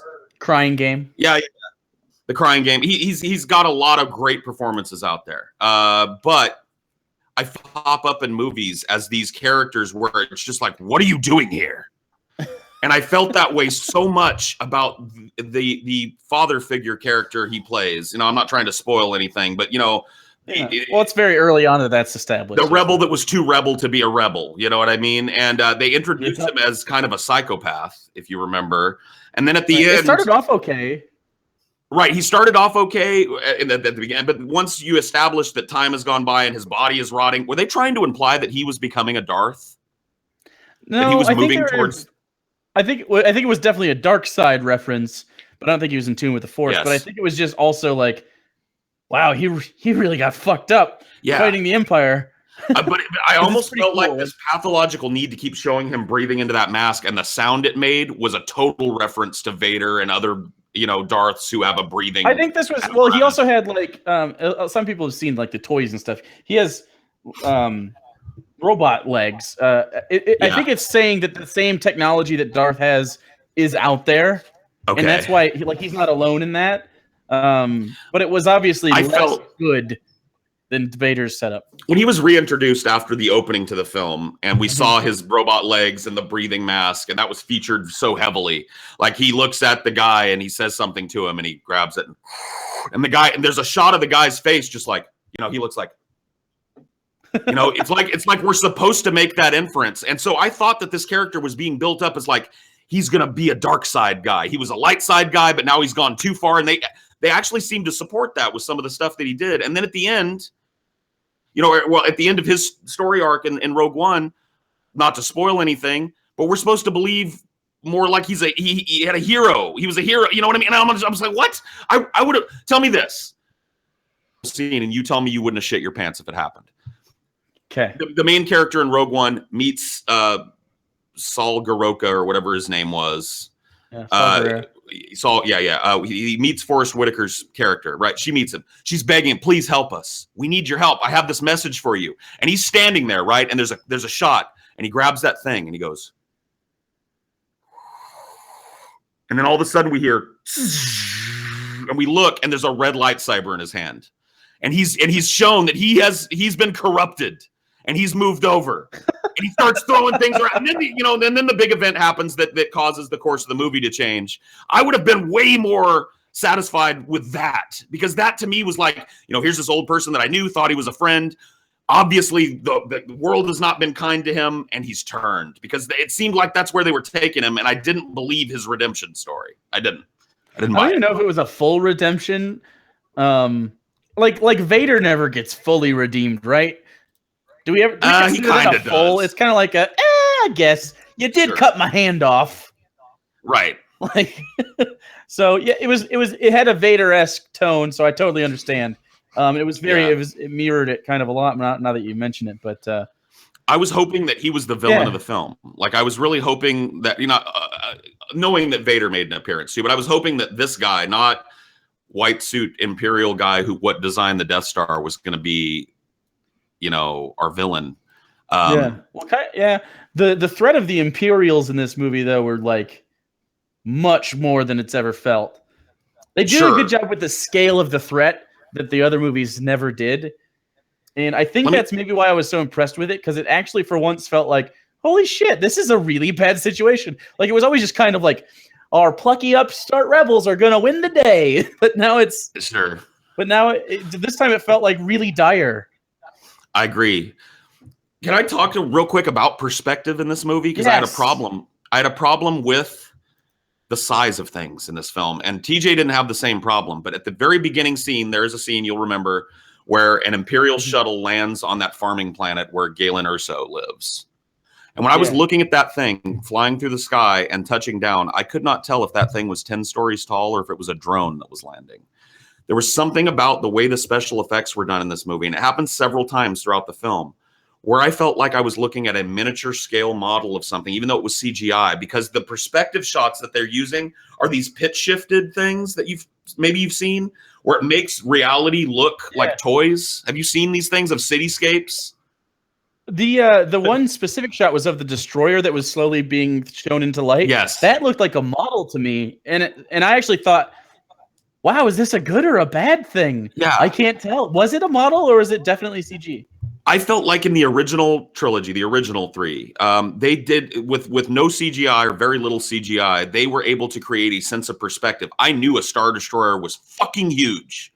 Yeah. Well, they parked it over top of that city, and then I got the scale. Yeah, but right, the scale of over the city was beautiful. That shot was beautiful. But when the two Star Destroyers fell into each, I don't want to mess anything up, but there's a scene where Star Destroyers have a big cataclysm, and for me, that I was just like, huh, this is cool. This is eye candy. But it also looks like a couple of miniatures, and it just seemed, and the perspective seemed. I didn't really get a sense of these two lumbering behemoth things. I didn't have the big problem. Part of that's probably your 3D. Sure. Because I know how it makes it pop out a little bit, and it's sort of weird. It's annoying. I will say the opening location where they had their little hut, though, that's the most beautiful goddamn location they've ever shot on. Were you not disappointed when they took you to Tatooine 2 after seeing that planet? Yeah, Tatooine 2. Why are we in Tatooine? Like, look, they showed the first 20 minutes of the film feel like a tour de force of planets in the Star Wars universe. Here's the weird asteroid city, and here's the lava planet, and here's the jungle planet, and the desert planet. I was like, cool. But then a good chunk of the movie takes place on Jeddah, which is a desert wasteland, which is the same thing as Tatooine, which is the same thing as Episode 7. I'm tired of seeing deserts. Can we please have a jungle? Bring back a jungle planet. Put me on the lava planet. You know what I mean? Like, why are we so? Well, at least Episode 8. Episode 8 is going to start out in that island thing that Luke is on, so we'll have some green for a little while. Good. I'm happy about that because I'm sick and tired of seeing desert. Where do you want Luke to die? I want Luke to die. I think on Tatooine? I have funny ideas about episodes 8 and 9. I have a theory, and not a lot of people share this theory, but I think that, and I may be wrong about this, I think that Rey is going to turn. I was going to say, like, we might get a bait and switch with Kylo Ren. Because because I think that Rey is going to turn, and I think that Finn is going to end up being the new Jedi, and I think Episode 9 is going to be a showdown between Rey and Finn. After having introduced each other, because they're also implying that Finn is Force sensitive, that Finn can be a Jedi. Finn is going to go his own way, and Rey is going to get training from Luke, and Luke is going to do his best to impart the wisdom of the lessons that he learned when he had his own battle with Rage. Right, his own battle with the dark side, with Rage, with all of that, killing his own father. You remember that scene? I love that scene in the last of the original prequels, the Return of the Jedi, where he faces down and Vader's like, yes, beat me down with it, strike me, and Luke is really struggling with that. I think Rey is going to mimic Luke, and I think she's going to go a little farther because they've introduced Finn as a foil to her, so she is going to learn the powers of the Force. She's going to get trained by Luke, but she is going to be so burned by the way she was raised and so burned by something that Kylo Ren kills Luke. Maybe Kylo finds her on that planet at some point during episode 8. And in the ensuing battle, Luke is killed. And Rey cannot forgive. And she turns to the dark side in her pursuit of Kylo Ren and becomes him. I would love it if that's the way it went. That would be the best. Now, maybe she gets redemption at the end. Maybe she does. Empire had the twist. This is our Empire. Yep. So I feel like they have to pull. It's got to be a good original one. It can't be. I don't want this. Like, I don't want Luke to be like, Rey, I'm your father. Even if that's the case, which I'm dreading. I think she's a solo twin. I think they're going to keep that. I know the erased the EU, but I think she's a solo twin. We'll see. But I don't know. If Luke dies, it's got to be like Han had a pretty good one. Luke's got to have a great one. Mm-hmm. It's got to be a lightsaber battle. Yeah. He's got to lose it. Speaking on the twist, the same script that had the whole bullshit force tree thing was also the one that said the twist was going to be she thinks Luke is her father, but then when she like confronts him about it, he's like, no, you're my father. And then it turns out she is the reincarnation of Anakin Skywalker. Wow. As the chosen one. That's horrible. Awful. That better not be the twist, or else I'm gonna be like, fuck. Yeah, I will shoot myself in the theater. It'll be on the news. It'll be like, in other news tonight, Seattle, Washington neckbeard blows his head off in an AMC theater after seeing episode 8. More on that after this. Like that'll be me. So if you hear about it, just, spectacles, testicles, wallet, and watch for me. 'Cause I'll be gone. No, I can't hang with shit like that. But if they do turn Rey, if they do make Finn kind of the character that brings her back, I would love that arc, because I don't know about you guys. I like the Sith better than the Jedi. The Jedi are kind of lame. They're the goody two. I'm interested in the bad guys, and I like Rey as a character. And I want to see what she would be like as a Sith. I was just about to say, what if Episode 9 she wins?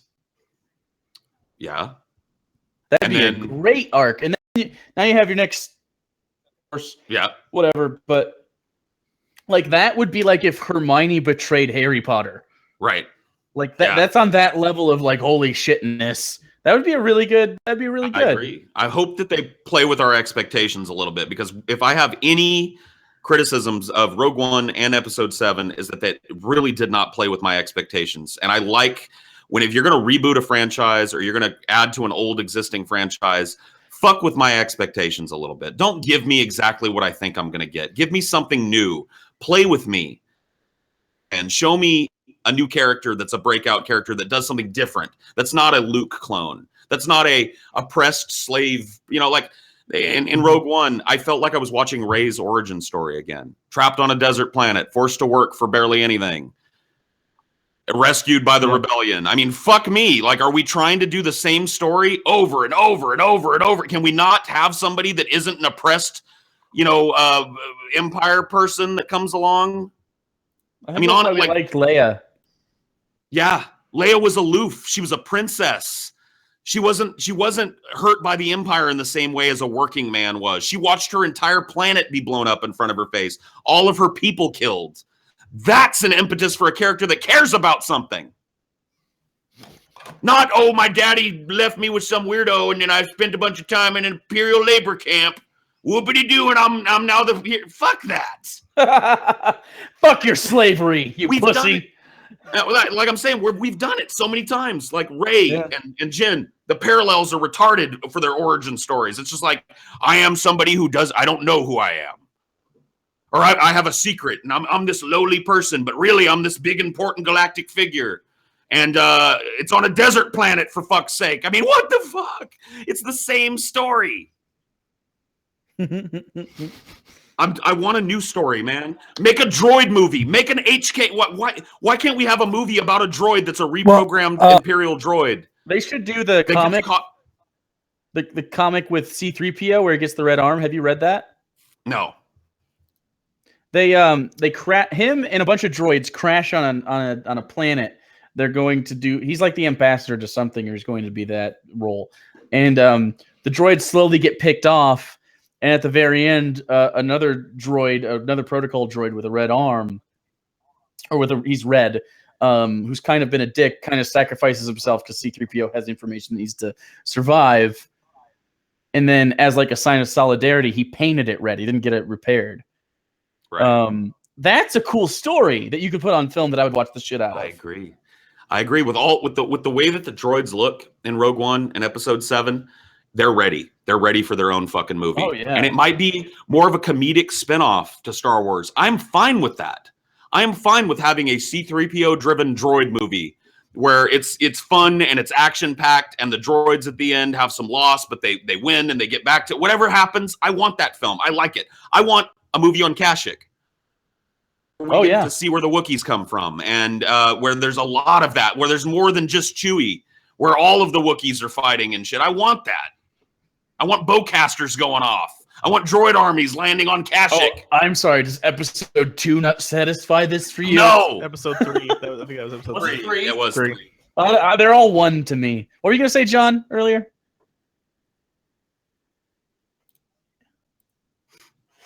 Oh, well, I was just going to say that we're talking controversy. The other one that's kind of hidden is like who Snoke is. Yeah. I'm you guys have any. I'm really hoping that's not Vader. Yeah, me too. Snoke is. Can't be Vader. We've seen very little of Snoke, but so far Snoke is horribly disappointing. I want a better Sith. I want a different Sith. I don't want this guy. He might be badass. We need to wait. I was kind of pissed off when I figured out that Snoke wasn't a giant.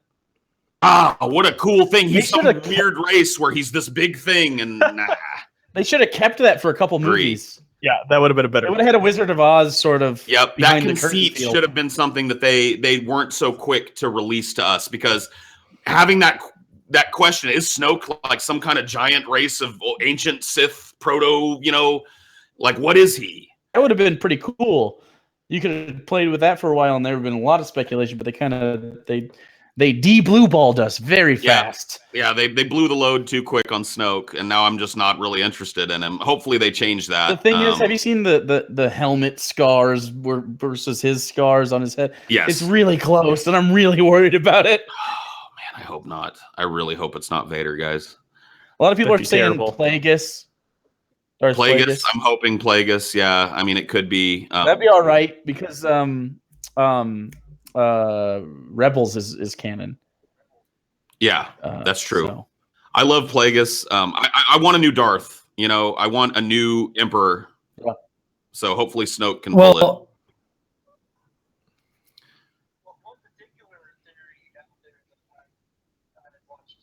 Well, one particular thing that I with was that it's actually Kylo Ren.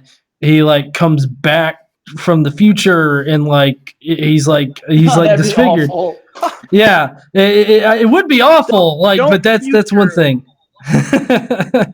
Oh Jesus! I hope not. Ooh, if they start bringing time travel into Star Wars, it's over. That is not a good mix. It's over. Good question. Who said he wasn't a giant? Just because the hologram is huge doesn't mean Snoke isn't. That's true. It could be playing with our. Wait, but a giant Sith fight would be really awful. I don't. Well, just I don't know how you fix that. It would be ridiculous. Well, I don't mean to put a squash on that theory, but I mean, there's other times when Jedi have appeared really small on holograms and really big in holograms. So I don't think that the size of the hologram really denotes the size of Snoke. Probably it could not. But be it was an really ant. impressive and imposing the first time. Yeah. It was really cool. Knowing that was all a conceit kind of takes away some of his dread, because he was this big unknown thing. Yeah, whatever. It's easy to armchair quarterback these movies. It's part of the reason I love them. But in the end, I like where the series as a whole. I mean, I was really disappointed at the beginning of Rogue One, and I didn't read anything to prepare me for this. I sat there. A long time ago in a galaxy far, far away, and I was waiting for the never came. And I think they give you one. They give you a bump, and then they show you. Do the crawl because it's not a Star Wars movie; it's an anthology. So they were setting themselves apart. They would have put the fucking crawl at the beginning of it. Like they need. Yeah, part of me wanted it, and part of me understands why they didn't. So I just I mean, I would understand if the standard wasn't already put it in front of everything Star Wars related. Like every Star Wars video game, anything that's a visual medium has always had the crawl. I get the idea, but still, it's just one of those things. It's one of those things. Yeah, I mean, it felt like the energy in the theater, because we watched it really close to when it came out, so you can imagine we don't exempt ourselves from this criticism. There was a flock of really big fat neckbeards in this place. And we watched this film. I remember the first time I saw episode 1 when it came out in the 90s. I went to the movie the day it came out, and when Lucasfilms Ltd dissolved onto the screen, the entire place screamed and clapped. Yeah! When the fucking title crawl came, the entire place was on their feet. Yep, I was there too. Nothing like that happened. Kid, though. We went. Nobody cared. At the end of the movie, there was one dude. It was the saddest thing. At the end of the movie, when the credit... Oh, you did? One dude. Our whole theater clapped, but maybe it was the 3D. Maybe our theater sucked. I don't know what it was, but we're going back to an IMAX to check it out. Yeah, should be fun. Luke is Rey's daughter. Interesting. Luke. Wow, that would be interesting. Luke is Rey. Yeah, I'm worried it's going to be an Obi-Wan kid. Oh God. So where was that? How does that reproduction make sense? Because I've heard some people talk about that. He would have had to fuck on the last day of his life. Like, I'm going to war, baby. He would have. Yeah, no, I don't. Maybe that's what happened. Wild oats before he went to fight, Oh shit. I don't know. TJ, do you want to jump in here for a second? Sure. Yeah, TJ's going to join you guys for a second while I go to the bathroom and All smoke. right. I'll be back. Thing. Minus the smoking. Well, actually, I got to deal with the Darwin too. He's barking. Well, just a reminder, we got Creationist Cat up here in just a little bit. Yeah, Creationist Cat's going to be up here soon. Right now, the donations stand at $6,374. So everyone Pitiful. Go donate. Pitiful. Fucks. Donate. Fuck is wrong with you? What do you got against cancer kids, huh? I don't know. Help the little kids with cancer. It's possible that there's like a abnormally large percentage of the people in our audience that so they just want more of them. I don't know.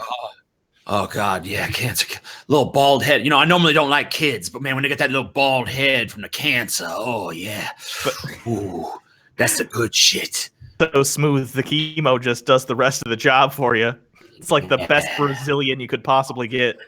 Oh, Brett Keene's writing me. That's neat. Asks, would you like to join me on a live chat? No, I would not. Hey, he got interviewed by Christian today. Oh, really? That's funny. Oh, he was deemed as one of the originators of the atheist community on YouTube. So, fun fact. As much as I hate Brett Keane, that actually is accurate. So, I can't really fault them for that. But it was a community of lower standards back then because there was only like 1,000 people on all of YouTube. So easier to rise to the top back in them days. I can't. How long you been doing this now? Like 10 years? Jesus Christ. Yep, 10 fucking years. Holy fuck. And all I have to show for it is I get to be on the Bible Reloaded Cancer Challenge or whatever the fuck this is. This is like have you seen Boogie Nights? This is for you. This is like the middle scene where I've wasted my life. Oh God, no, I haven't seen it, so I don't know. But yeah. Oh shit. Go watch Boogie Nights. Good fucking movie. I know. I get people telling me that all the time when I tell them I haven't seen it. That's one of those movies that I get shit for having not seen. Plus, you get to see Mark Wahlberg's giant fake dick at the end, and that's always good. Well, people have been trying to get me to see the movie, but now, thanks to the giant, supposedly fake dick. Come on, we all know Mark Wahlberg has got a huge, giant cock that just bangs up against his knees whenever he's walking around. I notice as soon as I come back, Jake leaves. What's up with that, huh? Oh, just he hates you with an absolute fury of passion. What a piece of shit he is, huh? I know. See, you got a bunch of comic book shit behind you. I got some comic book shit around me too, but see if you can guess the theme of my fucking office here.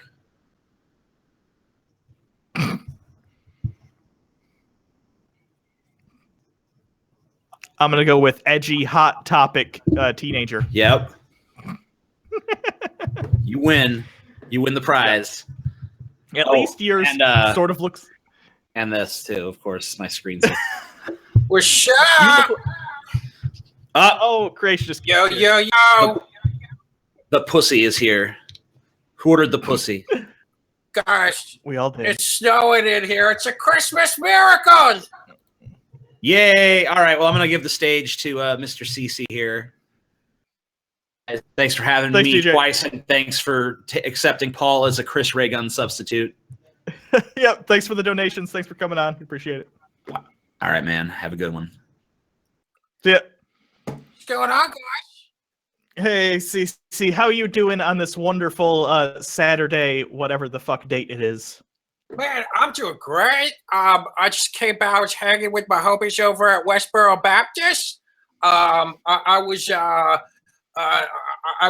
the judge in a competitive prayer competition, and it was just, believe you me, it was quite fun. And I'm really glad to be here for the Cure Cancer for White People Association charity drive. Yeah, especially white people. If you're darker, we're going to get one of those paint swatches, basically. And if you're darker than a certain shade, you don't get treatment. And in fact, we're going to put you under an x-ray longer than recommended to make sure you don't take up treatment from other people. So thanks for bringing that up. That's pretty much standard these days. That's how most people do it. So sounds like you guys are on the right track. Yes. It's too bad that the freaking Amazing Atheist just left, because I actually recently I know you watch all of my videos religiously, and watch them to the point where you nearly have them memorized. So you probably recall that I did a video recently on the drunken peasants. Do you not? I did not see that one. No. Okay. Well, what the hell is wrong with you, man? I know. I was watching your other videos and masturbating to them, so I didn't get a chance to check out the new one yet. All right. As long as you reach completion, that's okay. So, all right. Okay. Look, this is really, honestly, this is a big deal. Okay, and I'm really disappointed with the atheist so-called skeptic, and I'm doing air quotes here, community. Okay, because people just let this slide. Okay, now the sound is a little messed up here, so I'm just going to show you the audio. Okay, the White House was gracious enough to allow me to use their. You can see that there. See it. They were gracious enough to. That's Chris Ray Gun actually was in attendance. And anyhow, the drunken peasants have been perpetrating a horrible travesty for the past several years, and I'm not talking about just broadcasting their show. Okay, that in itself is a horror upon of humanity. But here we go. All right, now our anonymous sources found lots of instances of the see right here the drunken peasants doing completely disgusting, revolting things. Okay, so first of all, okay, right here we have Scotty. Okay, he's probably the most underrated of all the peasants. Well, watch this. Okay, so did you see that? He just picked his nose with his Fiji water bottle, and what? Here we go.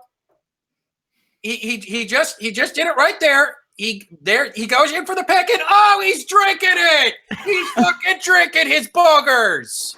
That is so fucking disgusting. Oh, okay.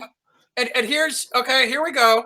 And by the way, the drunken peasants did not invite me on to discuss this. Okay. Here we have TJ. He's like kind of acting like he's picking his beard there. And then, oh, look, he's got something there. He's got a tasty little morsel. and there, into his mouth. You don't want to not, though. That'd be wasted protein. It's good for you, and it helps your immune system. Well, I mean, that's debatable. It depends how long it's been there. If it's, if it's kind of going bad, I mean, he could get some sort of stomach virus. He could get salmonella. And here, I'll just show you guys a couple more of these. Okay. Yeah. Okay. So he's picking his ear holes there. That's kind of disgusting. And then he's picking on the fucking ear juice there. And then he thinks he's so sly. He got away with it. Yeah. Just relaxing. And Paul here. Paul is just like the rest of them. He's a horribly disgusting, revolting human being, and he's looking around. He's making sure nobody's watching, and then he sticks out his tongue there. That woman is really grossed out.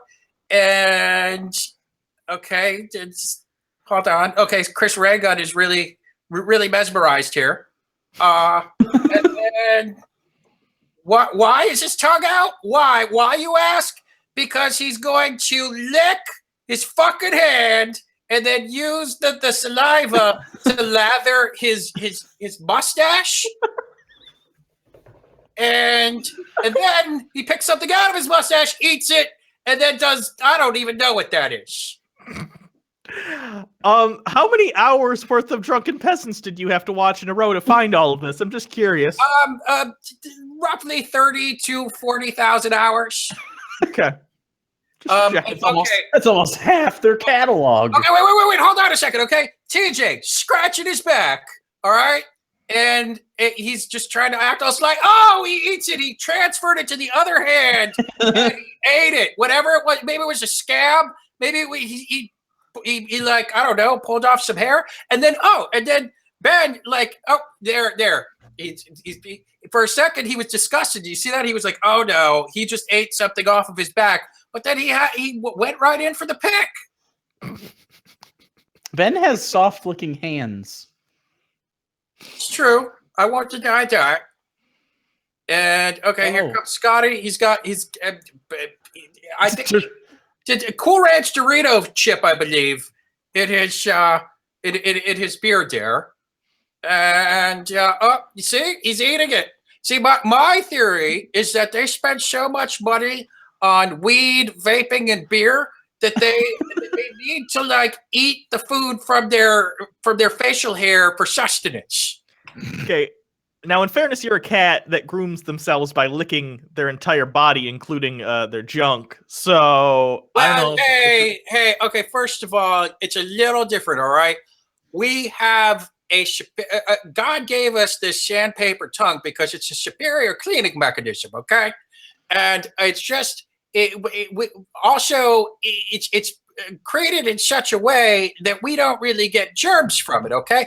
Lastly, I have a bidet, okay? I don't lick my asshole, all right? So you can leave me out of that. I'll admit it. Okay, look, I do groom myself, but I will admit, the licking like snatches and buttholes is not my thing. Kind of gross. No cat snatch licking for you. Yeah, it's that's not very giving. Well, I mean, it depends if what's that guy? Is that a walrus? It's some guy, just dude. Yeah. He's he needs to groom. He needs to lick himself. Okay, hold on. This is the part that we really need to pay attention to, I think. All right. So okay. God, this was a long press conference. I'm sorry. All right. It's coming. This is going to be where. Okay, here we go. TJ, he's scratching his beard and watch. Okay, here we go. I think this is it. I think we're about that girl on the left's kind of hot. Okay, so he's scratching. See, he's just casually scratching because he wants to kind of distract people from thinking that that's all he's doing, and then he goes in for the pick. He is way in there. He's on up in that nostril, confirmed major nose pick, and then just a moment afterwards, hold on. Okay, I'm not sure what it was. Oh, there he goes! Oh! All right, that one's pretty definitive. I've you know eaten what? boogers in my life, and I always thought it was weird. That was like a joke, but now the kids eat their boogers, and it's weird. Well, do you ever eat your boogers? They're gradually just giving less and less to the food stamps program. So I think it might be connected to that.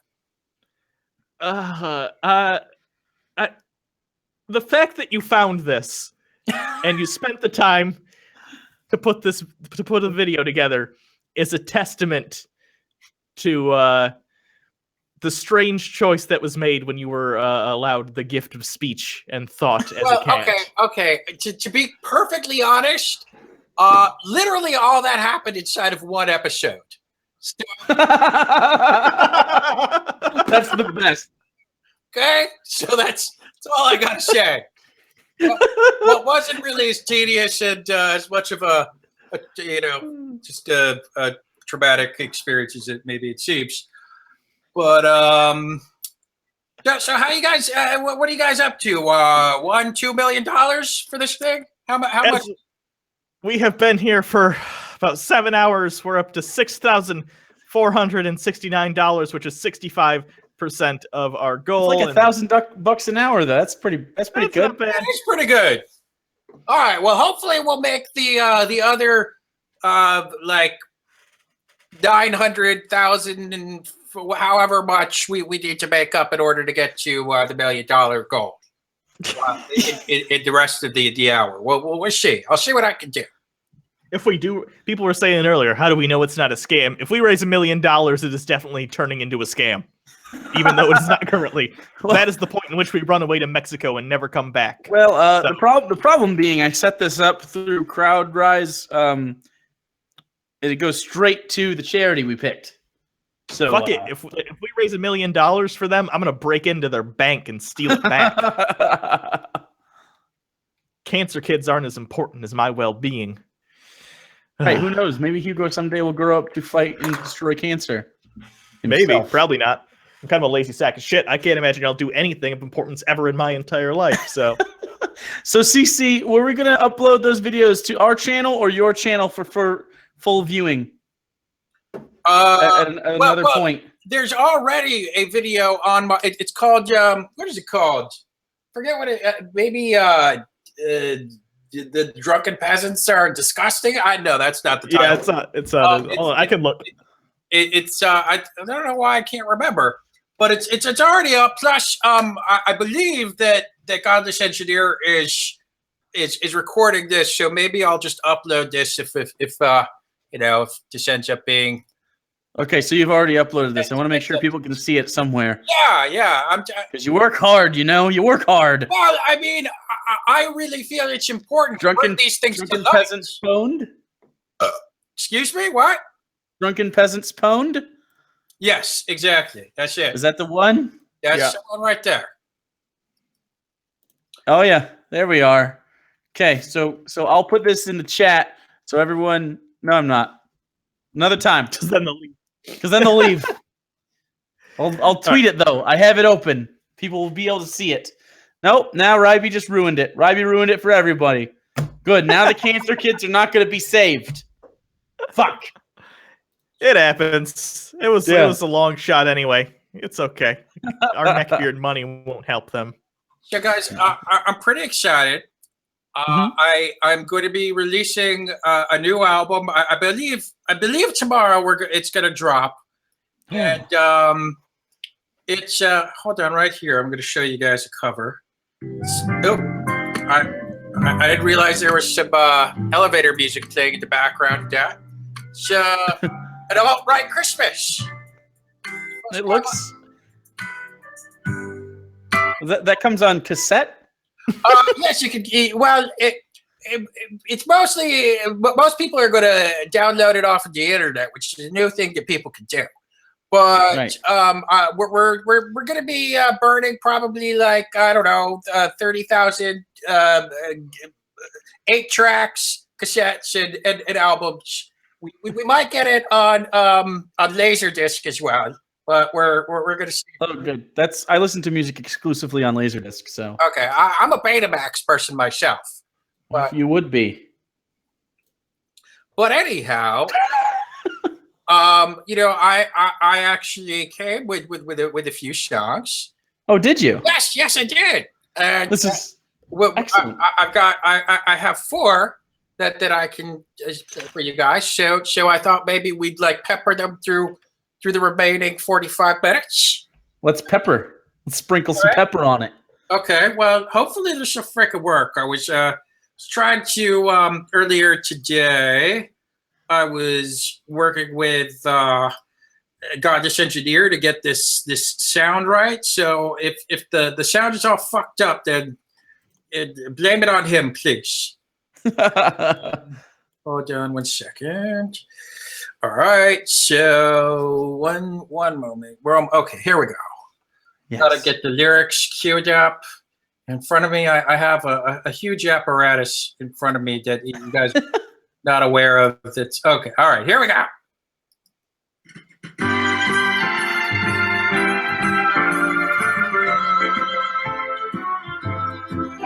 Hey, buddy, did you know this? White pride isn't racist. We don't want to die in a white genocide. We just want a white homeland. All the Jews and the blackies, the Mexicans and Iraqis, go back to where you're from. It's not personal. We just want a white homeland. We want a country for the white man. Minorities just hold them down. To all the refugees, we'll say no, man, and run the freaking juice right out of town. We're just opposed to multiculturalism. It's kind of like Marxism. So screw all the blacks. They just smoke crack. We just want a white homeland. We want a country for the white man. So sorry if your skin is freaking brown. Hey, go back to your homeland, cause we don't want your freaking kind around. Man, it would be so freaking great if we had a white interstate. So let's kick out the Jews and all the black dudes. We just want a white homeland. Skizzy the busy the pop. That was fantastic. I thought the sound was awesome. I'm just saying, guys, the sound was awesome. That's what I'm saying about this. Okay. I felt like it was being played inside me. So, guys, I hope you guys are cool with the fact that I haven't changed. I've seen that I am woke, as they say. You are very woke. I'm very, very woke, and I'm tight. I'm all white and out of sight. I mean, all right and out of sight. Are those things? Are those sayings that you guys say? Yeah, man. What are you, a cuck? You some kind of beta cuck libtard? Are you just jumping on this bandwagon to make YouTube dollars? Possibly, but that's not the point. Oh, good. No, man. In all honesty, I mean, this is about to be 2017. We voted in the Trumpster, and I just think it's time that we kick out everybody but the white people. In fairness, you're not technically white, you're a cat. So the majority of my fur actually happens to be white. I know it may not seem that from the the pose that you see me in currently, but my underbelly is practically all luxurious, just glorious white fur.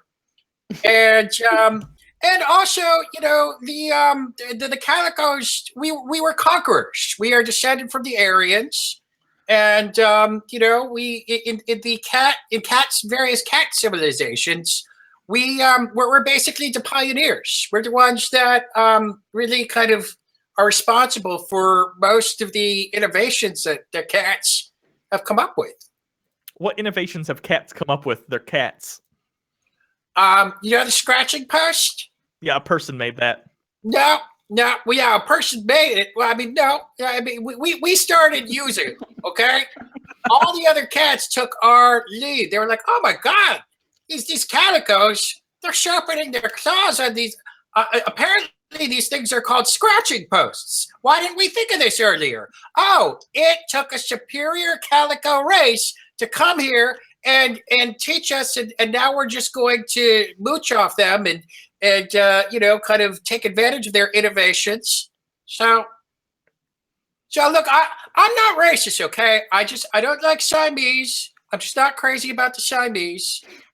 And you know, black cats. A lot of my best friends are black cats, but we know for a fact that they are unlucky.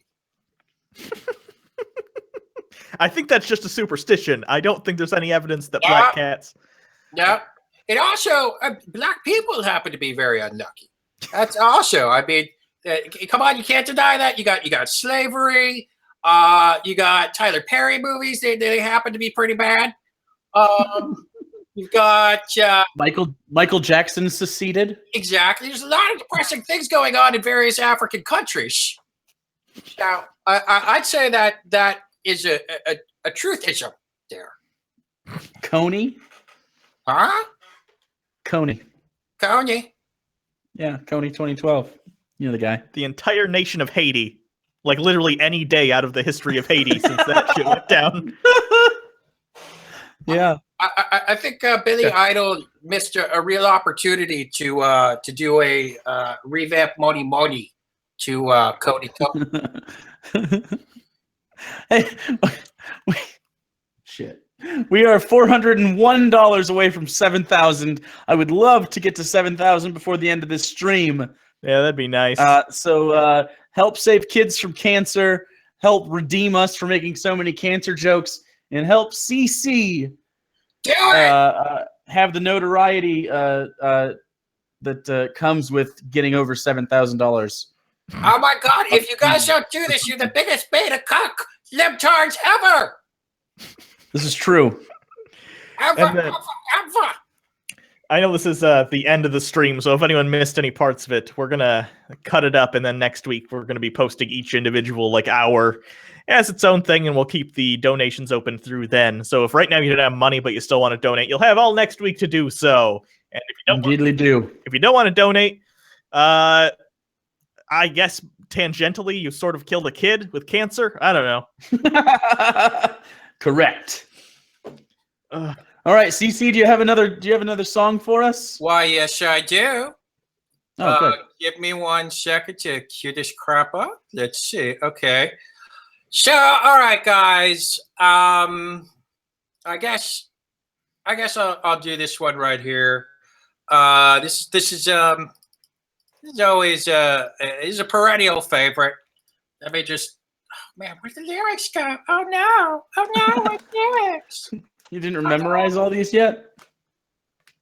Man, I'm a cat. I got like a short attention span, dude. Oh. Okay. All right. Okay, here we go.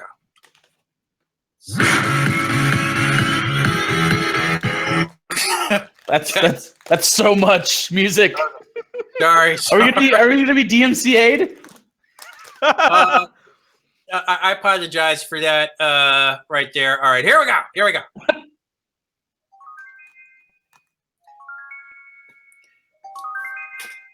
You know Pol Pot and Zedong, Mussolini and Stalin, Jong-il and Hussein, Mugabe and Amin. But do you recall the most famous dictator of all, Adolf the Mustache Führer? Had a lot of great ideas, And if you ever heard them, I think you would agree.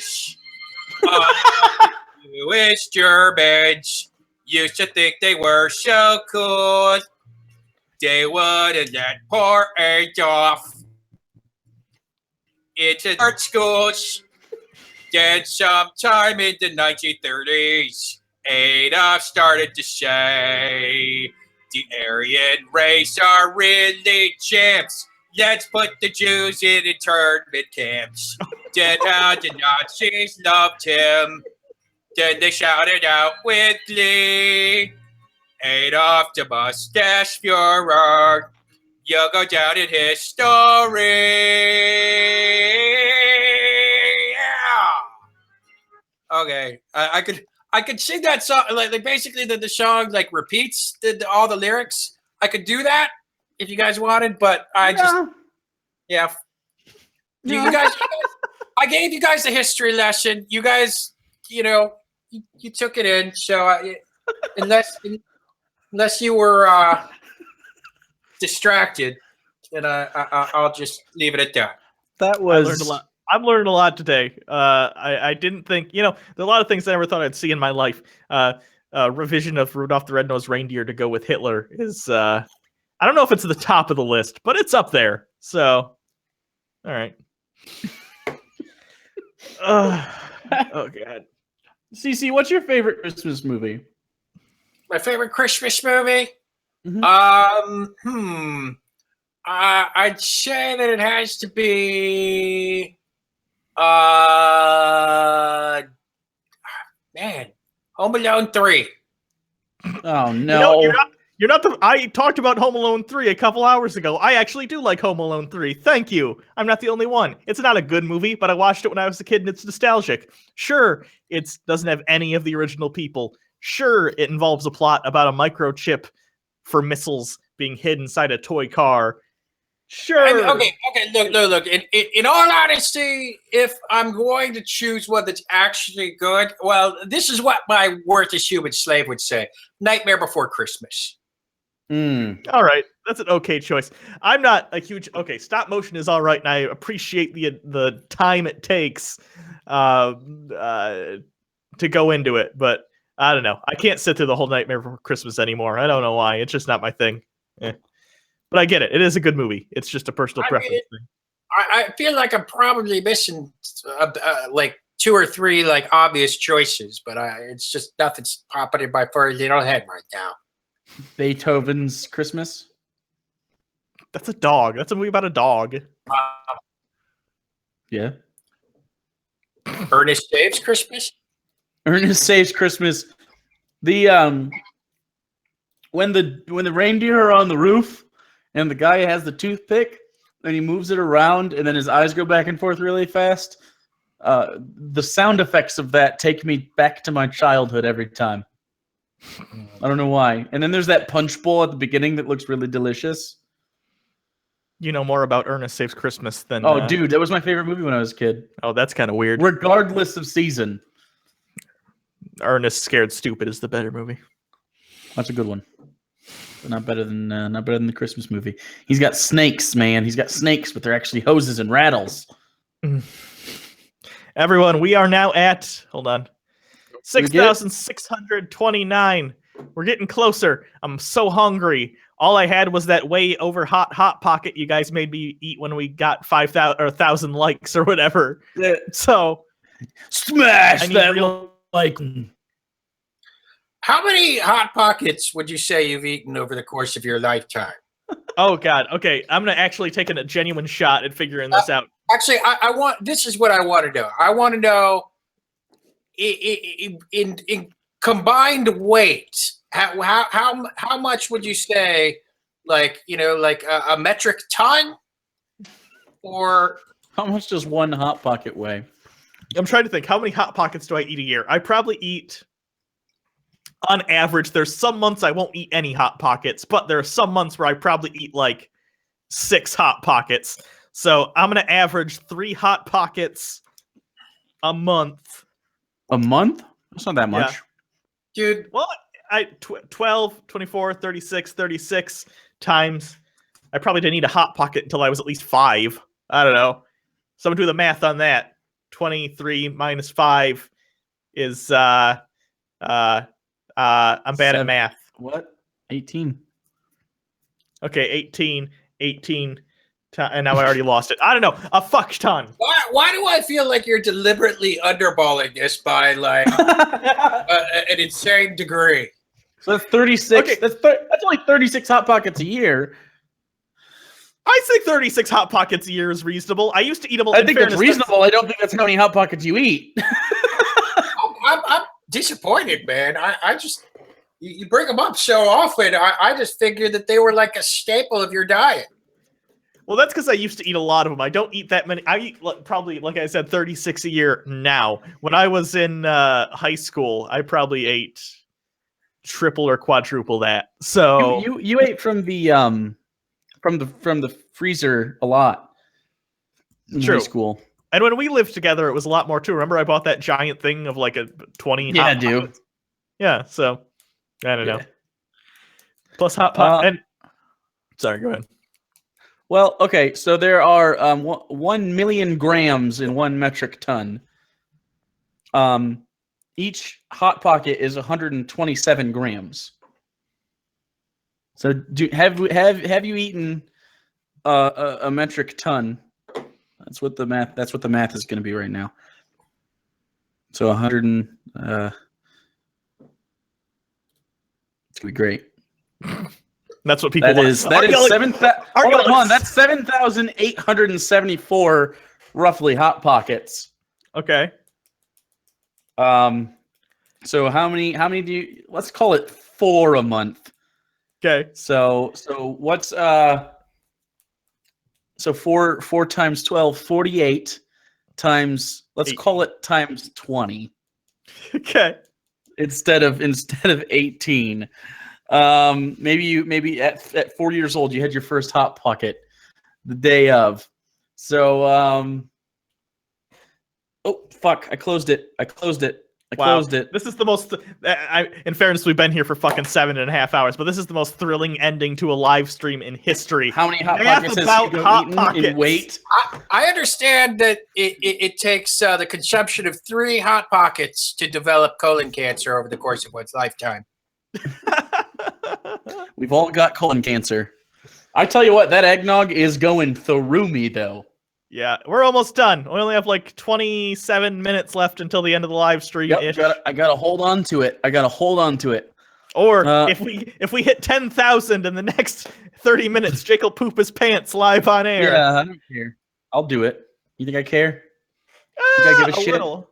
I think it's more about the state of your pants and the cleanup than it is your pride, because you don't give a fuck. Oh no, it's not the pride. It'd be just more of a hassle to do it. Oh yeah, no, it's good though. Oh no, Adam Sella, don't tweet me about that guy. Oh, anyways, Cece, do you have anything exciting coming up on your channel for the holiday season besides this, or is this it? Is this your whole album? I mean, I say, is this it? Like you didn't do a lot. You made an album. Well, I think we're gonna have. Last year, I did a video called "Gracious Cat Watches a Bunch of Christmas Crap." We're gonna do another edition of that, and I'm not sure. I might make a video talking about that Gavin McInnes douchebag talking about Rogue One, which is sort of not Christmas related at all. Come to think of it. So yeah, I don't know. We'll see. We'll see how much I can get done. You know, I'm only one cat, and I got big furry freaking paws, and so it makes it a little hard to edit the videos. Correct. Yeah. I guess that's probably fun. We're actually going to take some time off for a little while after this, so that's good. We're probably going to do the Creation Adventure team. No, is Jake frozen? Am I frozen? I think you're unfrozen now. Good. I want to be unfrozen. Yeah, we're gonna do some Creation Adventure Team, and then this is our Christmas special. I think we might do one Christmas movie. I don't know, but other than that, we're gonna parse this up and take some time off for the holidays for ourselves. But yeah, Ugh. Come with When's us, the last time we actually had like a week off? Last Christmas. Probably. Not probably. That was it. Yeah. You guys cry the whole time because you weren't together? Were we Yeah, together last Christmas? No, I think by that point you had moved out. Yeah, definitely, actually. I was gone, yeah. Yeah, I cry every day. Every moment I'm not directly looking at Jake is just heartbreaking. There's So. there's a lot of tears. This morning, when we started this, someone asked if I had been crying for 2 hours. No, I'd been crying for 24. I hadn't seen Hugo in that long. Oh, It's okay. That's pathetic. Yeah. Who's your best friend, Cece? My best friend? Yeah. My best friend is Freddie P. Who's that? Fred Phelps. Oh yeah, he's dead. dead. He's dead, guys. He's dead, but I talk to him all the time. He's in my heart. Oh, He, that's kind of. he like pops out of my heart every now and then and says, fags and queers are smearing AIDS and feces on the Bible. I would refute that, but no, that sounds exactly like something he would say. So yeah, you're probably talking to a dead guy. Good job. It's actually pretty much a quote from the guy. As a matter of fact, here, let me find it. Take me a second. John, did you popped up? What's going on here? How dare you join? Who's here? I'm sorry. Should I go back away? I figured since we're in the last 20 minutes, I could at least, appear in the corner. Good. I love you. I love you dearly. Okay, here we go, guys. Okay. This is what he says every time he pops out of my heart and says hello. This evil nation has smeared fag feces blended with fag semen and dyke feces on the Bible. That's my home. Blended. That doesn't just say it was mixed. That's like an artisan soup. Yeah, kind of sounds like spirit cooking, actually. little fucked up.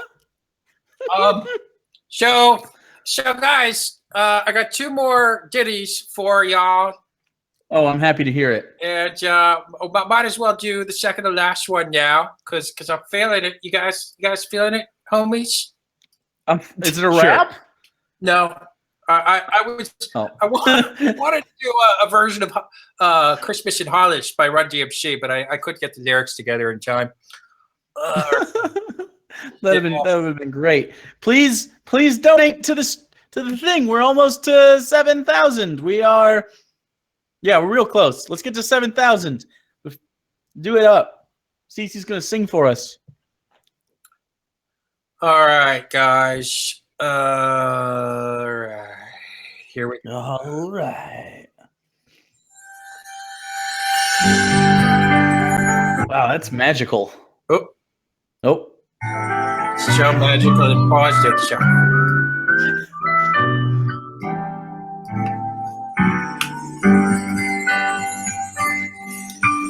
Beta cocks roasting on an open fire.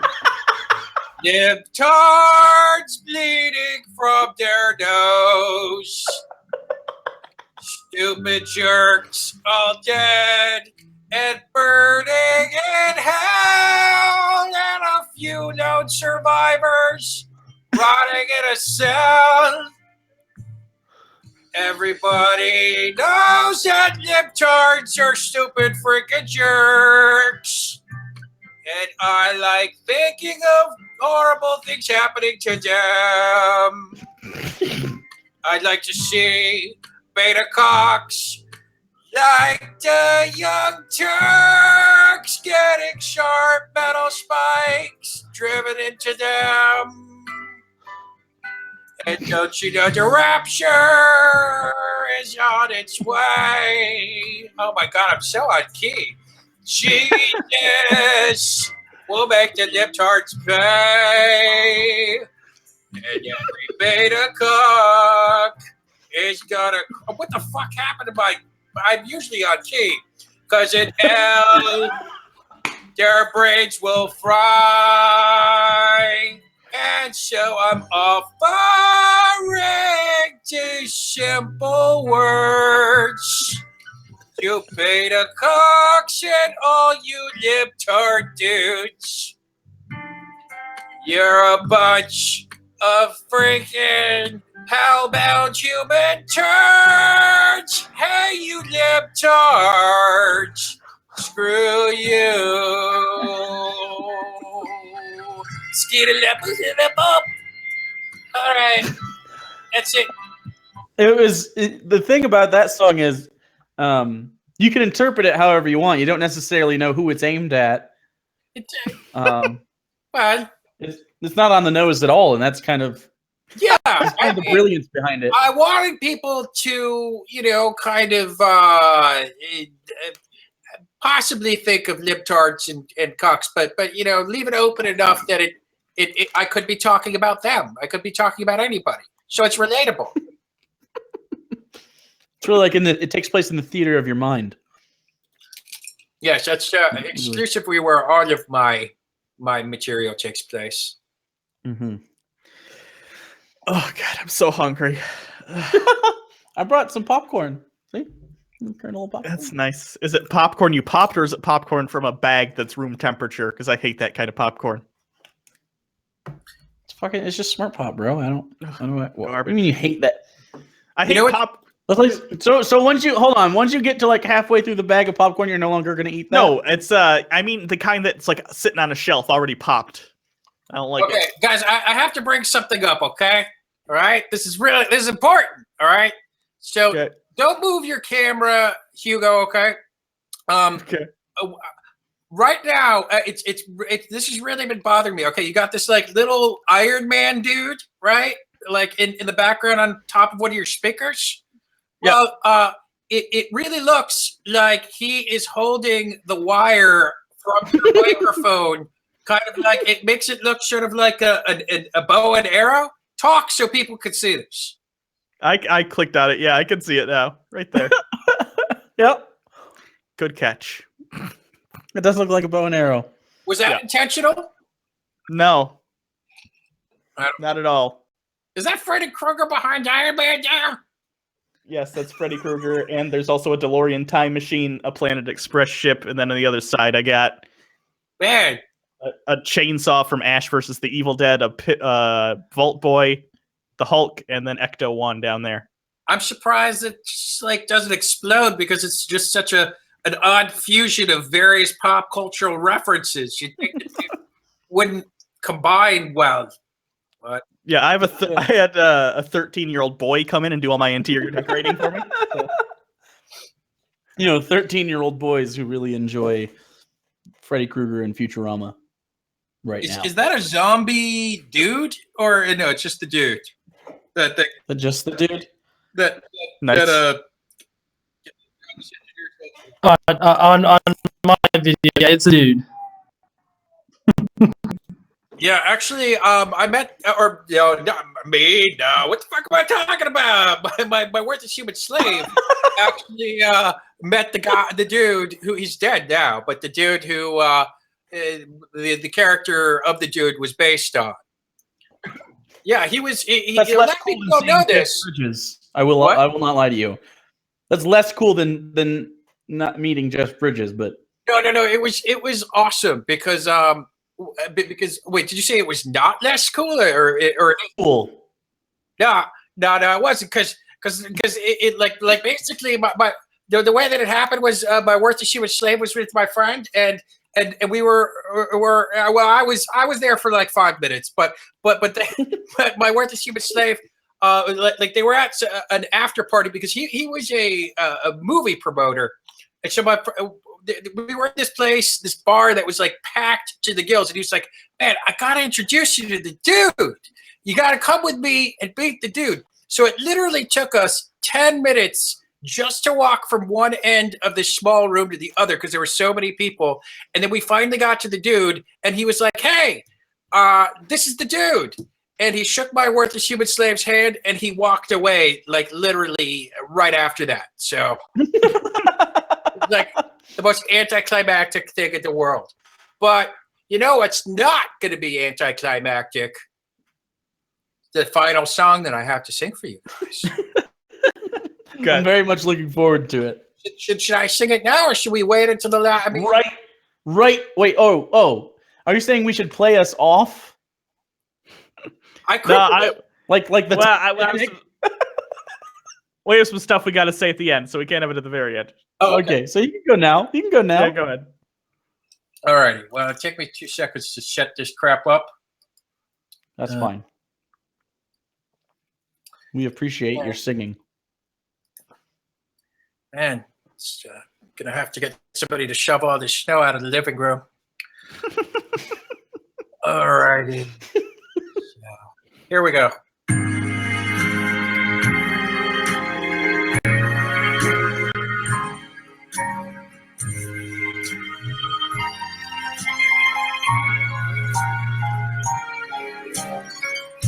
Have yourself a merry little Christmas.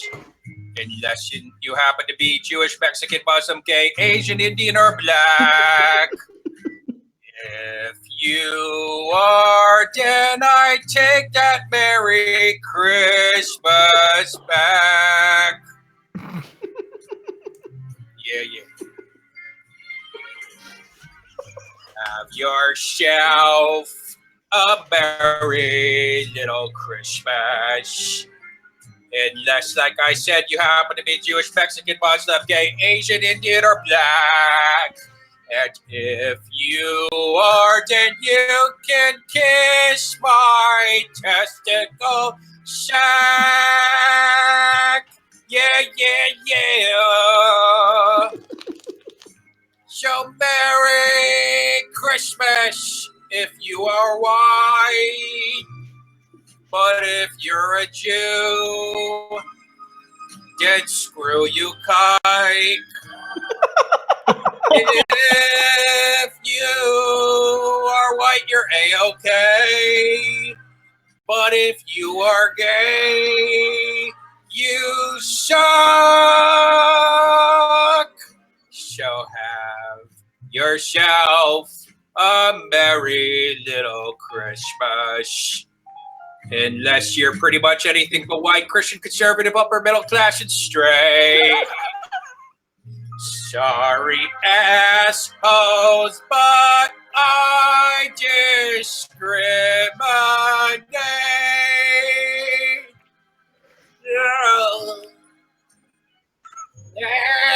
And have yourself a merry little Christmas, unless you happen to be those things I mentioned before. I'm not going to list them again. You heard them the first time. Yeah. Oh, you're ruining this country, you reprobates, freaking degenerates. You can suck my taint. Yeah, you know that I hate all of you, especially the Jews. You really suck. Yeah, you can bite me out unless you are white. Okay, I lost the shit here. In which case, you're fantastic. But if you are, then I know I'm not being sarcastic. Oh, fuck that one up. And have yourself a merry little Christmas on the condition that you happen to be white. Oh, and screw yourself if you happen to be Jewish, Mexican, Muslim, gay, Asian, Indian, or black.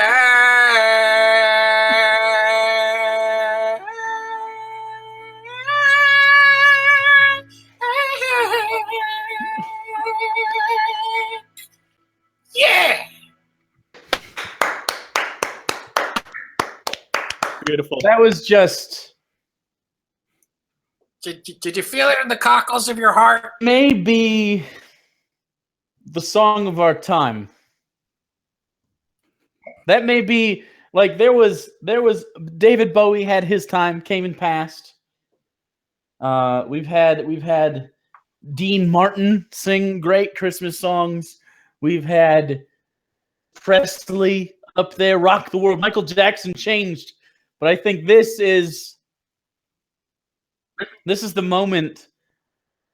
Everything's different from now on. The world would never be This is like that time that someone calling on Skype. Fuck that guy. It's like that time Hasselhoff sang on the Berlin Wall and saved us all. Indeed. I didn't realize I have my Skype open.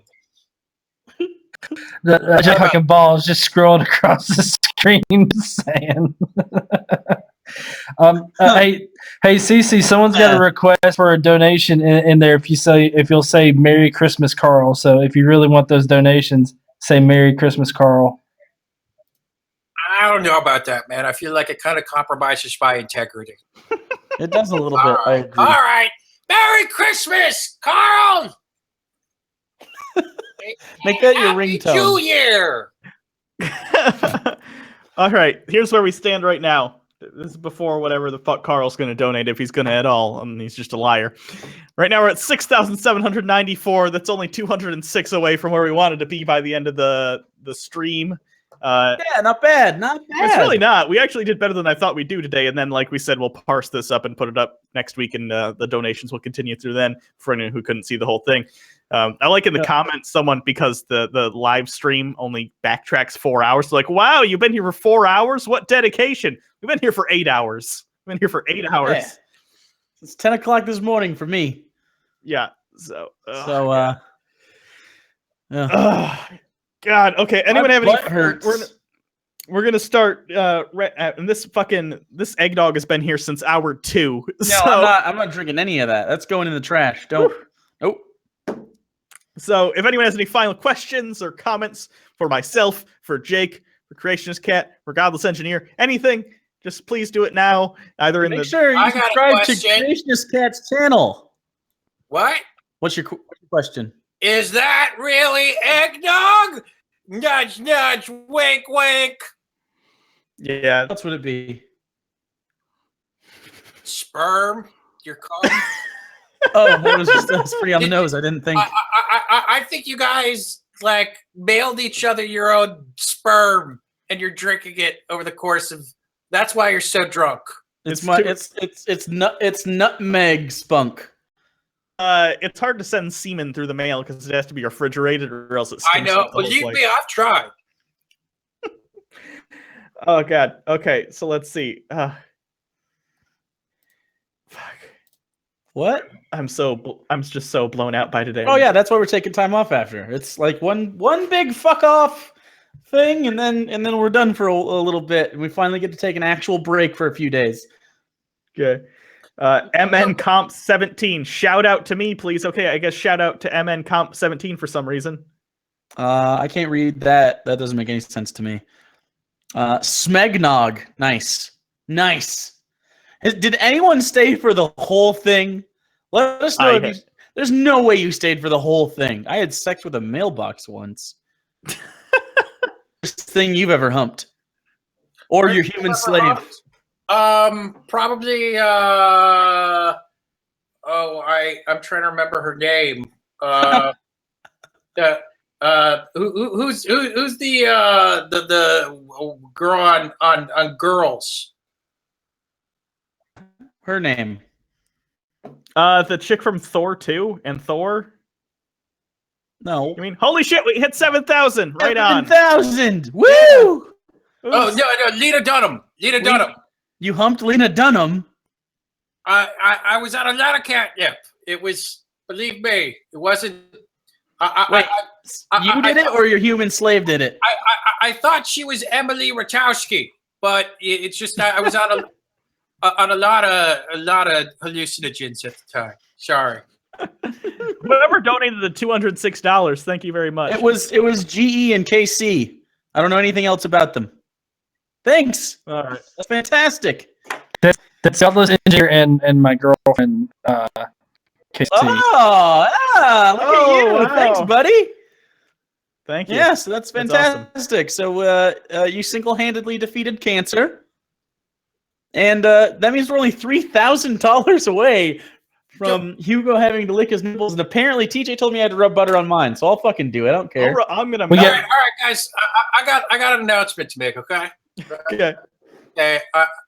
And I'm making this sound like a big. Well, it is a big deal, but I just want to make sure that those of you who are listening and if you've enjoyed these holiday hits, that you heard the album that I'm going to be dropping, it will be available on Bandcamp. And just go to the Creation's Cat channel, and you'll be able to find it. Should be up tomorrow, maybe Monday at the latest. We'll tweet the link because I'm sure CC will not forget to send me a DM or tag me in something on Twitter and make sure that we pimp it a little bit for his help today. Right? Yeah, I'll do that. Yeah. You right. And there's plenty of songs you haven't heard on this. Wait, say that again? How many songs did you write? Well, we're trying to see how many make the cut. I think there's going to be at least 8 to 10 songs on it. There's Deck the Halls with Racist Memes. There's why isn't it Deck the Hall with Racist Pepes? That works with the Deck the Halls with Racist Pepes. No, I don't know. It just makes sense with the I don't know song, the syllables. Because I don't know. Racist memes are more an alt-right thing. Hold on a second.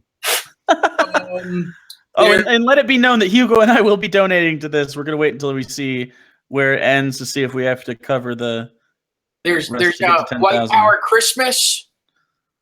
There's Screw the Freaking World. You know, screw the freaking world. I don't care about them.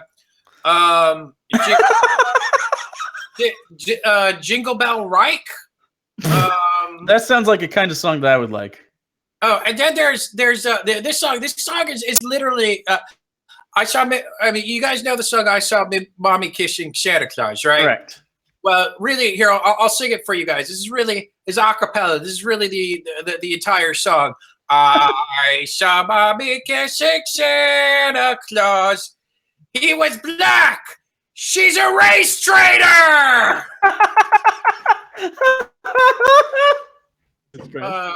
Let's see. Little Trumper Boy. So it's like. We make dick memes for him, Trump.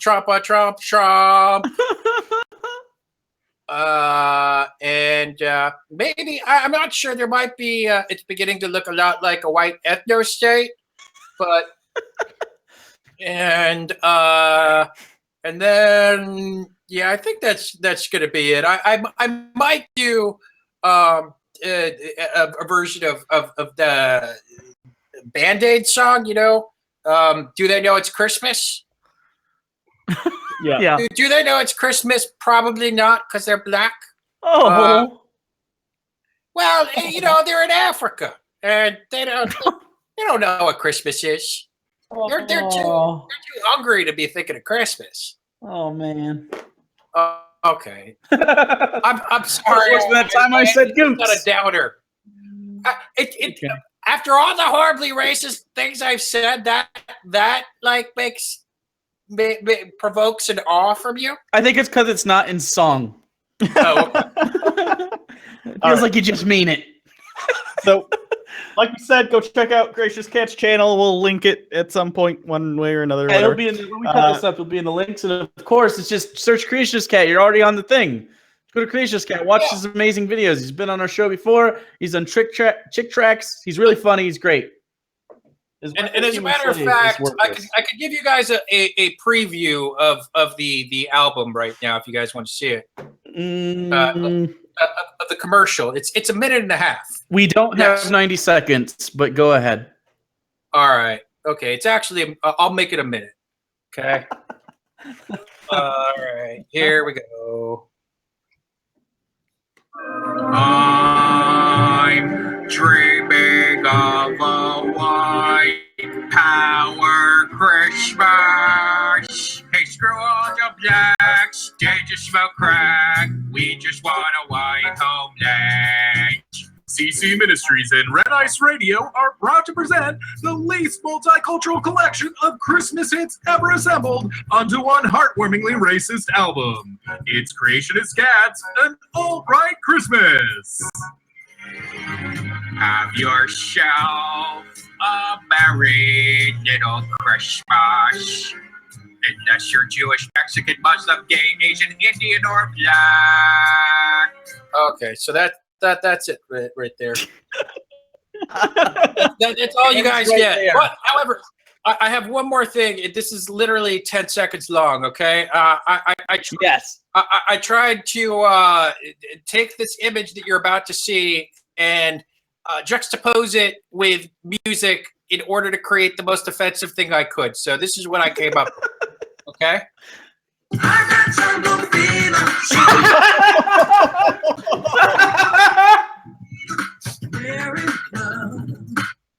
There, okay. Oh God, that's the best thing I've ever seen. That right there, that's pinnacle TBR. Okay, so thanks, Gracious Cat. Okay, we're gonna leave now. He's Hugo. I'm All right, Jake. thanks everyone. Like we said, the link for Godless Engineer. Yes, thank you, Godless Engineer, so much for being here today and helping all the technical shit. Couldn't have done it without you. What about thank me? you. Are you going to thank me, asshole? Thank you. So thanks everyone who donated. Thanks to all of our guests who showed up. Chris Raygun, I forgive you. And again, the link will be up for the rest of next week. So donate later if you couldn't now, and then we'll cut this up, or maybe even in its total. We'll see what happens, but we'll also definitely cut this up into different segments if you missed earlier parts. So thanks everyone. Until next time, I'm Hugo. Jake. Fucking exhausting, and that eggnog was gross, and now I'm sweaty because it's hot in here and I got pit stains. And okay, end the show.